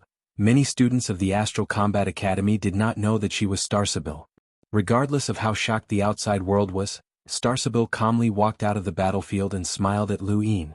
Her gaze was gentle, but Lu Yin felt a chill run down his spine. Divination, this mysterious ability. Did it really exist? What was her method of attack? With his control over his domain, he couldn't see it at all. He could only see it with the support of Sirius and the giant emperor's third eye. If he was Yar Patel, how could he fight? Many people were pondering the same question. How could they fight Starsabil? Oh, this was unsolvable. While everyone was still immersed in their shock, the next battle had already begun. It was between the Cosmic Sea Zijun and the Astral Beast Domain's Embermane. The students of Astral 7 were the most familiar with Embermane. Not only had he defeated Dai-Ao, but he had also defeated Astral 7's leader, Lu Xiaoyun, which had greatly shocked Astral 7. On the other hand, Zijun had an ordinary appearance and no one knew much about her strength. They only knew that she represented the Cosmic Sea. The two representatives of the Cosmic Sea who had participated in the Tournament of the Strongest had been defeated one after the other. Like Lu Xiaoqiu, she had joined later. In many people's opinion, although Zijun's strength was unknown, she should not be Embermane's match. After all, Embermane had easily defeated Lu Xiaoyun. However, the current battle had exceeded everyone's expectations. Against Embermane's flames that could melt anything, Zijun was actually able to handle them with ease. Lu Yin was puzzled. This movement technique seemed very familiar, as if she had been training in the ocean for many years. Silas from the Cosmic Sea had also used this movement technique. Could this woman really be from the Cosmic Sea? The most depressed of all was Embermane. He believed that his flames could burn anything, even the void. However, every time he attacked the woman in front of him, he was blocked by a formless green light. It was very strange that he could not break through. With a whoosh, Embermane lashed out with his tail and viciously swatted it at Zijun. He wanted to change his attack method.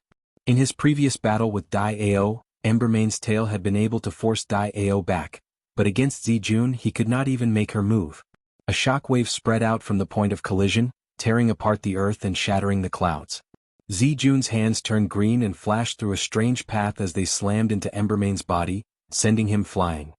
Embermane turned his body around in midair, causing an incomparable scorching heat to spread throughout the void. Countless sparks flickered, and it was as if another sun had appeared between heaven and earth. Many students felt helpless. Previously it had been cold, but now it was scorching hot, and they were unable to resist it. This was a power that had reached the peak of the Lamita realm, and it was too terrifying. Embermane's eyes flickered with flames and he opened his mouth. A wisp of flame pierced through the void and shot towards Zijun. In the distance, Lu Xiaoyun's heart skipped a beat. This wisp of flame had melted her sword and battle technique, almost burning her to death. On the other side, Jared from the Blaze realm was shocked. How was this possible? He could not be more familiar with this wisp of flame. This was the flame that activated his inherited battle technique, the Karmic Flame Sword. Why did this flame mink have it as well? Zijun's expression changed slightly in the face of this extreme flame that could incinerate everything. She seemed to exclaim in surprise as she took a step forward with her right foot. A dark green light spread out from her body and dispersed the scorching heat. In an instant, everyone felt as if the world had changed, and the battlefield had transformed into a dark green jade. Starsabil, Lu Yin, Tianho, and the rest all changed. Many of the powerhouses in the audience, including Lu Xiaoyun, Quang Wang, and the rest, were overwhelmed with shock. This was a force field. Only those who had comprehended a domain to a certain extent could display a force field that could change the natural environment of the world. This woman was currently the strongest domain expert. In front of their screens, the spectators from the various great powers were similarly shocked. How powerful was this woman to be able to display her own domain's force field while still in the Lamita realm? Embermane's flames were frozen by Zijun with a single hand, and then they really did turn into jade. They fell to the ground, lifelike like a dusty source box. Everyone was shocked, but no one spoke as they stared at the scene. Embermane's pupils shrank as he stared in shock. His flames had actually been frozen into jade. Even though he could not display the true might of his flames as a Lamiter, they were not something that could be casually frozen. This woman. Embermane was still immersed in shock when a dark green jade hand appeared in front of him. Then, Embermane lost consciousness as he too was frozen into jade. This was an innate gift that could turn everything into jade. This was Zijun's strength, and she was able to release her own force field and change the environment. She was the only one who had been able to do so, and she far surpassed the various powerhouses who had clashed with their domains during the Astral Combat Tournament. Sixth match, Zijun victory. Zijun calmly stood there and looked up. Her gaze swept across everyone. My name is Zijun and I come from the Cosmic Sea. I'm from the Longevity Squadron. As soon as she spoke, countless people were shocked. The Longevity Squadron was a title reserved for the Cosmic Sea's 4 pirate squadrons. The 4 pirate squadrons were the 4 squadrons that dominated the Cosmic Sea, and the Longevity Squadron was one of them. Luin was astonished. Was this woman really from the Cosmic Sea? Was she from the Longevity Squadron? Her strength far surpassed Silas's, and more importantly she was about the same age as Luin and the others. Silas, who had fought against Luin earlier, was much older than Silas. Strictly speaking, they weren't from the same generation, but this woman was. This was the true power of the Cosmic Sea's top powerhouses. Luin suddenly thought of Yi Xingchen. That person's strength definitely surpassed this woman's, as he was a publicly recognized 10 Arbiters candidate. There was only one match left in the first round, and the 2 competitors were Tianho from the Astral Beast Astral Domain and Ben from the Technocracy. Both of them were very eye-catching. Tianho was wrapped in a black robe that obscured his appearance, while Ben was even stranger. Just like his name, he looked like a book that floated in all directions. These 2 matches piqued the interest of many, and their attention was temporarily drawn away from Starsabil's and Zijun's battles. Very few people knew that the black-robed Tianho was the strongest participant from the Astral Beast Astral Domain, but Ben knew. It wasn't because he understood the Astral Beast Astral Domain, but because Yun had told him before the battle, "You're not his match." Just those 5 words had convinced Ben that he was no match for Tianho. Outside the arena, Starsabil, Yun, and Luin all looked at Tianho with serious expressions. This fellow was very strong, and even someone as arrogant as Yun treated him differently, just like how she viewed Starsabil. Among the spectating students, one of them turned pale when he saw Tianho. He was a student from Astral 7 who had mocked Tianho before, but Tianho had only glanced at him and caused him to collapse. Now he was traumatized and he didn't even dare to look at the arena. Tianho did not make the first move and he just quietly faced Ben. Ben was swaying in the air, his large eyes extremely alert as strange undulations flashed around him. To the east, Luin softly asked, "What's so strong about that Tianho?" "I've already said that I don't know. I know how strong or weak all the students from the Spiritual Academy are, but I can't find anything about this Tianho. He's Skymander's disciple, and that alone makes him comparable to Starsabil.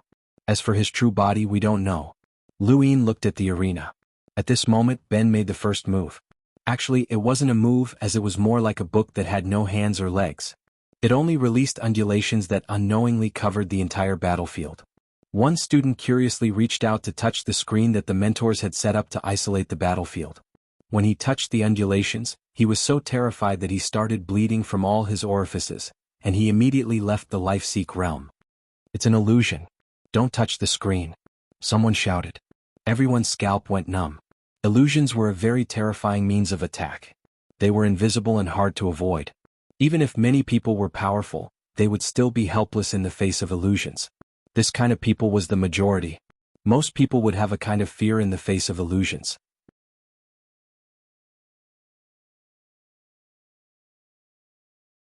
Welcome aboard.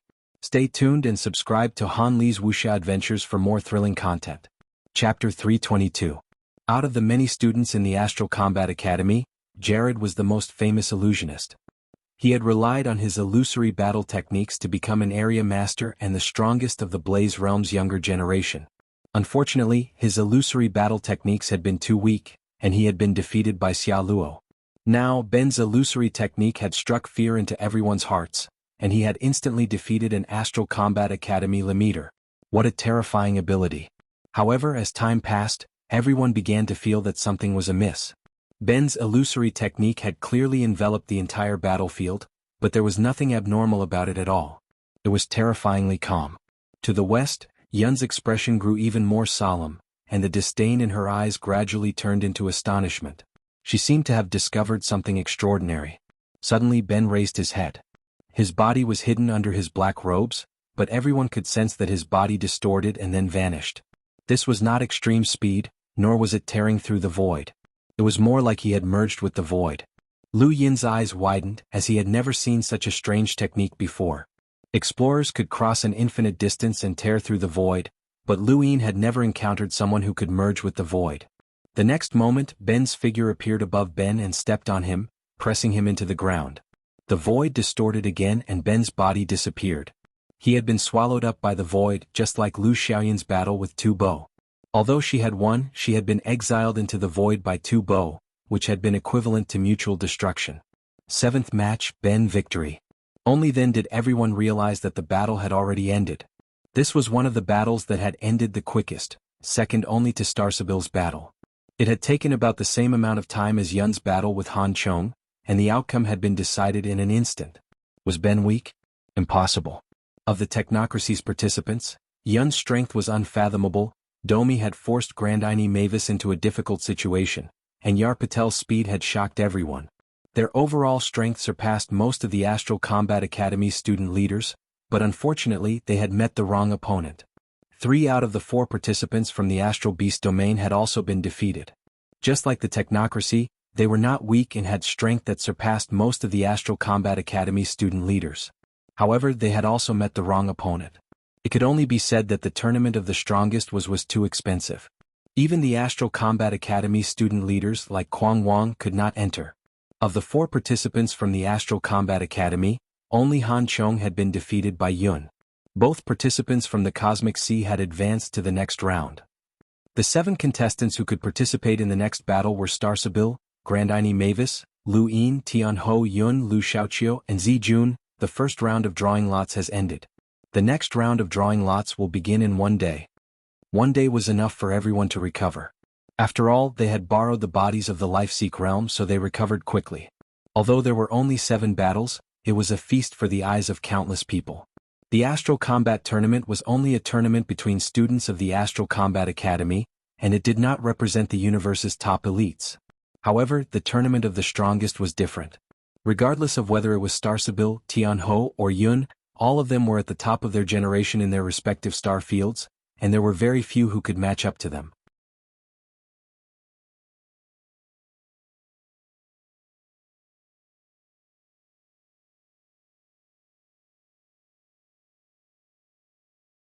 Welcome aboard. Stay tuned and subscribe to Han Li's Wuxia Adventures for more thrilling content. Chapter 323. 5-line battle force might not allow one to dominate the tournament of the strongest, but it was still considered very strong within the Limiter realm. Tian Ho had thought that he could easily defeat Grandini, but he had underestimated her battle force. Don't underestimate the Mavis family, Grandini growled. With a bang, she charged towards Tian Ho and raised a hand. 5-line battle force burst forth and swept through the void in an attempt to seal Tian Ho in the air and prevent him from fusing with the void. Tian Ho did not disappear this time. Instead, he gently raised a hand that was wrapped in his black robes and forcefully received Grandini's punch. In front of everyone's eyes, the violent shockwave crushed the ground, overturning the entire battlefield.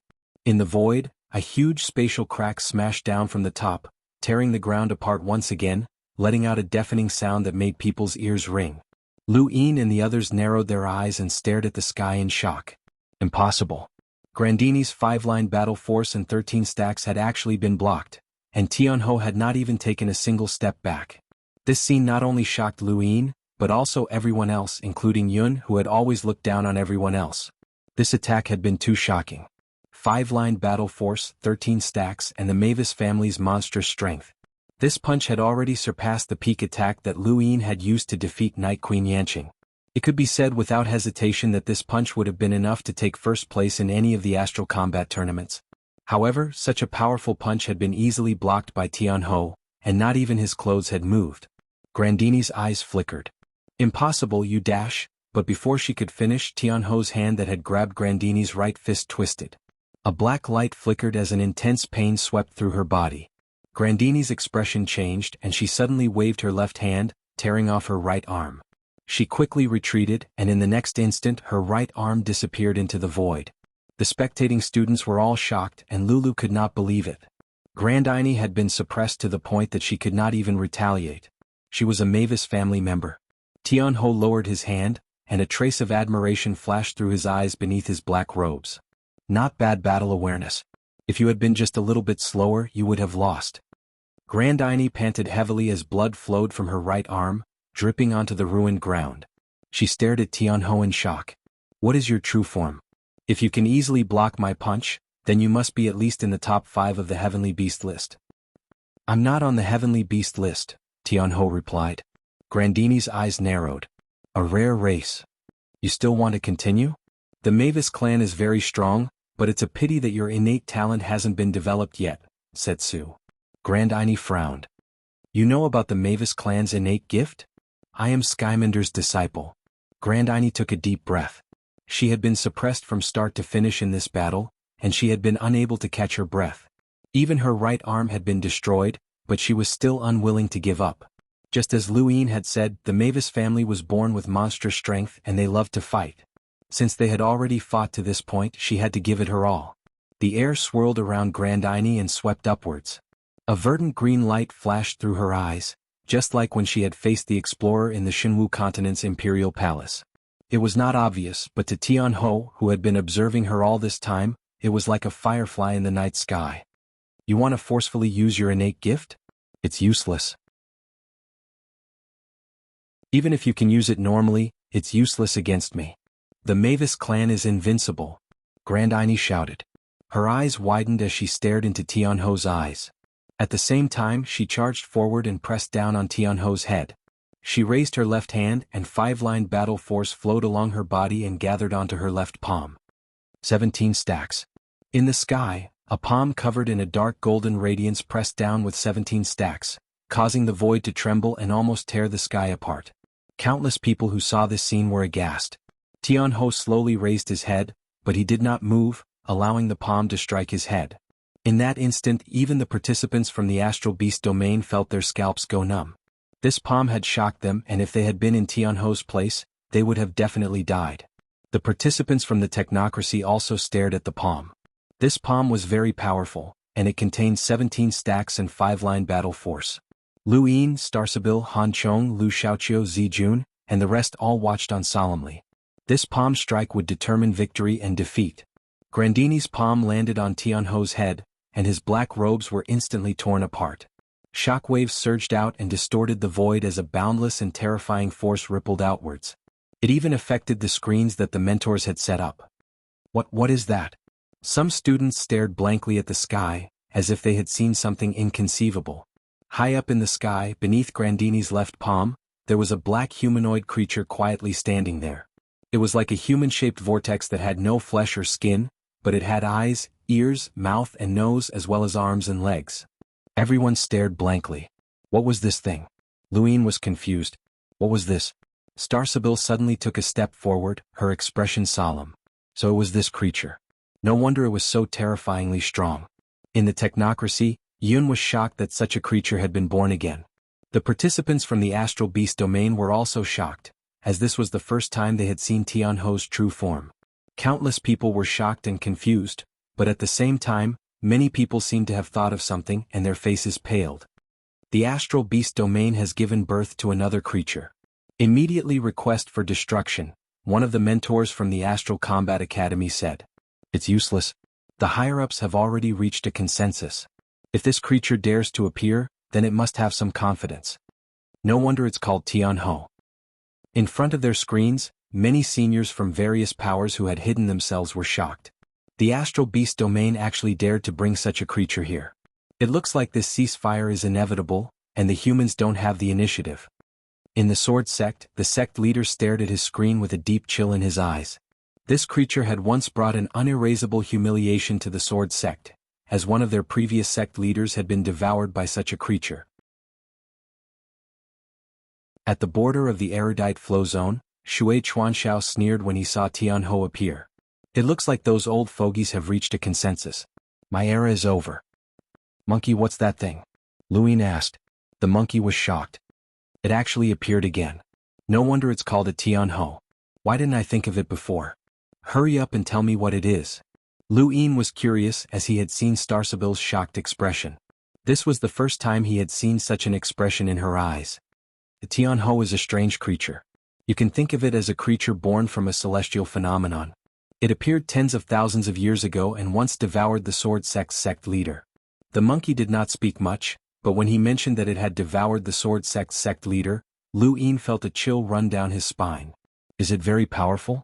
Lu Yin asked. It's not just powerful, it's extremely powerful. This thing can cultivate and it has intelligence. It can do anything that normal creatures can do, and within the same realm, very few attacks can reach the upper limit of what this thing can withstand. Do you still remember the day-night restoration technique? You can think of it as a strengthened version of the day-night restoration technique, because there's almost no attack that can break through its upper limit. The monkey exclaimed.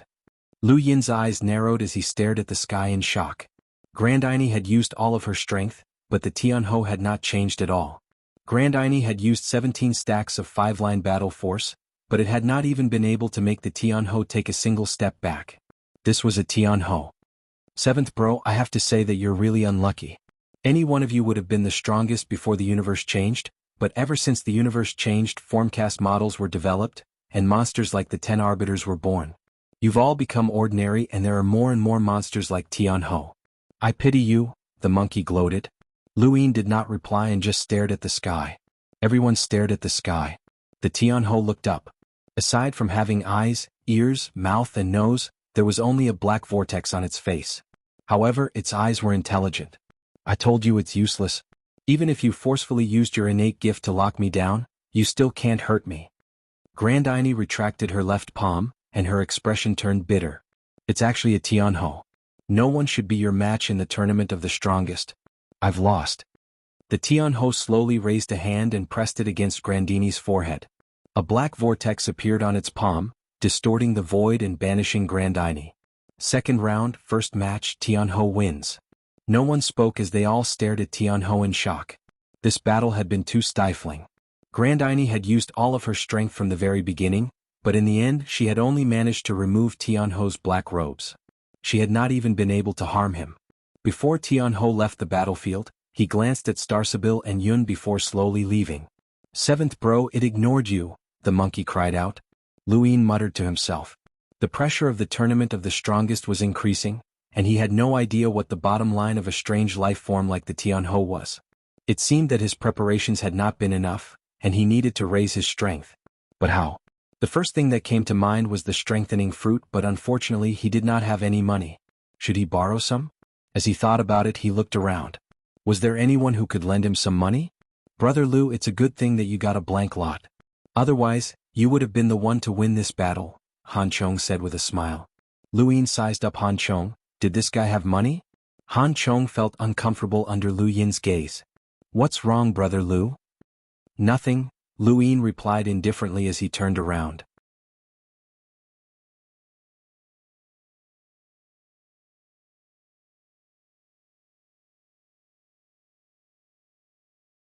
The second person to comprehend a force field in the tournament of the strongest had appeared. Yun Shan's palm collided with Yun Shan's longsword, causing an explosion in the void that separated the sky from the earth. An incomparably large spatial crack appeared between them, as if the Milky Way had separated the two places. A powerful pressure descended. Even though it was formless, it was still shocking. Many students spat out mouthfuls of blood and collapsed to the ground. He could feel the terrifying might of this collision, and it was as expected of the fourth sword. During the Astral Combat Tournament, it was fortunate that he had managed to trick Lu Xiaoqiu. Otherwise, he would have been defeated if Lu Xiaoqiu had used the fourth sword. Even 5-line battle force would not have been able to withstand the fourth sword. However, what was even more terrifying was Yun. Just one of her palms was comparable to the fourth sword. Many people, including the sword sect's leader, could not understand why her attack was so powerful. It was as if she had been born with an innate advantage. On the battlefield, Yun looked excited. Interesting. Your 13 swords is not bad, but it's a pity that you've reached your limit. Then, the phantom image of a mountain appeared above the palm that had been attacking the fourth sword. In that instant, the Life-Seek realm trembled once again, but no one noticed. This mountain was majestic and imposing, and its peak could not be seen. It was just like Han Chang's Myriad Miles landscape painting, except that it was a little more monotonous. Even so, the moment this illusory mountain appeared, the fourth sword crumbled, followed by Lu Xiaoqiu's sword formed from star energy. Finally, Lu Xiaoqiu himself collapsed and disappeared from the life-seek realm. Shock waves spread high into the sky before transforming into visible star energy droplets that rained down like rain from the rain observatory. Second round of the drawing of lots. Second match. Victory, Yun. Everyone was still immersed in shock. Lu Xiaoqiu had been defeated yet again. Even though he had comprehended the fourth sword, he had still been defeated in the tournament of the strongest. It was not that he was weak, but rather that his opponent had been too strong. Yun was cold and arrogant. She had the right to look down on everything just like a queen. Starsibyl's face was solemn and her eyes flickered. As expected, this woman was still not within the range of her divination. Tianhou had donned his black robes once more, and his eyes were fixed on Yun as a trace of fear flashed through them. Lu Yin's eyes narrowed as his strength still needed to be improved. This Yun was too deep and he could not even see her bottom. Even the fourth sword had been destroyed. Although Lu Xiaoqiu had lost this battle, he did not have any regrets. He had used his strongest attack, and there was nothing he could say about his defeat. It was even more thorough than when he had been defeated by Lu Yin. However, the sword sect was in an uproar.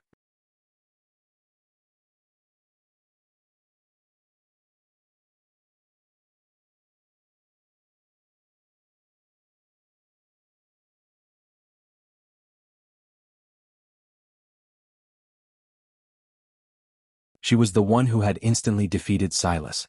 These two are fighting, which means that Tianhou's opponent is the human Starsibyl, Fengjiu said. Tianhou growled, I've been waiting for a long time. Fengjiu looked at Lu Yin and then at Starsibyl. She was thinking about who would win in the end, but she could not come to a conclusion. However, Lu Yin would definitely be the first to be defeated. In the arena, Lu Yin was still in pain when he walked, as he had not recovered from the pain from the strengthening fruit. He did not know if it would affect the competition, but he hoped that it would not. Across from him, Yun had already appeared.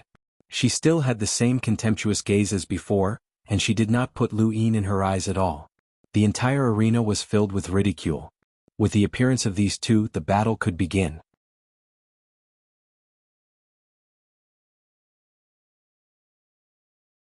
Welcome aboard. Stay tuned and subscribe to Han Li's Wuxia Adventures for more thrilling content. Chapter 326. Lu Yin did not make a move. Across from him, Yun snorted and lifted a finger, causing a sharp force to shoot out. This scene was very familiar. When Lu Yin had fought Lu Xiaoqiu, he had used a single finger to block the first sword of the 13 swords.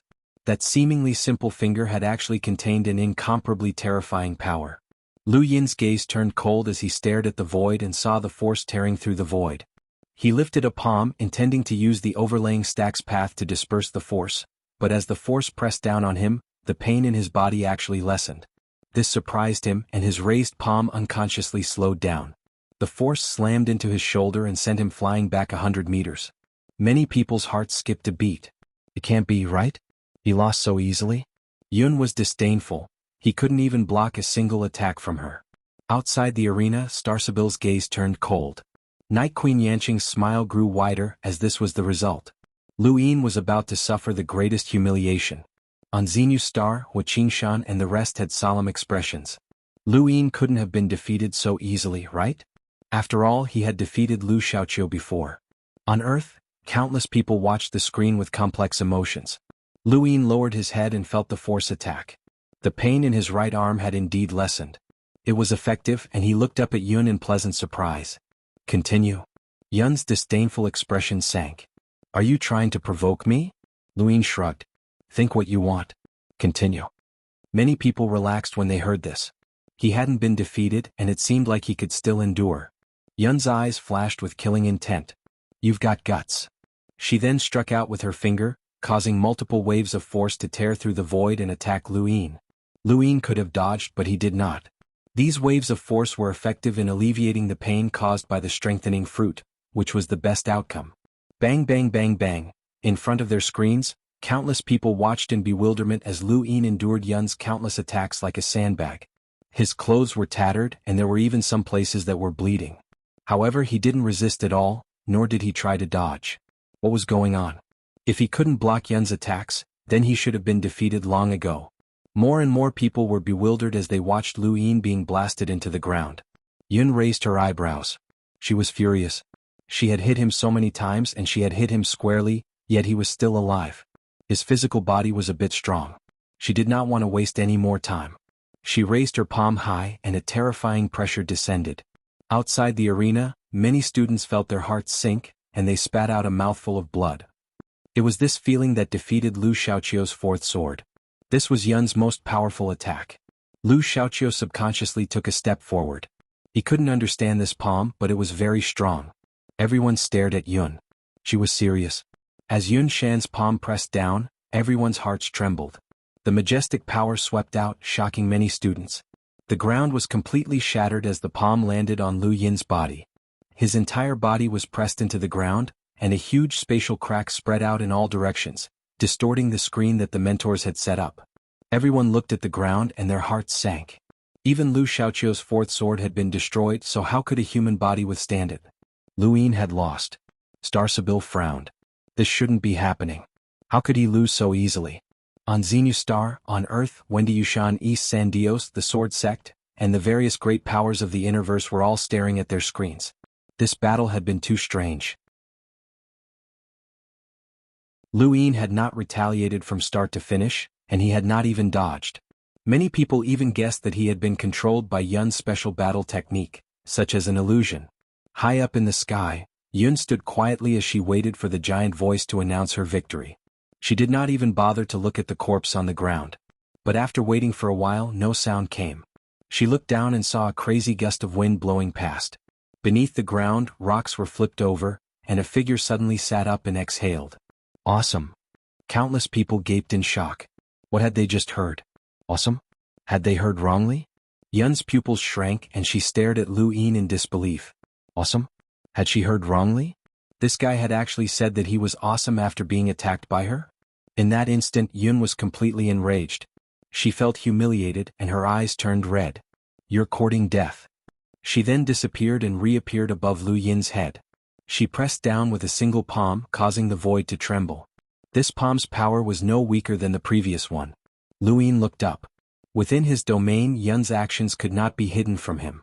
As her palm descended, he turned around and did not dodge at all. Instead, he countered with a palm of his own. 17 stacks, 20-fold shockwave palm. Boom. A violent explosion shook the void as countless cracks appeared like lightning bolts. A glaring light carried with it an unstoppable shockwave that swept out in all directions. Even though they were far away, many students were still pushed back by the shockwave. The screens that the mentors had set up distorted to the point that they almost dissipated. Everyone stared blankly at the arena. Even though they could not see clearly due to the distortion in the void, neither person had taken a single step back. Yun was furious, and the phantom image of a mountain appeared beneath her palm. This was the true strength that she had used to defeat Lu Xiaoqiu's fourth sword. She had concentrated all of her strength into her palm. She wanted to crush this bastard who had humiliated her. The moment the mountain appeared, Lu Yin's heart inexplicably clenched. He felt a stifling anger that was on the verge of erupting. He subconsciously raised his attack. 20 stacks, 20-fold shockwave palm. Boom, boom, boom. Countless explosions shook the void and pulverized everything. The screens that the mentors had set up almost dissipated, and 4 figures appeared in the sky. The 4 hunter mentors acted at the same time and sealed off the battlefield once more. In the next instant, the berserk shockwave was restrained by the mentor's sealing power. It could not escape, and instead, it erupted into the sky. The terrifying shockwave tore through the sky and then transformed into an indescribably majestic pressure that descended. Many of the students were severely injured and had no choice but to retreat from the life-seek realm. Sometimes watching a battle required strength. Crack. Lu Yin and Yun's palms collided, and a huge spatial crack appeared between them.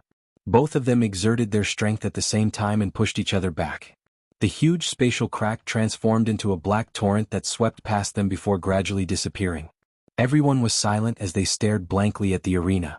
That palm had come too suddenly and it had been too powerful. No one had expected Lu Yin to actually block Yun's attack. That was the same palm that had destroyed Lu Xiaoqiu's fourth sword, and their power levels were almost on par. Star Sibyl's gaze turned cold, as the situation was developing in a certain direction that her divination had predicted. Grandini Mavis' mouth hung agape. How could Lu Yin be so abnormal? Han Chong was shocked as well. Lu Yin's improvement was too fast.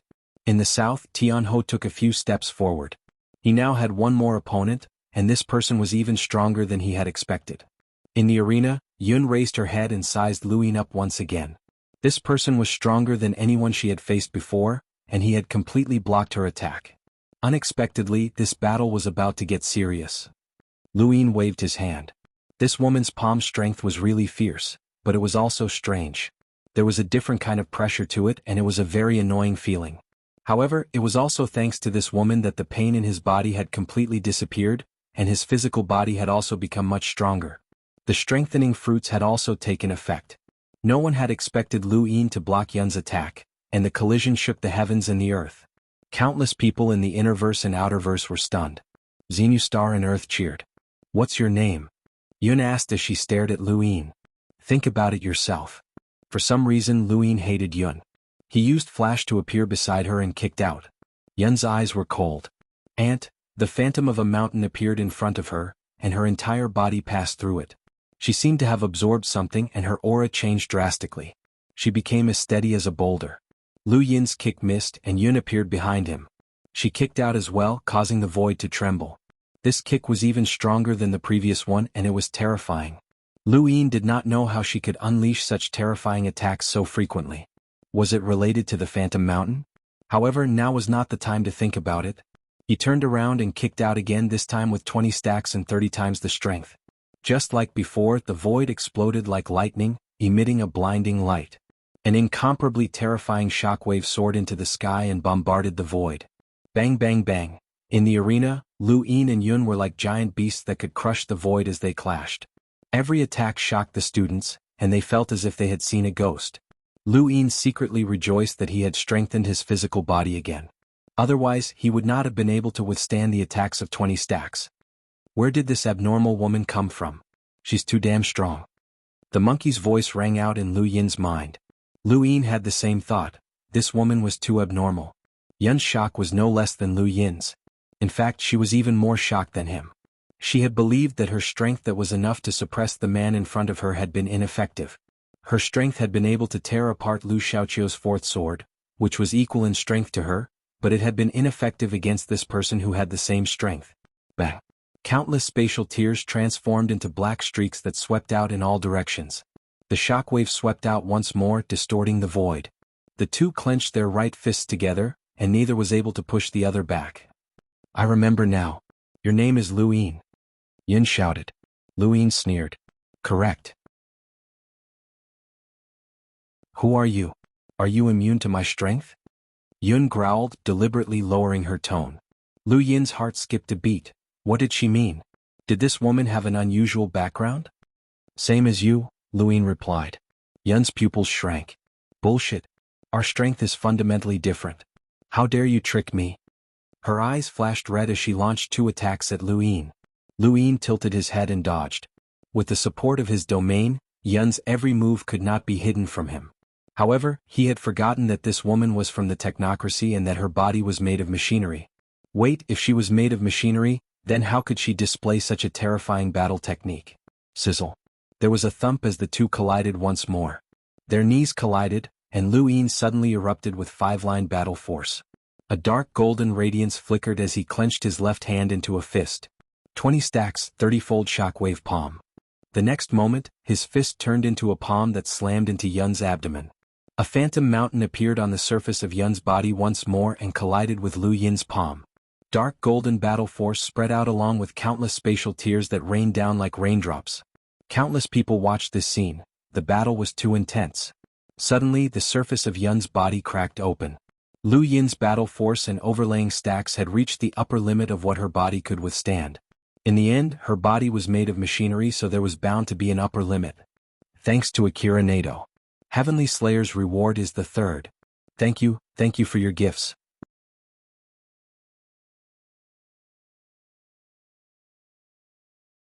Welcome aboard. Stay tuned and subscribe to Han Li's Wuxia Adventures for more thrilling content. Chapter 327. I can't accept this, you ant. You're the first person to make me taste defeat. Just you wait, I'll make you regret this. Yun shouted as the phantom mountain around her collapsed. Lu Yin's palm landed on Yun's abdomen, shattering her entire body. There was no blood, only broken pieces of machinery. Countless people were stunned. It was over. The participants from the technocracy were all stunned. Lu Yin wins the first match of the third round of the drawing of lots. Every single battle in the tournament of the strongest was enough to shock the audience, but the battle between Lu Yin and Yun had shocked the audience the most. This was because of the terrifying destructive power and pressure that had been unleashed. The impact of this battle had even forced the mentors to intervene. Whether it was Starsabil or Tianho's previous battles, they had all been shocking, but they had all been unreal. Now, however, countless people could see the gap between Lu Yin and the strongest Lemeters. This battle had once again solidified Lu Yin's position. His true power level still surpassed Lu Xiaoqiu's, and he truly deserved to be one of the 10 arbiters' candidates. In the east, Starsabil looked up. The results of her divination were getting closer and closer. Grandini was shocked. Lu Yin was becoming more and more abnormal, and he was already on the path of invincibility. In the distance, Night Queen Yanqing clenched her fists. This bastard was getting stronger and stronger. She had clearly become stronger as well, but the gap between them was still widening. None of the Day-Night clan's Lemeters could compare to her now, and even explorers would find it difficult to defeat her. Everyone from Astral 10 was excited. Captain Wu kept muttering to himself as he looked at Lu Yin with excitement. As expected of a permanent source of news. In the Innerverse and Outerverse, many organizations watched on in shock. In the Spirit Seal Flow Zone's Watermoon Villa, and Xiaohua lowered his head and did not even dare to breathe loudly. He's the Lu Yin who forced you? Yes, father. With his strength, even 10 of you wouldn't be his match. I won't punish you for what happened last time. And Xiaohua relaxed. Thank you, father. Keep in touch with him. And Xiaohua was put in a difficult position. But father, I've already used the agreement. Use your heart to exchange for someone else's heart. This is called opening your heart to him.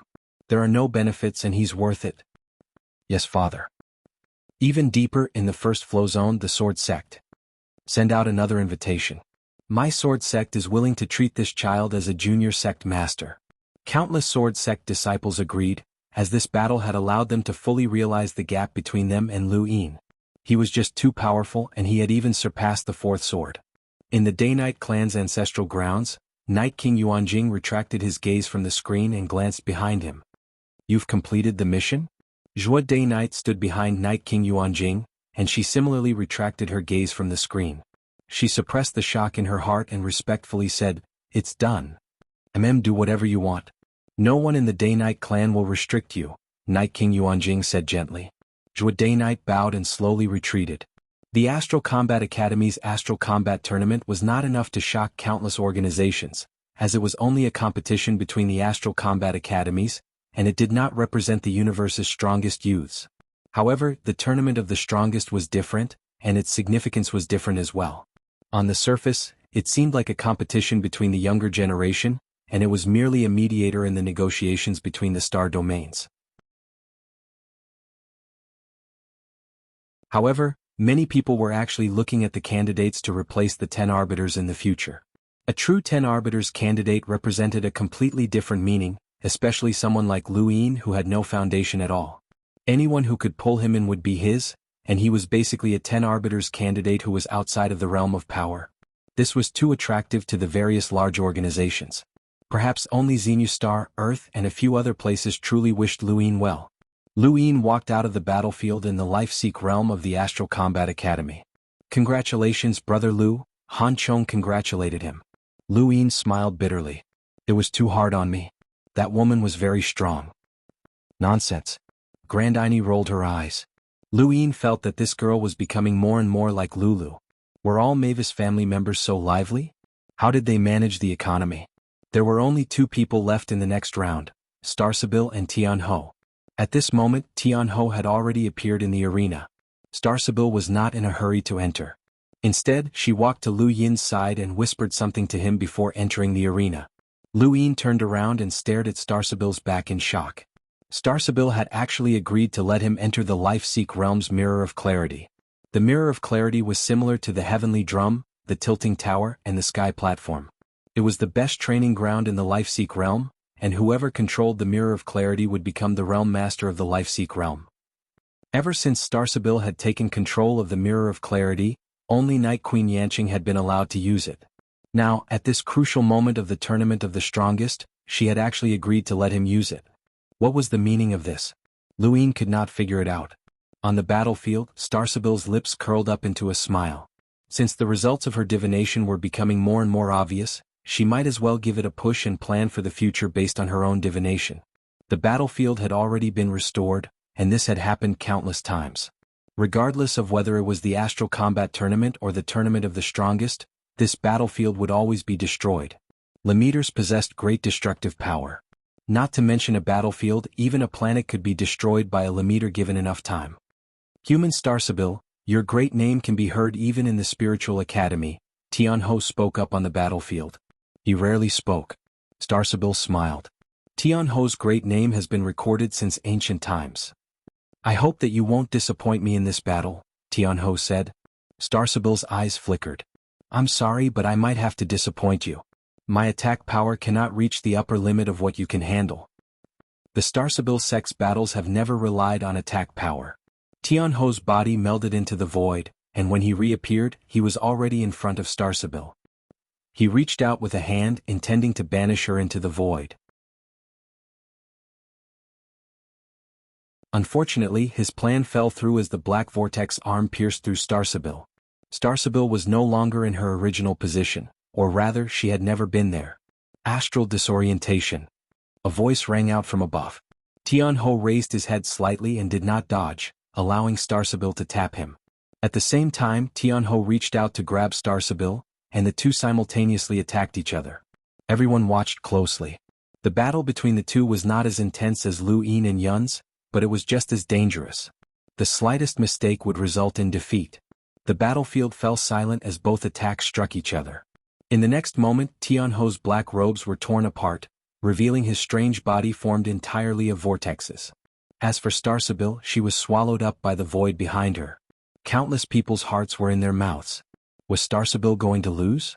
Lu Yin narrowed his eyes as he did not believe that Starsibyl would be defeated so easily. With a whoosh, Tianho suddenly let go and turned around to look behind him. Starsibyl, who had been swallowed up by the void, gradually disappeared and transformed into a white robe. Countless people sighed in relief. Starsibyl was fine. Your attacks are useless against me, Tianho said indifferently, as if this was something very normal. On the other side, Starsibyl was helpless. Yes, but you can't attack me either. Not necessarily. Tianho raised his head high as a black vortex gradually expanded beneath his feet. The battlefield limits you. If this was a battle to the death, then you and I would not be able to determine a victor. Unfortunately, in this restricted battlefield, even your divination abilities are useless. My attacks will devour the world, and your defenses will not be able to block them. The vortex then rapidly expanded, as if a black hole had been placed on the ground. As they watched the expanding vortex, some students' eyes flickered before they suddenly collapsed to the ground. They were not dead but rather unconscious. Everyone, don't look at the vortex. One of the mentors could not help but shout from high up in the sky. Everyone was horrified as this was too strange. The students of Astral 7 suddenly thought of the student who had mysteriously collapsed to the ground, and they looked at Tianho with eyes full of fear. This creature's attacks could silently take away a person's life. It was too terrifying. Starsibyl rose into the sky and looked at the vortex that was gradually swallowing up the ground. A trace of helplessness flashed through her eyes. There's no need to continue. I admit defeat. As she spoke, Tianho raised his head, and the vortex gradually disappeared beneath his feet. A wise choice. Many students had ugly expressions as Starsibyl had been defeated. Although Starsibyl had never been synonymous with invincibility, she represented divination and the future. Now, she had actually lost to the astral beast domain, which was something that many could not accept. Tianho was right. The battlefield had limited Starsibyl's abilities. Unless Tianho could devour the entire universe, he would not have been able to defeat Starsibyl. This was an unfair battle. This is not what I'm after. I hope that next time we can fight in outer space, Tianho said in a low voice. Starsibyl smiled and left the Life-Seek realm. Third round of the drawing of lots. Tianho wins. At the same time, Tianho turned around and looked at Lu Yin. At the same time, outside the battlefield, everyone looked at Lu Yin. The finals of the Tournament of the Strongest were about to begin between these two. Who was stronger? Who was more invincible? One had unimaginable destructive power, while the other had unfathomable endurance. It was like a spear against a shield. A decisive battle was about to begin. A screen completely enveloped Tian Ho and Lu Yin, and their figures appeared in various parts of the universe. This tournament of the strongest was supposed to mediate the negotiations between the human domain and the astral beast domain, and the final battle of the tournament of the strongest would be between the representatives of both domains. At the border of the erudite flow zone, Shui Chuanxiao's eyes lit up as he looked at Lu Yin on the screen. His era had ended and this youth was just beginning. In the innerverse, atop a cliff, a woman with long black hair and a white sword watched the screen with an indescribable glint in her eyes. At this moment, countless gazes focused on Lu Yin. He was not only representing himself, but also the entire human domain. "Seventh bro, you must be under a lot of pressure," the monkey suddenly spoke up. Lu Yin looked away from Tian Ho and towards the other side, where the mirror of clarity was. "The fourth round of the finals will begin in 1 day," a loud voice said. Tian Ho immediately left the Life-Seek realm, and the others followed suit. Han Chong glanced at Lu Yin and then left as well. No one disturbed Lu Yin as no one could predict the outcome of the final battle. However, many were not optimistic about the outcome. Lu Yin soared into the sky and disappeared in a flash. He had gone to the Mirror of Clarity. Although he did not believe in Starsibyl's divination abilities, since she was willing to hand over the Mirror of Clarity, he would not stand on ceremony and go take a look. "Monkey, this final battle is very important. Tell me everything you know about Tian Ho," Lu Yin said solemnly.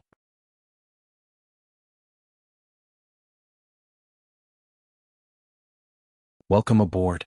Stay tuned and subscribe to Han Li's Wuxia Adventures for more thrilling content. Chapter 328. The monkey helplessly replied, "Seventh bro, I've already said everything that needs to be said.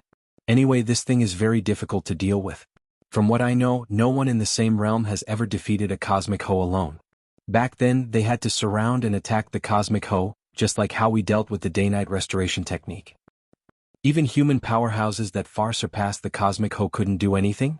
Lu Yin was puzzled. "Do you think that the Cosmic Ho are bred freely? They're the treasures of the Astral Beast domain, and there are plenty of powerhouses protecting them. The Cosmic Ho that have appeared throughout history have all been plotted against by you humans, and they've all died in the end," the monkey said. "If that's the case, then the Astral Beast domain still dared to send this Cosmic Ho to us. They're really bold." The monkey added, "This is indeed strange. It's as if the Astral Beast domain's rulers are certain that the humans won't act against the Cosmic Ho. Could it be that Butian also calculated this? That's too strange." Not long after, Lu Yin arrived at the Life-Seek realm's Mirror of Clarity. There was nothing special about it. It was just a smooth mountain wall that looked exactly like a mirror. It was flawless, and it could even reflect a person's appearance. This was the place where countless experts had fought over, and whoever controlled this mountain wall would become the Life-Seek realm's realm master. It was rumored that the Mirror of Clarity could simulate one's battle techniques and make up for any flaws, but Lu Yin did not know if this was true. Even if it was true, Lu Yin did not think that he would be able to improve much in a single day.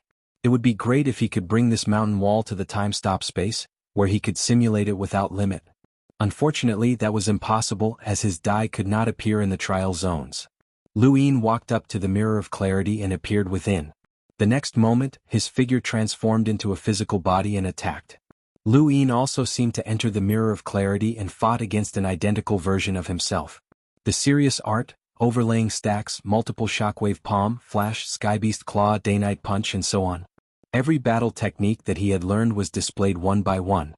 He was able to see his own battle techniques through the eyes of his opponent and experience them for himself.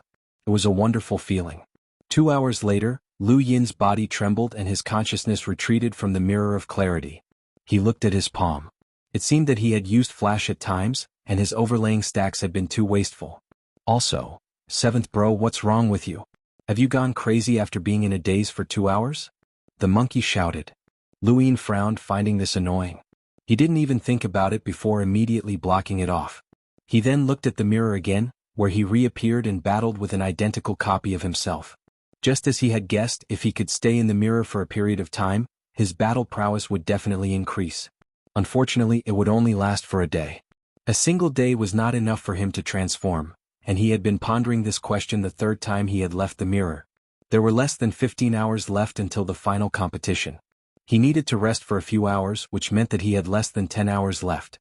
It was impossible for him to become stronger in 10 hours. Could his attack reach the upper limit of what Tian Ho could withstand? Lu Yin didn't know, and neither did the others, because no one knew what Tianho's limit was. Hold on. Lu Yin's eyes suddenly lit up. He had reached a dead end.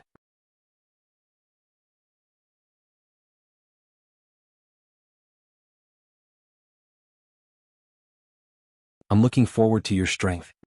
He then merged into the void again and appeared behind Lu Yin. This time he did not carelessly grab at Lu Yin like he had before.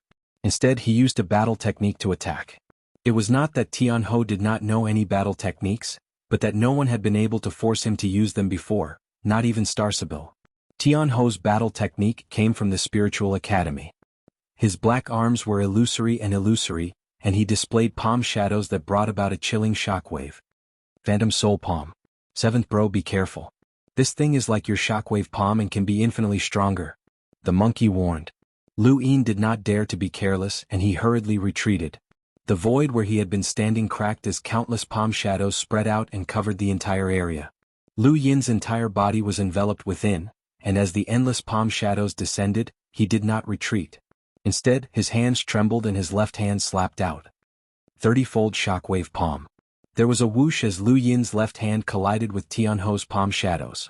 There was no shocking collision, and Lu Yin's attack simply vanished into nothingness as his attack had been devoured.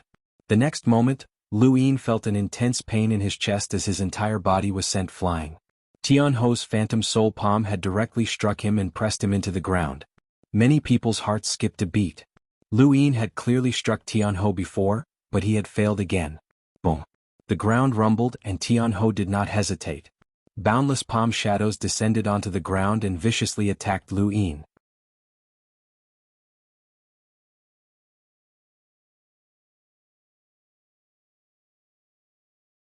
If this drags on, you'll only embarrass yourself even more. Lu Yin spat out a mouthful of blood and took a few deep breaths. Actually, I've been wondering if this is the limit of your attacks. Tianho's eyes went wide. It wasn't just him. Everyone who heard this was shocked. What did that mean? You still want to provoke me? What do you mean? Tianho's tone was grave. Lu Yin licked his lips, which were stained with blood. He reached out to wipe it off and looked at it with a grin. If your attacks are only as powerful as before, then the outcome will be uncertain. Let's fight it out and see who's lucky. Lu Yin then stretched out his hands and suddenly clasped them together. His 10 fingers interlocked, and star energy transformed into chains that tightly bound his hands together. This way I won't be able to escape. Tianho was confused. Countless people who saw this scene were equally confused. They all looked at Lu Yin in confusion. Could he deal with Tianho just by tying his hands together? 7th bro, are you stupid? Don't be discouraged. No one will blame you if you can't beat Tianho, because no one can beat him. The monkey shrieked. Lu Yin lowered his voice, but his tone was firm. You're wrong. I believe that the 10 arbiters could have defeated Tianho back in the Astral Combat Academy. The monkey wanted to retort, but the words were stuck in his throat. The 10 arbiters were freaks that had changed the universe. Since ancient times, there had never been anyone as terrifying as them in the younger generation. Their strength was incomprehensible, and the monkey did not believe that Lu Yin could defeat Tianho in a duel, but the 10 arbiters did. Although the Astral Beast Domain Skyminder list was said to be comparable to the 10 arbiters, the monkey knew that this was just a rumor. This rumor had originated from Yao Gu's battle with the 10 arbiters Phoenix, where he had been forced to retreat in a draw. That was why the rumor had spread that Skyminder's list was comparable to the 10 arbiters. However, in the battle at the border, Yao Gu had been at a disadvantage against Wen Sanxi, and it would have been difficult for him to defeat the 10 arbiters in a real fight. Lu Yin was certain of this because of the Rainmaster's words. Back in the Astral Combat Academy, the Divine Fist had cultivated his overlaying stacks to the 30th layer. What did that mean? Even with Lu Yin's current physical strength, it was difficult for him to reach such a level. This was the terror of the 10 arbiters. Even if the 10 arbiters were able to defeat Tianho back then, what are you trying to do now? Are you trying to match the 10 arbiters by tying your hands together? The monkey was puzzled. Lu Yin did not explain. He tied his hands together using one serious palm and the other shockwave palm. This was his plan. If he separated his hands, he would be easily distracted by his opponent's attacks, and his movements would also be slower. He wanted to cut off all means of retreat and use his body to forcefully endure his opponent's attacks in exchange for an opportunity to attack. This was a battle of attrition and luck. Come on, Tianho, Lu Yin growled as he used flash to charge towards Tianho. Tianho's eyes lit up as palm images filled the sky. Lu Yin did not dodge and instead, he viciously swatted at Tianho with his tied hands. Tianho hurriedly dodged, and when Lu Yin saw that Tianho had dodged, he immediately dodged as well. The Phantom Soul Palm missed and so did Lu Yin's attack. Tianho was shocked as this person wanted to take him down with him. Lu Yin's plan was gradually being exposed, and Tianho could see through it. Many others could as well, but it was very strange.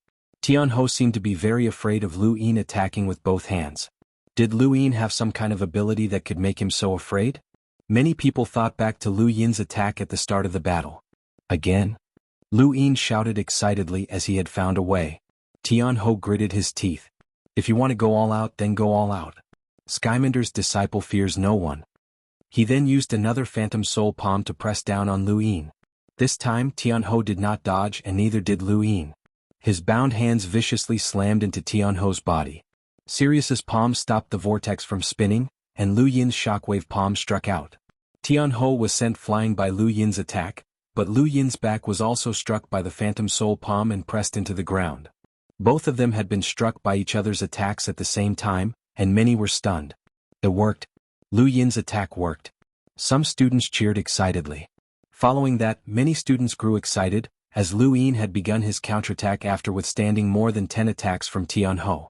On Xinyu Star, Hua Qingshan, who had been about to turn off his screen, relaxed. Had Lu Yin finally counterattacked?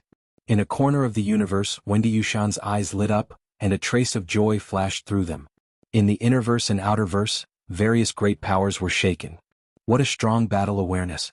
If his hands weren't bound, his movements would have been slower, and Tianho would have been able to dodge. This kid isn't bad, the sword sect's leader praised Lu Yin. At this moment, the battle had only just begun. Lu Yin's new tactic forced Tianho into a battle of attrition. This battle seemed very desperate, as both sides were using their physical bodies to endure each other's attacks. After 10 minutes, even a strange life form like Tianho was starting to find it difficult to endure, and it was obvious that the rhythm of Tianho's attacks had begun to slow down. Lu Yin's body was covered in blood, and there were countless wounds of various sizes. How interesting. You were actually able to force me to this extent, Tianho exclaimed as he looked at Lu Yin. Lu Yin frowned, but he did not back down. I'm also very surprised that you were able to injure me. Ah, Master was right. You really are a variable. Tianho seemed to be very happy.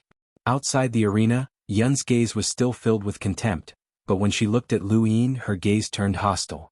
However, no one cared about her at this moment, as they were all focused on the final battle. Seventh bro, I admire you so much. You're so awesome. The monkey shouted excitedly.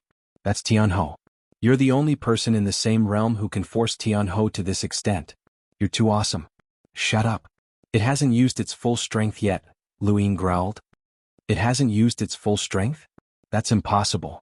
This thing already displayed heaven-defying strength, but it still hasn't used its full strength? The monkey shrieked. Lu Yin stared at Tianho's eyes. He had a premonition that Tianho had not become a legend just because of what had just happened. There were many people with strange innate gifts in the universe, and some even had innate gifts like black holes. If those people had not become legends, then what did Tianho have? What had just happened was not enough. Tianho was definitely hiding something. This battle is very satisfying, but it's a pity that it still has to end. Tianho sighed and then looked at Lu Yin. You're also someone who has experienced a legend. He then melded into the void and reappeared in front of Lu Yin. He did not dodge and instead he reached out with both hands. Lu Yin subconsciously used his bound hands to attack. There was a thump, and a shockwave surged out from Tianho's back, distorting the void. Tianho grabbed Lu Yin's shoulders tightly. You can feel fear now. Lu Yin's pupils shrank and a chill ran down his spine. He attacked again in a futile attempt to force Tianho away, but Tianho still managed to withstand Lu Yin's attacks. Their eyes met, and an indescribable feeling spread throughout their bodies. As he looked at Tianho, fear slowly appeared in Lu Yin's eyes. He was afraid and he was trembling. He wanted to crawl at this life form's feet. What? They were clearly evenly matched, but Lu Yin felt fear. He felt as if he could not face Tianho, as if he was facing the vast universe. Humans were so insignificant that they did not even have the courage to look up at the sky. Tianho continued to stare into Lu Yin's eyes. This was his ability, devour. Not only could he devour physical attacks, but he could also devour his opponent's emotions. Courage was a type of emotion, but this man no longer had any.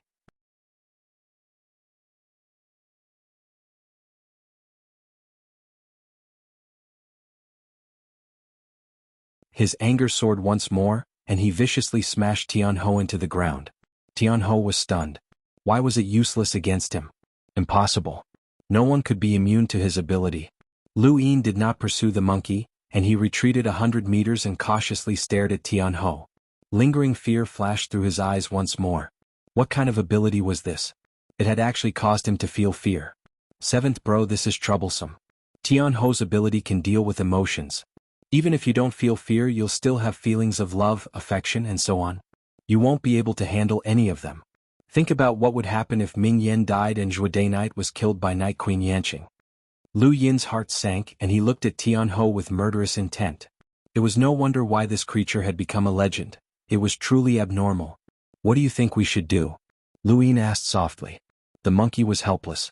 I don't know. I just said that no one can fight a creature like Tianhou alone. This thing is invincible. Lu Yin did not believe in invincibility. No one was invincible, not even the 10 arbiters. On the other side, Tianhou stood up in a sorry state. It had been severely injured, and it looked at Lu Yin with an abnormally fearful gaze. Not only had this person found a way to attack it, but he was also immune to its ability to devour emotions. This person was its natural enemy. His master had mentioned that there would be variables, but Tianhou would definitely win this battle. At worst, it would just stall for time as Lu Yin's injuries were much worse than its own. The battlefield was silent for a moment.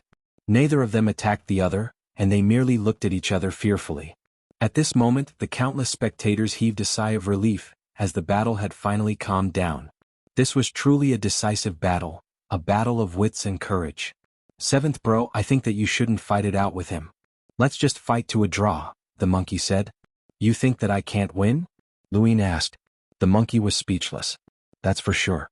Tianhou thinks that you're immune to its ability to devour emotions, which is why he's afraid of you. That's why he didn't make a move. However, he'll definitely continue to try and consume your emotions. My warnings might not work every time, and as time goes on, you'll definitely lose. Lu Yin was very confident in his own physical strength, but this confidence was greatly diminished when facing Tianhou. What a pity. If only you knew the day-night restoration technique. Then, you could have made it question its own existence and even suspect that you're the same kind as it. The monkey cackled. Lu Yin frowned. It won't be that easy to fight to a draw. Just do your best. A draw is already amazing, seventh bro. No one in the same realm in history has ever fought a Tianhou to a draw. You'll make history. The monkey exclaimed. Lu Yin sneered. Since I'm going to make history, I might as well make it bigger and beat it. You're daydreaming. The monkey did not believe him. Can't it devour emotions? Then find something that doesn't have any emotions to fight it. Lu Yin's tone grew colder and colder, and as he spoke, a faint red color appeared on his body. This was the color of blood, and an iron-blooded aura filled the air. The monkey was shocked. That's the aura of a battlefield. Right, that's what you gained from the heavenly drum. You think of yourself as a soldier. On the battlefield, only the brave would survive. No matter how cowardly a person was, they would forget themselves when they entered the battlefield and become immersed in the slaughter. Lu Yin, who was filled with a murderous aura, was like a veteran of the battlefield. He was fearless, and there were no other emotions in his eyes aside from the desire to kill. Tianhou was shocked, and it had a bad premonition as it watched the faint red color spread. There was a whoosh and Lu Yin appeared in front of Tianhou. He viciously smashed down with his bound hands and Tianhou hurriedly dodged. He used a phantom soul palm while attempting to devour Tianhou's emotions. Even if Lu Yin was immune to being devoured by emotions, he could still delay Tianhou's attack and create an advantageous opportunity for himself. Unfortunately, Lu Yin retracted his domain and firmly blocked Tianhou's devouring. Tianhou was blasted into the ground by Lu Yin's attack, but Lu Yin was also struck by the phantom soul palm. However, as Tianhou's injuries worsened, the attack gradually weakened, and the damage it dealt to Lu Yin was no longer as great as it had been in the beginning. Impossible. Even the veterans at the border warfront can't withstand being devoured by emotions. How can you? Tianhou was in disbelief. Veterans did not fear death, but their emotions remained unchanged.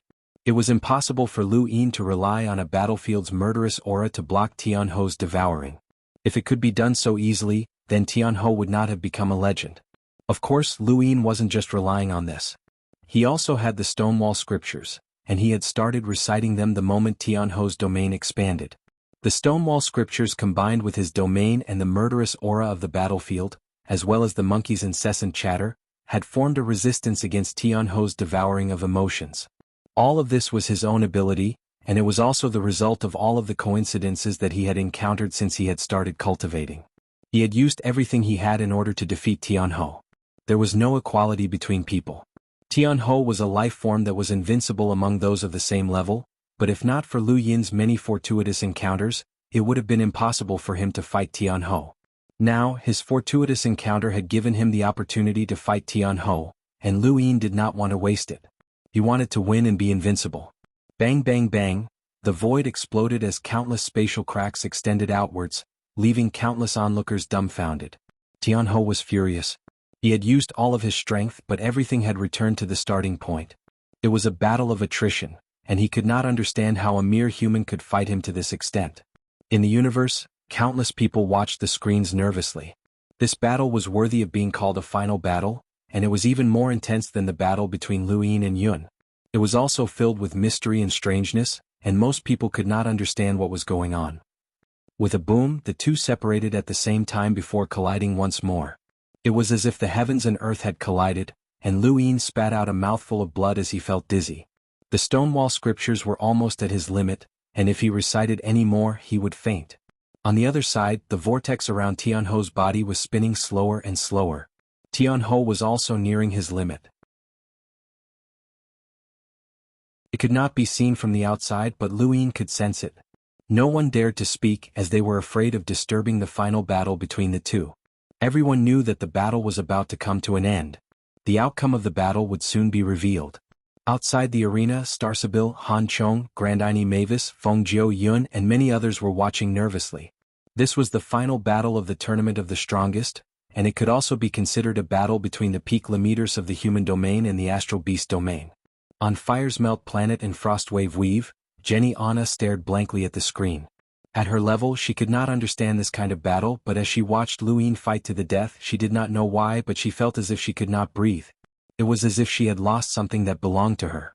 She did not like Lu Yin, but the more exciting his life was, the more uncomfortable she felt. As the battle between the two neared its end, countless people in the universe were unable to take their eyes off this scene. Lu Yin spat out a mouthful of blood and growled. He forcefully twisted his body and used flash to tear through the void. He appeared above Tianho and viciously smashed down with his bound hands. Tianho's black vortex body was smashed into the ground, but Lu Yin suddenly released his hands and smashed downwards. His right hand pressed against Tianho's back while his left hand struck out. 20 stacks, 40-fold shockwave palm. Boom boom boom.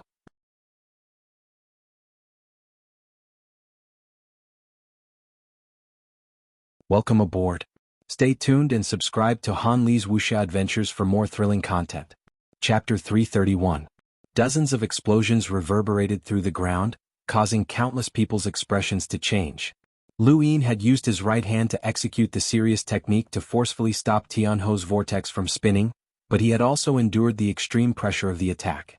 He had been pressed into the ground along with Tianho, and a giant spatial crack had appeared. Smoke and dust filled the sky, and the battlefield regained its calm. Everyone stared blankly. Who won? From the Astral Combat Tournament to the Tournament of the Strongest, this battle had definitely been one of the most intense battles that Lu Yin had ever faced. Even an explorer might not be able to withstand the attacks that Lu Yin had received with both hands. High up in the sky, Purple Snow casually waved her hand, dispersing the smoke and dust. She wanted to know the result. As the dust settled, a figure appeared with his hands on his knees, panting heavily as he raised his head. It was Lu Yin. Everyone looked around. Tianho was nowhere to be seen. Lu Yin wins the final battle of the Tournament of the Strongest. The Astral Combat Academy mentors announced the results, shocking everyone. The crowd was stunned for a moment, but soon many students began to cheer. Lu Yin had won, which meant that the humans had won. Wuda shouted excitedly. Everyone from Astral 10 was excited. Big Pow, Little Pow, Coco and the others cheered. Star Sibyl looked at Luin and her eyes lit up. Her divination had been correct. Before the tournament of the strongest and even before the final battle, no one had believed that Luin could win. His chances of winning were less than 1%, but he had still won. This proved that her divination had been successful. Now she knew what to do next. Xenu Star was cheering as well. Even the commoners who did not understand the battle could tell how difficult it had been. Even Huaqingshan and the others who were all hunters were excited by this battle. Shuashan Anna looked at the young man on the screen who was struggling to stand, and then looked at his gadget. His gaze gradually became firm as he made his decision. In the cosmic ocean on the battleship, the aura that caused the ocean to submit let out a thunderous laugh, causing the cosmic ocean to seethe. One by one, the supreme beings flew out of the battleship and hovered in the sky. The captain is out of control. The little guy won. The leader is too happy. Let him laugh for a while. Captain, how long has it been since you smiled? Ever since she left? Don't mention it. Let the captain be happy. Inside the battleship, a pair of giant eyes were filled with joy and excitement. He laughed maniacally for a while before smashing the hilt of his sword against the hull of the ship. Invisible ripples spread out, and the sea instantly calmed down. Get back here, all of you. Yes, Commander, everyone replied. At Astral 10's Trial Zone Mountain, Luin opened his eyes and exhaled heavily. He had finally won. This battle had not been easy. Seventh bro, I really admire you. You're too strong. You actually defeated Tianho in a duel. The monkey excitedly shouted. Luin smiled bitterly. Actually, the top 4 in the tournament of the strongest were all about the same level of strength. He had only been able to defeat Tianho because of the serious technique. Otherwise he would not have stood a chance at all. If his opponent had been Star Sibyl, then he might not have been able to win. It could only be said that Tianho had helped him deal with his greatest opponent, and Luin just so happened to be able to counter him. Even so, the difficulty of this battle was beyond his imagination. He had originally thought that his physical body, which had been strengthened by the strengthening fruit, would be invincible. However, he had been too naive. However, when he thought about it, he felt a lingering fear. Fortunately, he had increased his physical toughness again. Otherwise, he would not have been able to hold on. He had only lasted a little longer than Tianho. Seventh brother, how did you attack Tianho's main body? Its vortex's ability to withstand damage is terrifying, so logically speaking, you shouldn't be able to do it. The monkey was curious. Luin ignored it as the other students of Astral 10 gradually opened their eyes. Brother Lu, you're too strong. Coco was the first to run over to congratulate him. Congratulations, Junior. Your name has spread throughout the universe and it's not just limited to the human domain, Little Pao said with a smile. The others followed suit. Luin smiled. It's just luck. Luck can't win against Tianho, Xia Luo said gently. Lulu's face turned bitter. The gap between us is getting bigger and bigger. This is so troublesome. No, I have to go home and cultivate. Mengyu nodded in agreement. He also wanted to return to the vast Earth sect and see if there was any way to increase his strength.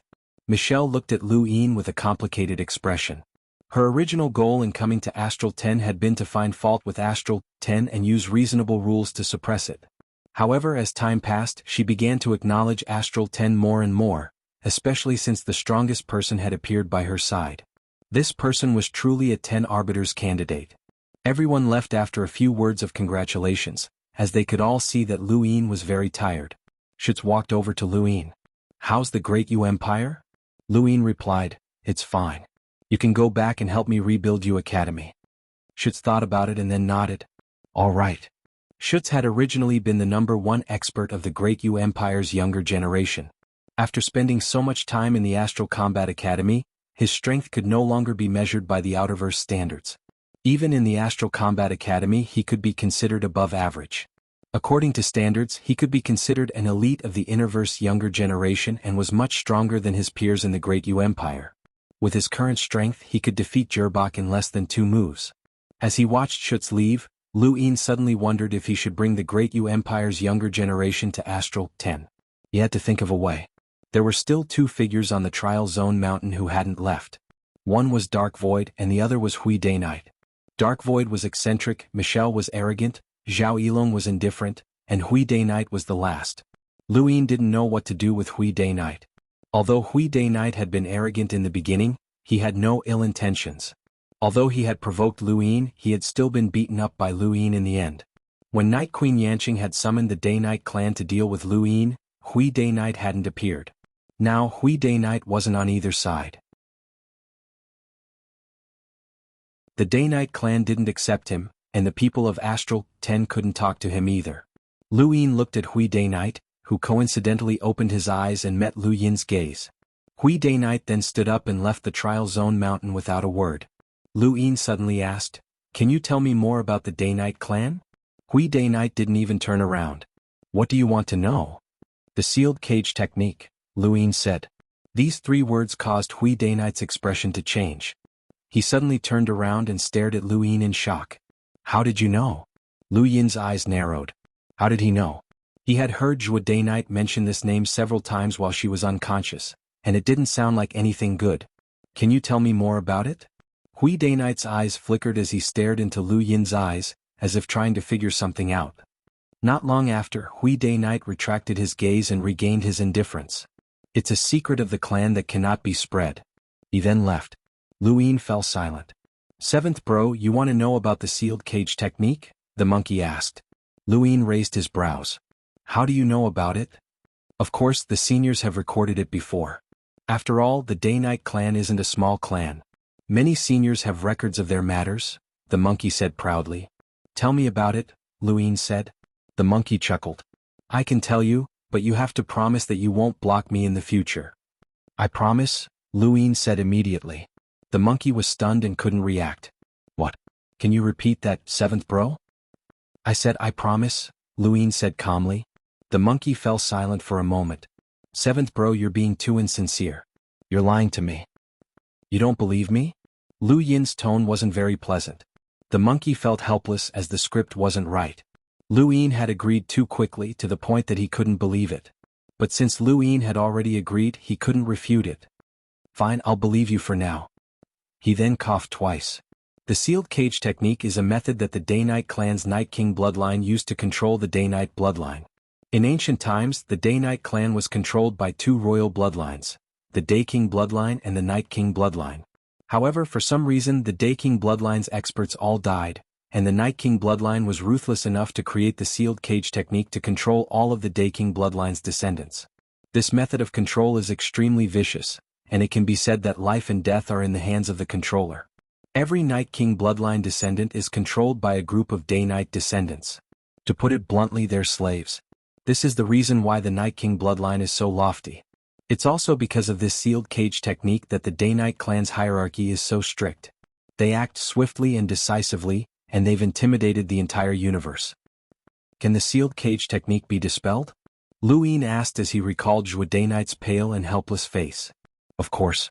Actually, over the years, there have been quite a few good people who have appeared in the Night King clan. They've taken the initiative to dispel the sealed cage technique, but most of them are still being controlled.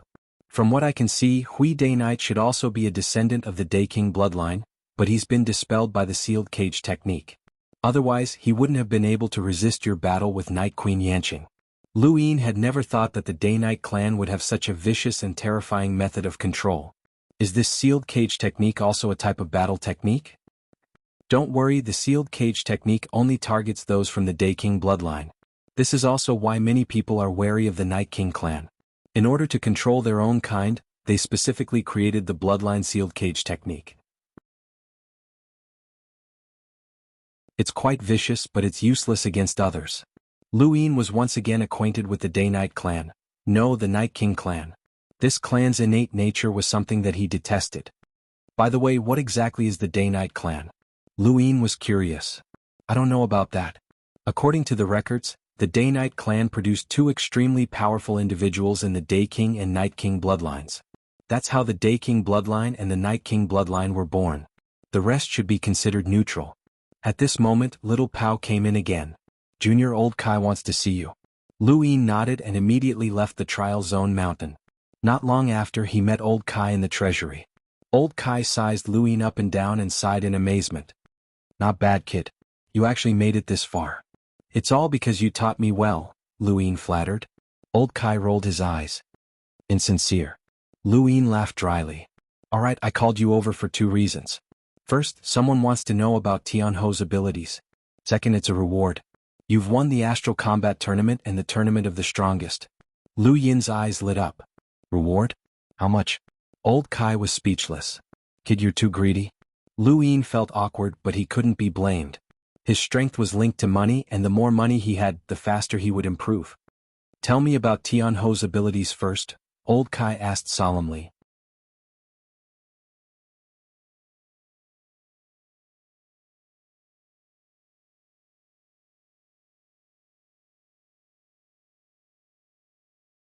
At the border of the erudite flow zone, the moment that Shui Chuanxiao was captured, countless soldiers went into a frenzy and glared at the youth with hatred.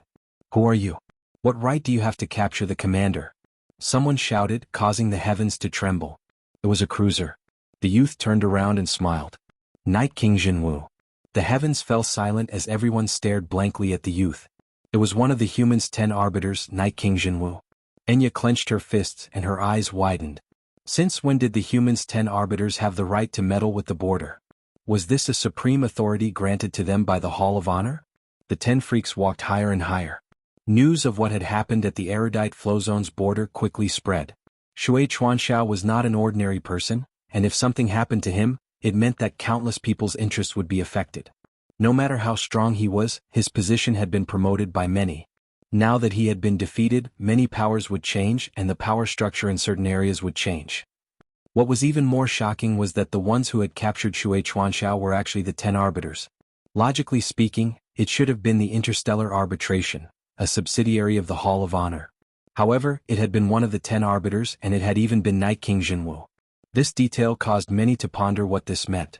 Were the important figures of the Hall of Honor leaning towards the Day-Night clan? Lu Yin also received news of Shui Chuanxiao's capture, and his special privileges allowed him to be the first to receive the news. He was shocked. Shui Chuanxiao had actually betrayed the humans? How was that possible? He was the border commander. Was he also a member of the Neo-Human Alliance? Lu Yin did not believe it. Although he had not interacted with Shui Chuanxiao for long, this person should not have been a member of the Neo-Human Alliance. Furthermore, with his position, there was no need for him to betray the humans. The news was shocking, but it had nothing to do with Lu Yin. He did not have the qualifications to meddle in such matters. What he cared about was that the one who had captured Shui Chuanxiao was Night King Jinwu. Lu Yin's greatest worry was that Night King Jinwu would interfere with the border. If that happened, Night King Jinwu's power would be boundless, and with the Day-Night clan's cooperation, no one in the universe would be able to stop him. As the border commander, Shui Chuanxiao's duties were very important, but he had been captured so easily. This meant that the negotiations between the human domain, the astral beast domain, and the technocracy had ended, and the three sides had entered a temporary period of peace. A few days later, the white skeleton sailed through the heavens towards the astral beast domain. At the top of the skeleton, Zishui was leisurely lying down. She would occasionally look down at Tianho as if waiting for something. Feng Jiao and the others also glanced at Tianho from time to time. After a while, Tianho looked up. Master said that we can go back directly. Zishui heaved a sigh of relief as she was under a lot of pressure. Tianho's identity had been exposed, and there were definitely countless people in the human domain who wanted to kill him. There were too many hidden experts and she was not confident that she could deal with all of them. It would be better for them to return as soon as possible. Tianho lowered his head and fell into deep thought. He had never thought that he would be defeated in the human domain. That defeat had been engraved in his heart. He had tried his best, but he had still been defeated in the end. The legendary invincible Tianho's reputation had been shattered in his generation, and this was something that he could not accept. Feng Jiao came to Tianho's side. Did the imperial tutor reprimand you? Tianho's tone was low. No. Feng Jiao's eyes flashed with anger. Although we have a temporary truce, war will come soon. It won't be long before we meet Lu Yin on the battlefield. At that time, it will be hard to tell who will emerge victorious. Tianho's gaze turned cold. When they met on the battlefield, there were no rules, only life and death mattered. He wanted to reclaim the honor that he had lost. Flaming Hyena and Hua Yisho looked at each other and felt some lingering fear. Fortunately, they had not met that freakish human who had even defeated Tianho. In truth, they had never known that Tianho was the legendary Tianho. Tianho had given them much more shock than the humans. Because of this, Lu Yin's defeat of Tianho had shocked the astral beast domain far more than the human domain. Lu Yin's ranking on the Celestial Vanquishers list was also not as low as he had thought. Even if he was just a Limiter, so what? He had defeated Tian Ho. On the other side, the people from the technocracy had also left the human domain. Yun stroked Albert's head as the scenes of her battle with Lu Yin flashed through her mind. The more she thought about it, the stranger she felt. With her strength, she should not have any opponents in the same realm as her. Even if Tian Ho could withstand unlimited attacks, he should have been suppressed by her strength. But what was going on with Lu Yin? Her strength had not suppressed him at all, which was very strange.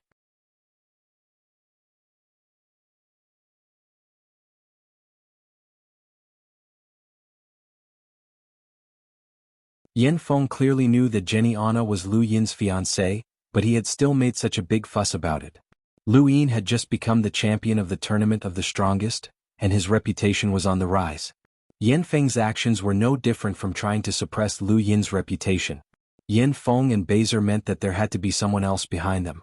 If Lu Yin's guess was right, it should be that woman, Night Queen Yanqing. Perhaps Puyu was involved as well. Lu Yin could not even begin to guess. He had too many enemies. If he allowed Yen Feng to marry Jenny Anna, then he would definitely become a laughingstock in the future. Lu Yin desperately wanted to go to East San Dios, but he still had 12 days, which was more than enough time. He immediately headed to the Rain Observatory. Yen Feng was a space-exploring powerhouse, and his innate gift was not much worse than Wendy Yushan's. He just did not have the same opportunities as Wendy Yushan. Even so, he was considered the second strongest person in the Frostwave Weave's younger generation, and he had the qualifications to enter the top 100 rankings. Otherwise, even the Day-Night clan would not have been able to push him to become a counselor. Lu Yin tentatively determined that this person's strength was at the cruiser realm. Lu Yin's current strength was still insufficient to challenge a cruiser. At most, he would be able to deal with an explorer like Zi Tai who had a power level of 30,000 to 40,000 or even 50,000. Against an average cruiser it would be fine, but the stronger ones would be troublesome. Yen Feng was definitely not a pushover. There was only one way to challenge a cruiser, the Overlaying Stacks Dao. He would learn from the 10 Arbiters' Divine Fist and cultivate it to the 30th level in the Astral Combat Academy. You still want to deduce the Overlaying Stacks Dao? The Rainmaster was shocked. Lu Yin nodded seriously. Please help me. The Rainmaster was shocked. You want to challenge the record left behind by the 10 Arbiters? Lu Yin bowed respectfully. Yes, please help me. A rare smile appeared on the Rainmaster's face. Kid, you're getting closer and closer to the 10 Arbiters. You've become the champion of the tournament of the strongest, and Astral 10 is now qualified to be called the top academy. You've brought honor to Astral 10, so this request isn't too much. Stretch out your hand. Lu Yin's breath hitched and he excitedly stretched out his left arm. Just like before, the Rainmaster used one hand to deduce the Overlaying Stacks Dao. The Overlaying Stacks Dao increased from 20 to 25, and finally broke through to 30. When the 30th Overlaying Stacks Dao appeared, the void exploded. This was an incomparably terrifying strength. 30 stacks is no small matter. With a Limiter's body, this is truly the limit. Even the 10 Arbiters' Divine Fist couldn't break through this limit. Kid, do what you can, the Rainmaster said solemnly. Lu Yin nodded and carefully memorized the 30 stacks Dao. If he had used 30 stacks in his previous battle, he might have been able to break through Tian Ho's upper limit. It should have been possible. The Rainmaster looked at Lu Yin and his eyes flashed. Do you want to know the next limit of the Divine Fist? Lu Yin looked up. I'd like to hear the details. The Rainmaster looked into the distance and calmly said, when you break through to the Explorer realm, you need to use 100 stacks to shatter a planet. Lu Yin was shocked. 100 stacks? The Rainmaster nodded. Yes, 100 stacks. He then looked at Lu Yin. Do you know how terrifying 100 stacks is? It can be said that a single palm strike is enough to make even hunters fear it. Even a hunter might not be able to use 100 stacks. This is the power of the 10 Arbiters. Lu Yin forcefully suppressed his shock and bowed to the Rainmaster once more. I understand. I'll take my leave now. The Rainmaster nodded. Go on. I'll say the same thing again. Do what you can. Lu Yin nodded and left the Rain Observatory. The 10 Arbiters were truly monumental existences. Lu Yin had walked the path of the Overlaying Stacks, and he was well aware that the further one progressed, the more difficult it became. It was not as simple as 1 + 1 = 2. The Divine Fist had actually allowed an explorer to use 100 stacks, which was a freak. Louis knew that even if he broke through to the explorer realm and his body underwent some changes, he would only be able to use 50 stacks at most. It was no wonder why the 10 arbiters had been able to bring the youth council to such heights. They were all known as monsters. The higher one went, the more one understood the 10 arbiters, and the more one understood how terrifying they were. They could not be judged by the standards of the younger generation. But now was not the time to think about such things. His first task was to improve his physical body.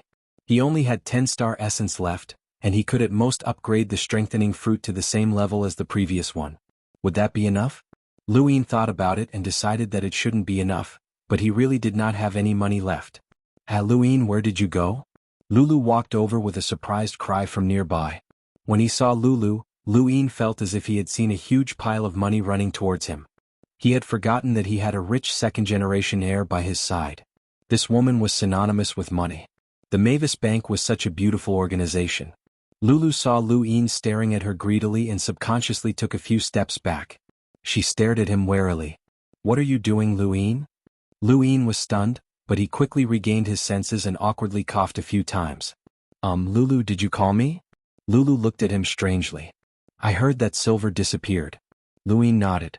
Yeah, he disappeared. What happened? Is he dead or something? Lulu asked. Louis shook his head. I don't know. Aren't you guys close? Lulu was puzzled. Louis was astonished. Who told me that I was close with Silver? Don't lie.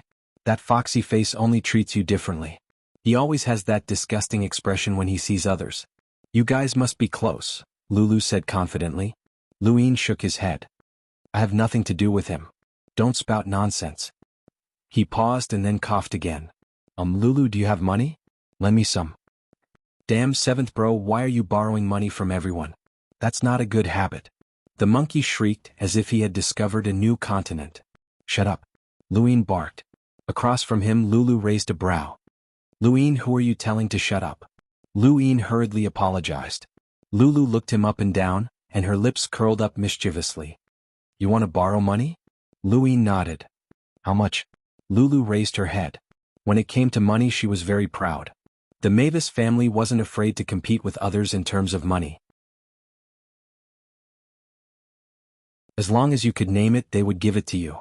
He did some calculations and found that a single strengthening fruit would require 10-star essence to upgrade to its previous state. If he wanted to upgrade it to the next level, he estimated that it would require at least 20-star essence. As he thought about it, he raised 3 fingers. Lulu rolled her eyes in disdain. 300,000 star crystals? Multiply that by 10-fold. Louis was a little embarrassed. It was too much. No, too much. Lulu was shocked. 3 million star crystals? Do you have the money to pay that back? Do you know how much that is? You're just a student.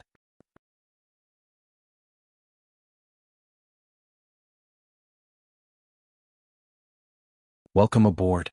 Stay tuned and subscribe to Han Li's Wuxia Adventures for more thrilling content. Chapter 334. Lu Yin's expression was serious. I can pay it back. In fact, I borrowed 2 million star crystals from someone a few days ago and just returned it. Is that so? Lulu didn't believe him and looked at him suspiciously. Did you disappear like Silver? If that's the case, you're much worse than Silver. He didn't run away after borrowing money. Louis was speechless. I already said that I'm not close with Silver. Do you have money or not? No money, right? No money? What a joke. I'm a Mavis, a Mavis. Lulu blew her top and threw out a purple crystal card. Go spend it. Louis was pleasantly surprised. He also had a similar card that stored star essence. It seemed that this woman was indeed rich. Thank you, how much is inside? Louis asked happily.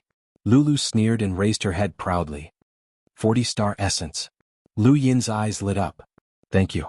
What are you thanking me for? I didn't borrow it for nothing. Lulu's eyes flashed slyly as she stared at Louis. You have to pay interest. Louis smiled wryly. Right, you're representing the Mavis Bank, so of course the bank has to pay interest. Tell me how much. Lulu's expression turned serious. I want to investigate the Great Yu Empire's palace. Lu Yin's gaze turned sharp. What did you say? Lulu activated her gadget and displayed a screen. This is proof of Undying Yushan's loan from the Mavis Bank. It's because of this money that he was able to conquer the 13 filaments. It states that the loan will be repaid in installments, and if it's not repaid, all of the Yushan family's descendants will have to pay with their lives. Lu Yin looked at it seriously. It was indeed proof. Loans from the bank are risky, so we used the lives of all of the Yushan family's descendants as proof. But now that the entire Yushan family has perished, this loan has become a dead debt. The elders of the family told me to think of a way to resolve this matter since the loan amount isn't small. Lu Yin, this is my mission. Lu Yin frowned. You said it yourself. The original conditions were that the Yushan family would have to repay the loan. Now that the Yushan family is gone, this is the Mavis Bank's bottom line. In other words, since the conditions aren't valid, this dead debt is invalid. Lulu was helpless. That's right. No one can force a dead person to repay their debt, so this is my mission. Lu Yin, if you help me complete this mission, I can lend you more money. Lu Yin smiled bitterly. The Great Yu Empire's economy is in decline, and I don't have any money to give you. We don't need money. The quest didn't say that we have to pay it back. Of course you can't afford it anyway. It's just for show, Lulu said. Lu Yin's eyes flashed. Investigate the Great Yu Empire's palace? Lulu nodded. We've already checked all of the Yushan family's properties in the Great Yu Empire, and all that's left is the palace. As long as we check it, we'll be able to prove that the Yushan family's remaining assets are unable to repay the loan. Lu Yin snickered to himself. Yet another person was investigating the 7 courts. If Lulu hadn't mentioned it, he would have forgotten about it. This Mavis woman had also been in the Great Yu Empire from the very beginning, just like Silver and Xia Luo. All 3 of them had the same goal of investigating the 7 courts, but their methods were different. Silver's Neo-Human alliance was violent, and the Yushan family's demise was most likely their doing. He didn't know what Xia Luo had done, and he didn't even know which organization was backing Xia Luo. Lulu, on the other hand, used the methods of the Mavis Bank to investigate, so she didn't attract too much attention. 3 people, 3 methods, and all of them wanted to confirm the Yushan family's secret. Unfortunately, this secret had already been taken away by Lu Yin. The Yu secret art, void transfer should be what they were after. Alright, investigate if you want, but don't make it too obvious. Otherwise, I won't be able to do anything, Lu Yin agreed readily. In any case, there were no more secrets in the palace. Lulu was excited. Deal. I'll lend you a bit more. I'll give you 50 star essence. Return it early and there's no interest. She then left happily. Lu Yin grinned, as the Mavis family was destined to not be able to find anything. However, should he keep them in suspense? If they were certain that there were no more secrets in the Great Yu Empire, then they would all withdraw, which would be a loss to the Great Yu Empire. That was a problem. 7th bro, your ability to borrow money is almost on par with your fighting ability. Just a few sentences and you're able to borrow so much money without interest. Why don't you find someone else to borrow some more? You can get rich. The monkey laughed strangely. Lu Yin laughed as well. The monkey was startled. 7th bro, don't laugh. It's scary. As soon as the monkey finished speaking, Lu Yin blocked him off. Lu Yin found a place and took a deep breath. It had only been a few days since he had rolled the die. Fortunately, he had not rolled it 4 times, or else he would not have been able to do so. Even so, it would be difficult to roll enhance. However, there were still 12 days left, and this wedding could not continue. As he thought about it, Lu Yin tapped the die and watched it spin until it finally stopped. As expected, it was enhance. This was the time stop space. Once he entered, Lu Yin was confident that he would be able to roll enhance.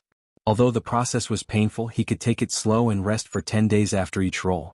With his current wealth, he could roll as many times as he wanted, and he would eventually be able to roll enhance. Rolling the die in the time stop space was very painful, and he had to rest for 10 days after each roll. There were many points that he could not use, and the process was repeated endlessly. It was easy to drive someone crazy. Fortunately, Lu Yin's willpower was firm. He did not know how much time had passed, but he saw that his star essence had been reduced by nearly half. He estimated that it had been 2 or 3 months. Finally, the upper and lower screens appeared and he rolled enhance. Lu Yin exhaled, and his forehead was covered in fine beads of sweat. He was not tired but rather uncomfortable. This process had been extremely painful, but fortunately he had managed to endure it. He took out a strengthening fruit and threw it onto the upper screen. He then tossed out 10 star essence. The strengthening fruit emitted the sound of his meridians circulating, and it distorted the void. This was exactly the same effect as the previous one. Lu Yin took a deep breath and tossed out another 10 star essence. The distortion in the void grew larger and larger, and the sound of his meridians circulating grew louder and louder. It really did seem like the flow of a person's blood. Less than half of the strengthening fruit fell, and it began to vibrate strangely. Lu Yin did not pay it any mind as he was more concerned about its effects. This strengthening fruit seemed to be becoming more and more effective, and he hurriedly tossed out another 10-star essence. He now had 30. The strength of the strengthening fruit's vibrations increased, but it still had not reached the bottom. Lu Yin took a deep breath and did some calculations. He then stingily tossed out 4-star essence. The strengthening fruit was still a little bit away from the bottom. Lu Yin tossed out another star essence. There was a thump as the strengthening fruit fell to the ground, and its light faded away. Lu Yin was puzzled, but just as he was about to pick it up, the strengthening fruit suddenly distorted the void and traveled to a location not too far away. Lu Yin was confused. What was going on? Not too far away, the surface of the strengthening fruit began to ripple with the circulation of blood and meridians. It flickered incessantly as if it wanted to travel through the void and leave. However, this was Lu Yin's die space and it could not escape no matter what. However, this scene completely stunned Lu Yin. Had this thing become a spirit? He had no other choice and he hurriedly removed the barrier that he had placed on the monkey. The monkey sighed. "Seventh bro, can't we just have a nice chat? Shut up and look at that thing." Lu Yin raised his left arm.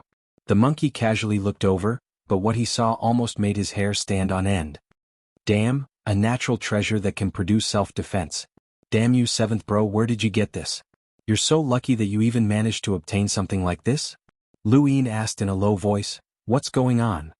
"It's not easy to explain. How should I put it? It's the origin of all things in the universe." "Get to the point." "That's the point. Plants and animals originate from the same place. Animals can cultivate and so can plants. You know this too. You've been attacked by plants before, but those plants only attack instinctively. Some plants, on the other hand, have gone through countless years, and although they haven't gained sentience, they've taken a different path, avoiding danger." "What do you mean?" Lu Yin was puzzled. "I can't explain it. Those plants have gained a certain level of understanding of the universe over countless years, which allows them to avoid certain dangers. They're different from aggressive plants. Those plants evolve over time and they might even gain sentience." The more Lu Yin listened, the more confused he became. "Just tell me what's wrong with this thing in front of me. It's trying to escape. Can't you see? It doesn't want to be eaten by you." The monkey shouted. Lu Yin frowned.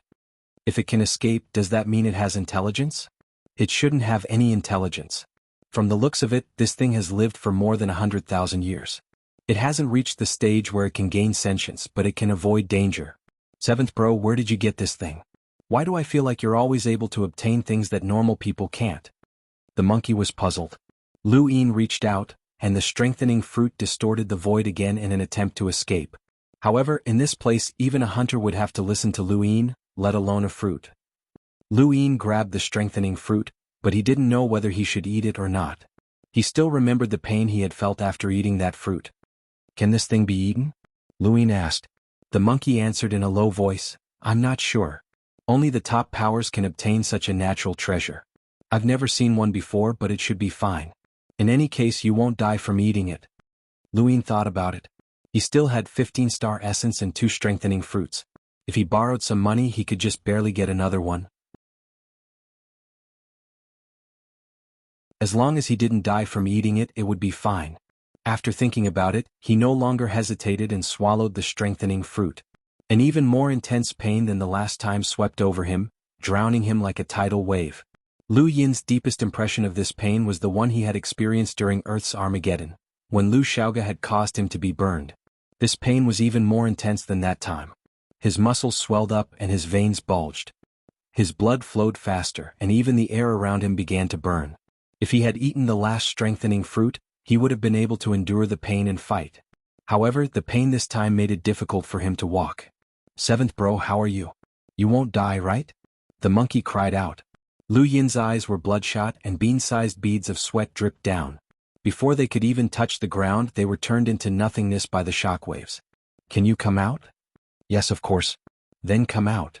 The next moment, the monkey tattoo on Lu Yin's right arm wriggled, and a shadow finally appeared. It turned into the Spiritual Academy's ghost monkey, who had attacked Lu Yin before. Lu Yin looked at the monkey and gritted his teeth. "Attack me." The monkey was confused. "What did you say?" Attack me quick. Luin barked.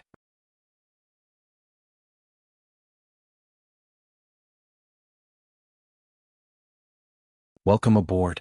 Stay tuned and subscribe to Han Li's Wuxia Adventures for more thrilling content. Chapter 335. The monkey didn't have time to think.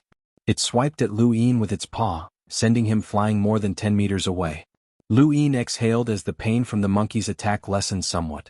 It was effective and he was delighted. Continue. The monkey was speechless. This is the first time I've heard such a request. I'll satisfy you.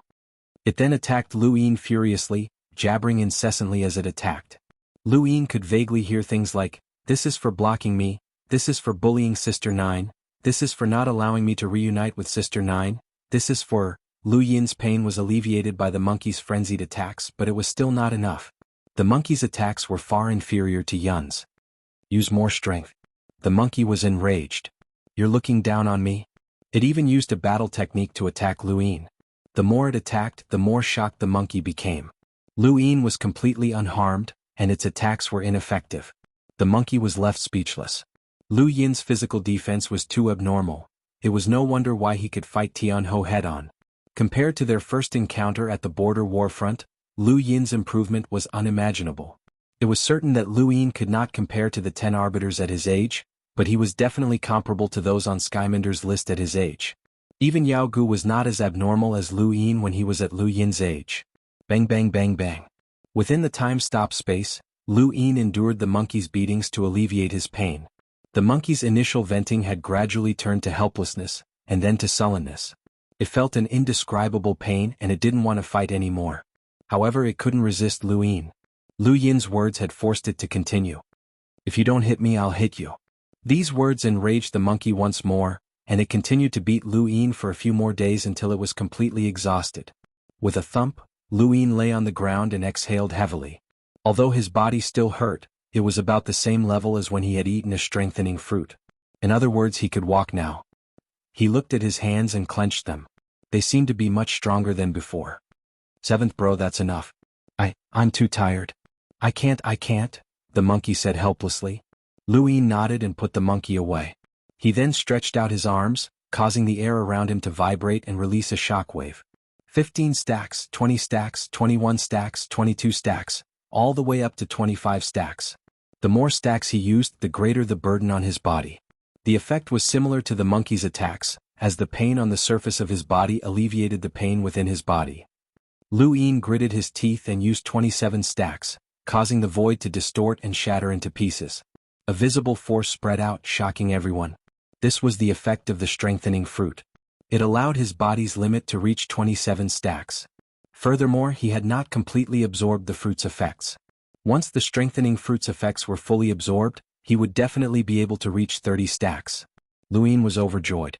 27 stacks was much stronger than 20 stacks, and he had improved a lot in just a few days. "Seventh brother, I wanted to ask you a question just now. Where are we? Something doesn't feel right." The monkey was curious. Lu Yin's eyes flashed. "A training space in Astral 10. Cultivation space? Where?" the monkey asked. "It's none of your business," Luin said impatiently. The monkey muttered, "Burning the bridge after crossing the river." Luin did not want the monkey to discover the secret of the time-stop space, so he shielded the monkey from him once again. There were less than 2 days left before the time-stop space ended. Luin moved his body and used his star essence to strengthen the gravity. In the past, he had been able to withstand 130 times the normal gravity, but that had been his strength after the Astral Combat Tournament. Now that his body had grown stronger, he did not know what his limit was. Just like superposition gravity, the higher the gravity, the more difficult it became to withstand. Luin directly increased the gravity to 130 times, but his body suddenly felt heavy and his breathing stagnated. Fortunately, he could continue. As the gravity increased, Luin felt the pressure on his internal organs increase as well. 135 times, 140 times, 145 times. Finally, Luin increased the gravity to 170 times. At this point, the pain from the gravity was enough to alleviate the pain from the strengthening fruit. Beads of sweat dripped down his body, but Luin did not move. He just sat there on the ground, feeling both the gravity and the pain from the strengthening fruit. Time slowly passed. 2 days later, Lu Yin opened his eyes and no longer saw the time-stop space. Instead, he saw the ruins of Astral 10. He had finally come out, and the pain from the strengthening fruit had been greatly alleviated. He reached out, clenched his fist and punched the air. Layers of ripples spread out and shattered the void, transforming into a force that could be seen with the naked eye. 27 explosions rang out, followed by the 28th explosion, and the void was shattered. Lu Yin smiled. 28 stacks was improving very quickly. Once the pain from the strengthening fruit completely disappeared, he would definitely be able to reach 30 stacks. Lu Yin looked forward to the strength of 30 stacks, as he was confident that he would be able to withstand Tian Ho's attacks. It would also allow him to truly match the strength of the 10 arbiters at their age. Lu Yin had not yet reached the peak of the Limiter realm, so there was still room for improvement. Perhaps he really could surpass the 10 arbiters' achievements. Every one of the 10 arbiters' records were monumental. For example, Lu Yin had only managed to match the Divine Fist's 30 stacks thanks to his innate gift with the die. Even the astral beasts, who were known for their powerful physical bodies, could not reach that level. The 10 arbiters' records were monumental in the entire universe. It's time to leave Astral 10, Lu Yin muttered to himself as he opened his astral map. He was 12 weaves away from East San Dios, and it would take him less than 10 days to reach there. There were still 11 days until Yin Feng and Jenny Anna's wedding, which was more than enough time. Lu Yin quickly boarded his personal spacecraft and left Astral 10 heading towards East San Dios. At this moment in East San Dios, a corner of Sky City had already been set up for Yin Feng and Jenny Anna's wedding. Normally, Yin Feng's status would not allow him to hold a wedding in Sky City, but Puyu had given him special permission, which made Yin Feng very excited. Puyu smiled as he looked at the decorations in the corner.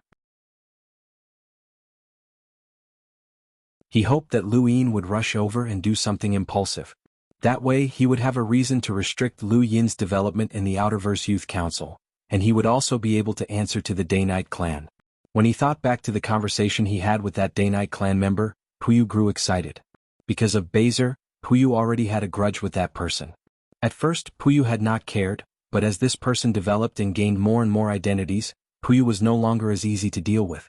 Actually, Puyu could have just erased everything, but this person was too shrewd. He had used his identity as a lockbreaker to trick Baser into revealing that Puyu was the mastermind. When Baser had contacted the lockbreaker 7th bro, Puyu had agreed. In order to win over the lockbreaker, Puyu had even asked Baser to reveal his own existence. However, after Lu Yin's identity had changed, Puyu no longer dared to underestimate this person. He had investigated Lu Yin and found out that this person was actually the lockbreaker 7th bro. The moment this identity was revealed, Puyu knew that he had been exposed. Puyu had an irreconcilable grudge with this person, so he might as well suppress him. The Day-Night clan had not only contacted Yin Feng, but they had also contacted Puyu. Yin Feng was just a pawn to humiliate Lu Yin, while Puyu was Night Queen Yanqing's true trump card against Lu Yin. My lord, Baser appeared behind Puyu with his head lowered and a terrified expression on his face. Puyu indifferently asked, "How are the decorations going?" "It's almost done. We're just waiting for Jenny Anna to arrive." Puyu grunted in acknowledgement. "Where's Lu Yin?" "According to our investigations, he's already left Astral 10 and is on his way here," Baser whispered. Puyu smiled in satisfaction. "It's good that he's here. I was just afraid that he wouldn't come." "My lord, is this Yin Feng really worth your help? Even if you want to deal with Lu Yin, there's no need to do this. Although he has many identities, none of them are important as long as we don't leave any evidence behind." "Shut up." Puyu's eyes were cold as he casually waved his hand. Baser, with a power level of 30,000, was sent flying and crashed to the ground. He spat out a mouthful of blood, but he did not dare to resist. Instead, he knelt down in fear. "My lord, please spare my life." Puyu's voice was icy as he stared at Baser. "If you hadn't taken the initiative to humiliate him back then, things wouldn't be so troublesome today." Baser's face went pale. "I'm sorry, my lord." Puyu narrowed his eyes and snorted. "Do you really think that a puny Lu Yin can cause trouble for me? He represents the 10 arbiters' dissatisfaction with us. All the power in East San Dios is in my hands, and this person was sent by the 10 arbiters. Only Yin Feng can deal with him." Baser whispered, "My lord, I just feel that Yin Feng is not worthy of your help since he dares to covet Wendy Yushan." Puyu sneered. "Worthy? He's not even worthy of touching a finger of Wendy Yushan's." He then continued, "Keep an eye on him. Firesmelt planet has quite a bit of influence in the Frostwave Weave, and we need to use them to track down Wendy's whereabouts. Yes, my lord, Baser replied respectfully. The darkness of outer space was always so lonely. Only the various planets emitted beautiful lights that adorned the darkness. Luin sat in his personal spacecraft and raised his hand, causing 9 stars to revolve around him. Currently, his strongest attack was the combination of the overlaying stacks path and the shockwave palm. Sirius was more of a support technique, and even though it would never become obsolete, Luin still hoped to increase the power of his Sirius technique. Unfortunately, this was not something he could do. Not too long ago he had thought that the 9 stars formed a galaxy, and that he could add an unlimited number of stars to it. However, he had been too naive. His 9th star had been forcefully deduced by the crazy headmaster, and it was not the true Sirius technique. Its power was limited to that. Sirius palm, Sirius technique, and Sirius sect. Luin looked up at the sky. In an infinitely distant place, there was an extremely powerful sect called the Sirius sect. This sect was the true Sirius, and he wondered if he would be able to learn the rest of the Sirius techniques. Beep beep beep beep. His gadget beeped and Luin turned on his screen. He was surprised to find that this was not a normal call. The sound came from the 10 Arbiters Council interface. Luin was unfamiliar with this interface, as he had only been able to access it after joining the Council of Astral Academy and becoming a member. However, the interface was so large that he could not see anything other than the Northline flow zone. The 10 Arbiters had 10 blank pages, but at this moment, one of them beeped. One of the 10 Arbiters was trying to contact him. Luin only knew one of the 10 Arbiters, the scholar Wensansi. It was most likely Wensansi who was trying to contact him. Hello. Luin opened the call and greeted the other party. My name is Lan Si. A firm voice sounded out, causing Lu Yin's pupils to shrink. This was an unfamiliar name, one of the 10 Arbiters.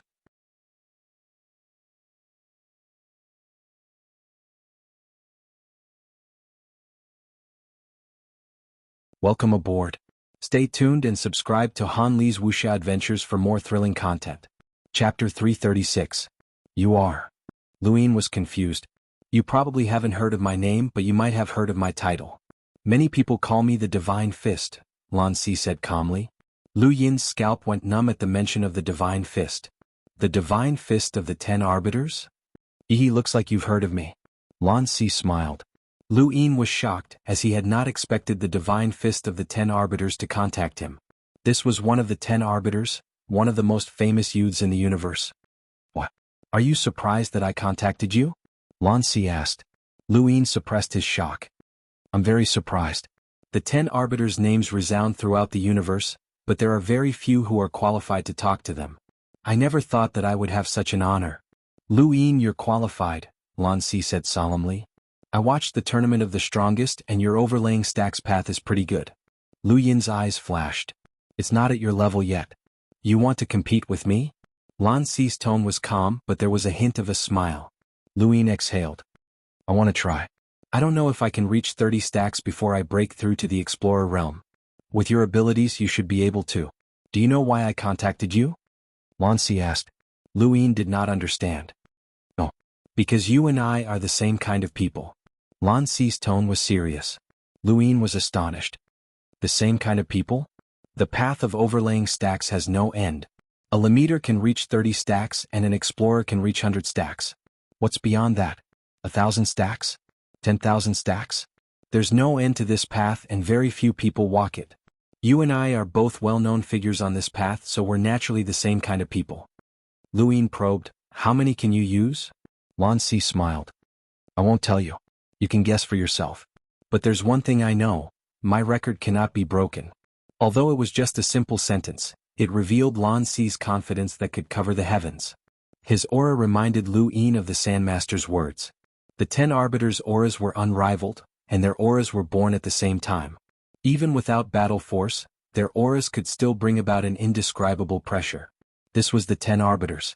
With just one sentence, Luin could see Lan Si's boldness. However, no matter how strong his spirit was, it did not matter. Luin had already reached Lan Si's record in the Astral Combat Academy, which was 30 stacks. Luin could use it now, but no one knew about it.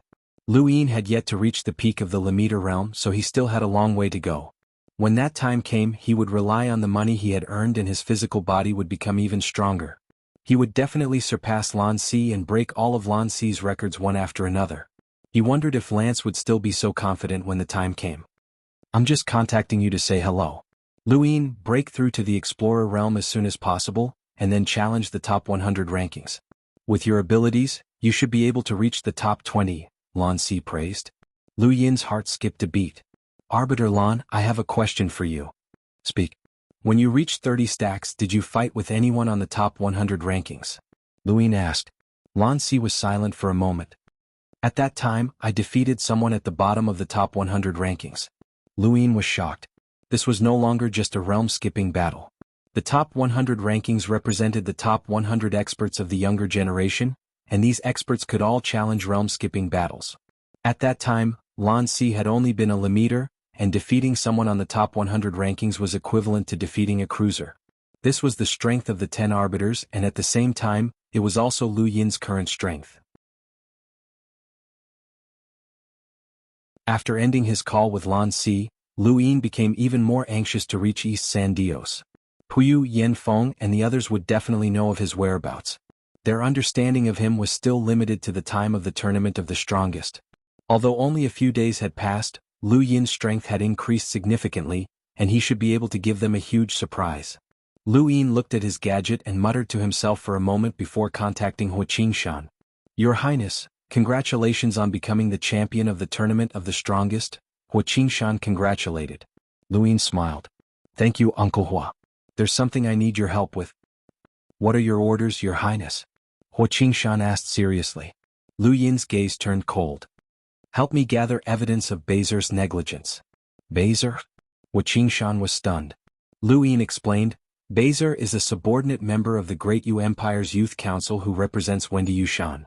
He has to perform his duties as a subordinate member of the Great Yu Empire, but has he done so? Or rather, how much has he done? Have you persecuted anyone? Have you done anything unfair? I need evidence for all of that. Hua Qingshan solemnly replied, I understand, Your Highness. Don't worry, I'll gather all the evidence within 7 days. Lu Yin grunted and ended the call with Hua Qingshan. After thinking about it, he contacted Shuashan Ana. On the Great Yu Empire's Xenu star, Shuashan Ana was in the study of the Ana family. When he saw Lu Yin's call, he was shocked, but he quickly accepted the call. Not long after, Shuashan Ana put down his gadget with a conflicted expression. Brother, the 7th filament has been pacified, Rocky Ana excitedly reported as he entered the study. Shuashan Ana's expression was gloomy and ugly. Rocky Ana was puzzled. What's wrong, brother? Shuashan Ana rubbed his head. I just spoke to the Royal Regent. Rocky Ana's heart skipped a beat. What did the Royal Regent say? Shuashan Ana's eyes flickered. He's heading to East San Dios and he wants me to write a certificate.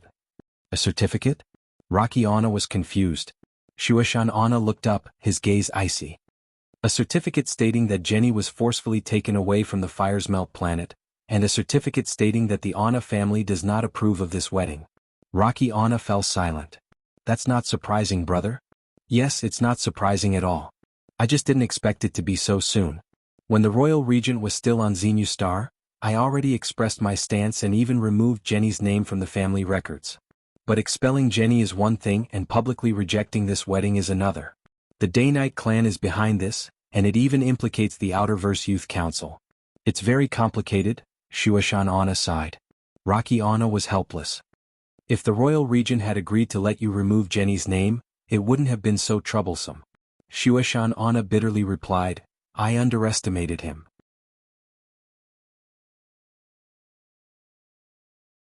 I originally thought that he was thinking about us when he disagreed with the Ana family expelling Jenny, but who would have thought that he was waiting for this moment?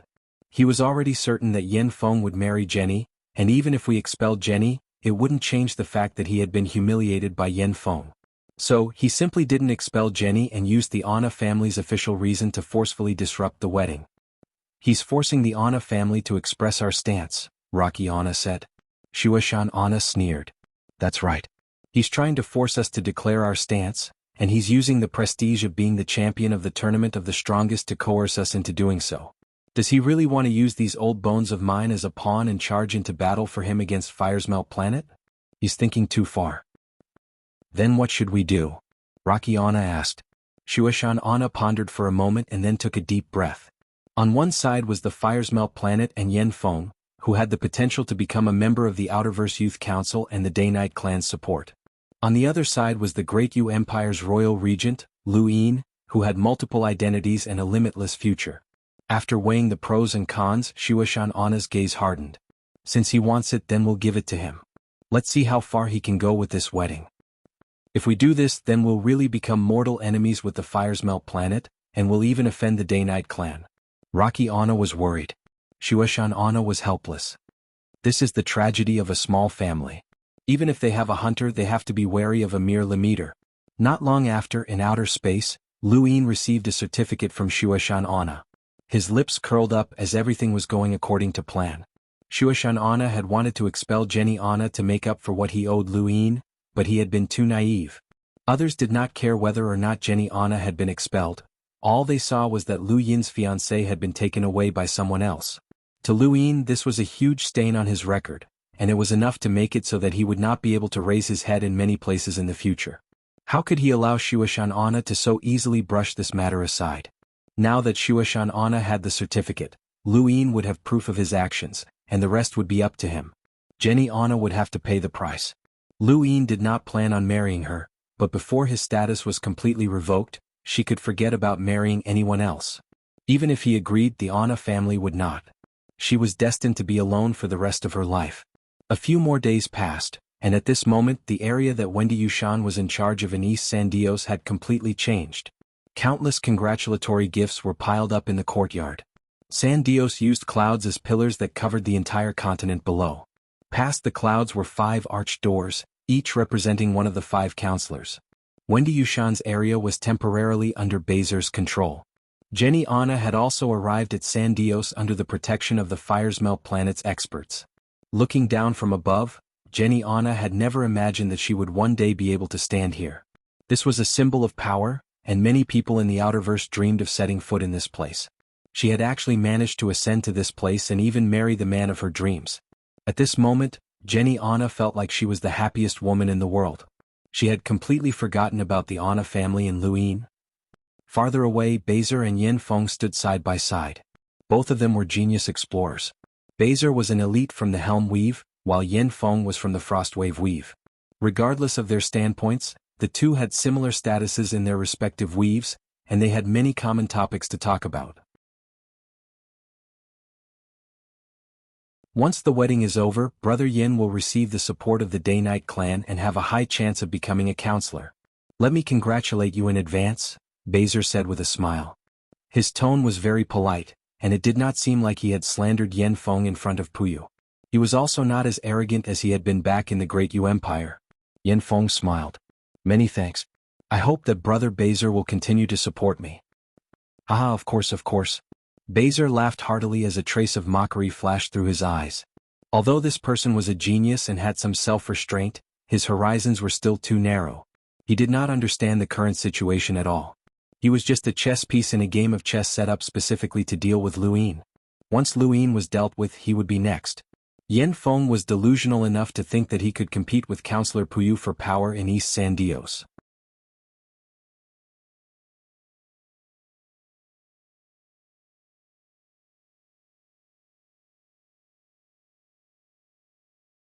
He didn't seem to move, but the Lemeter who had attacked him had his arm broken. Fresh blood spurted out and splattered all over the pirates' faces. The next moment, the Lemeter howled in pain. All of the surrounding pirates hurriedly attacked Lu Yin, but the blade-wielding Lemeter quickly stopped them. Stop. He's a student of the Astral Combat Academy. He's Lu Yin. The surrounding pirates were confused. Another Lemeter's eyes narrowed. Lu Yin? The Lu Yin who was one of the top 4 in the Astral Combat Tournament? As soon as these words came out, everyone remembered.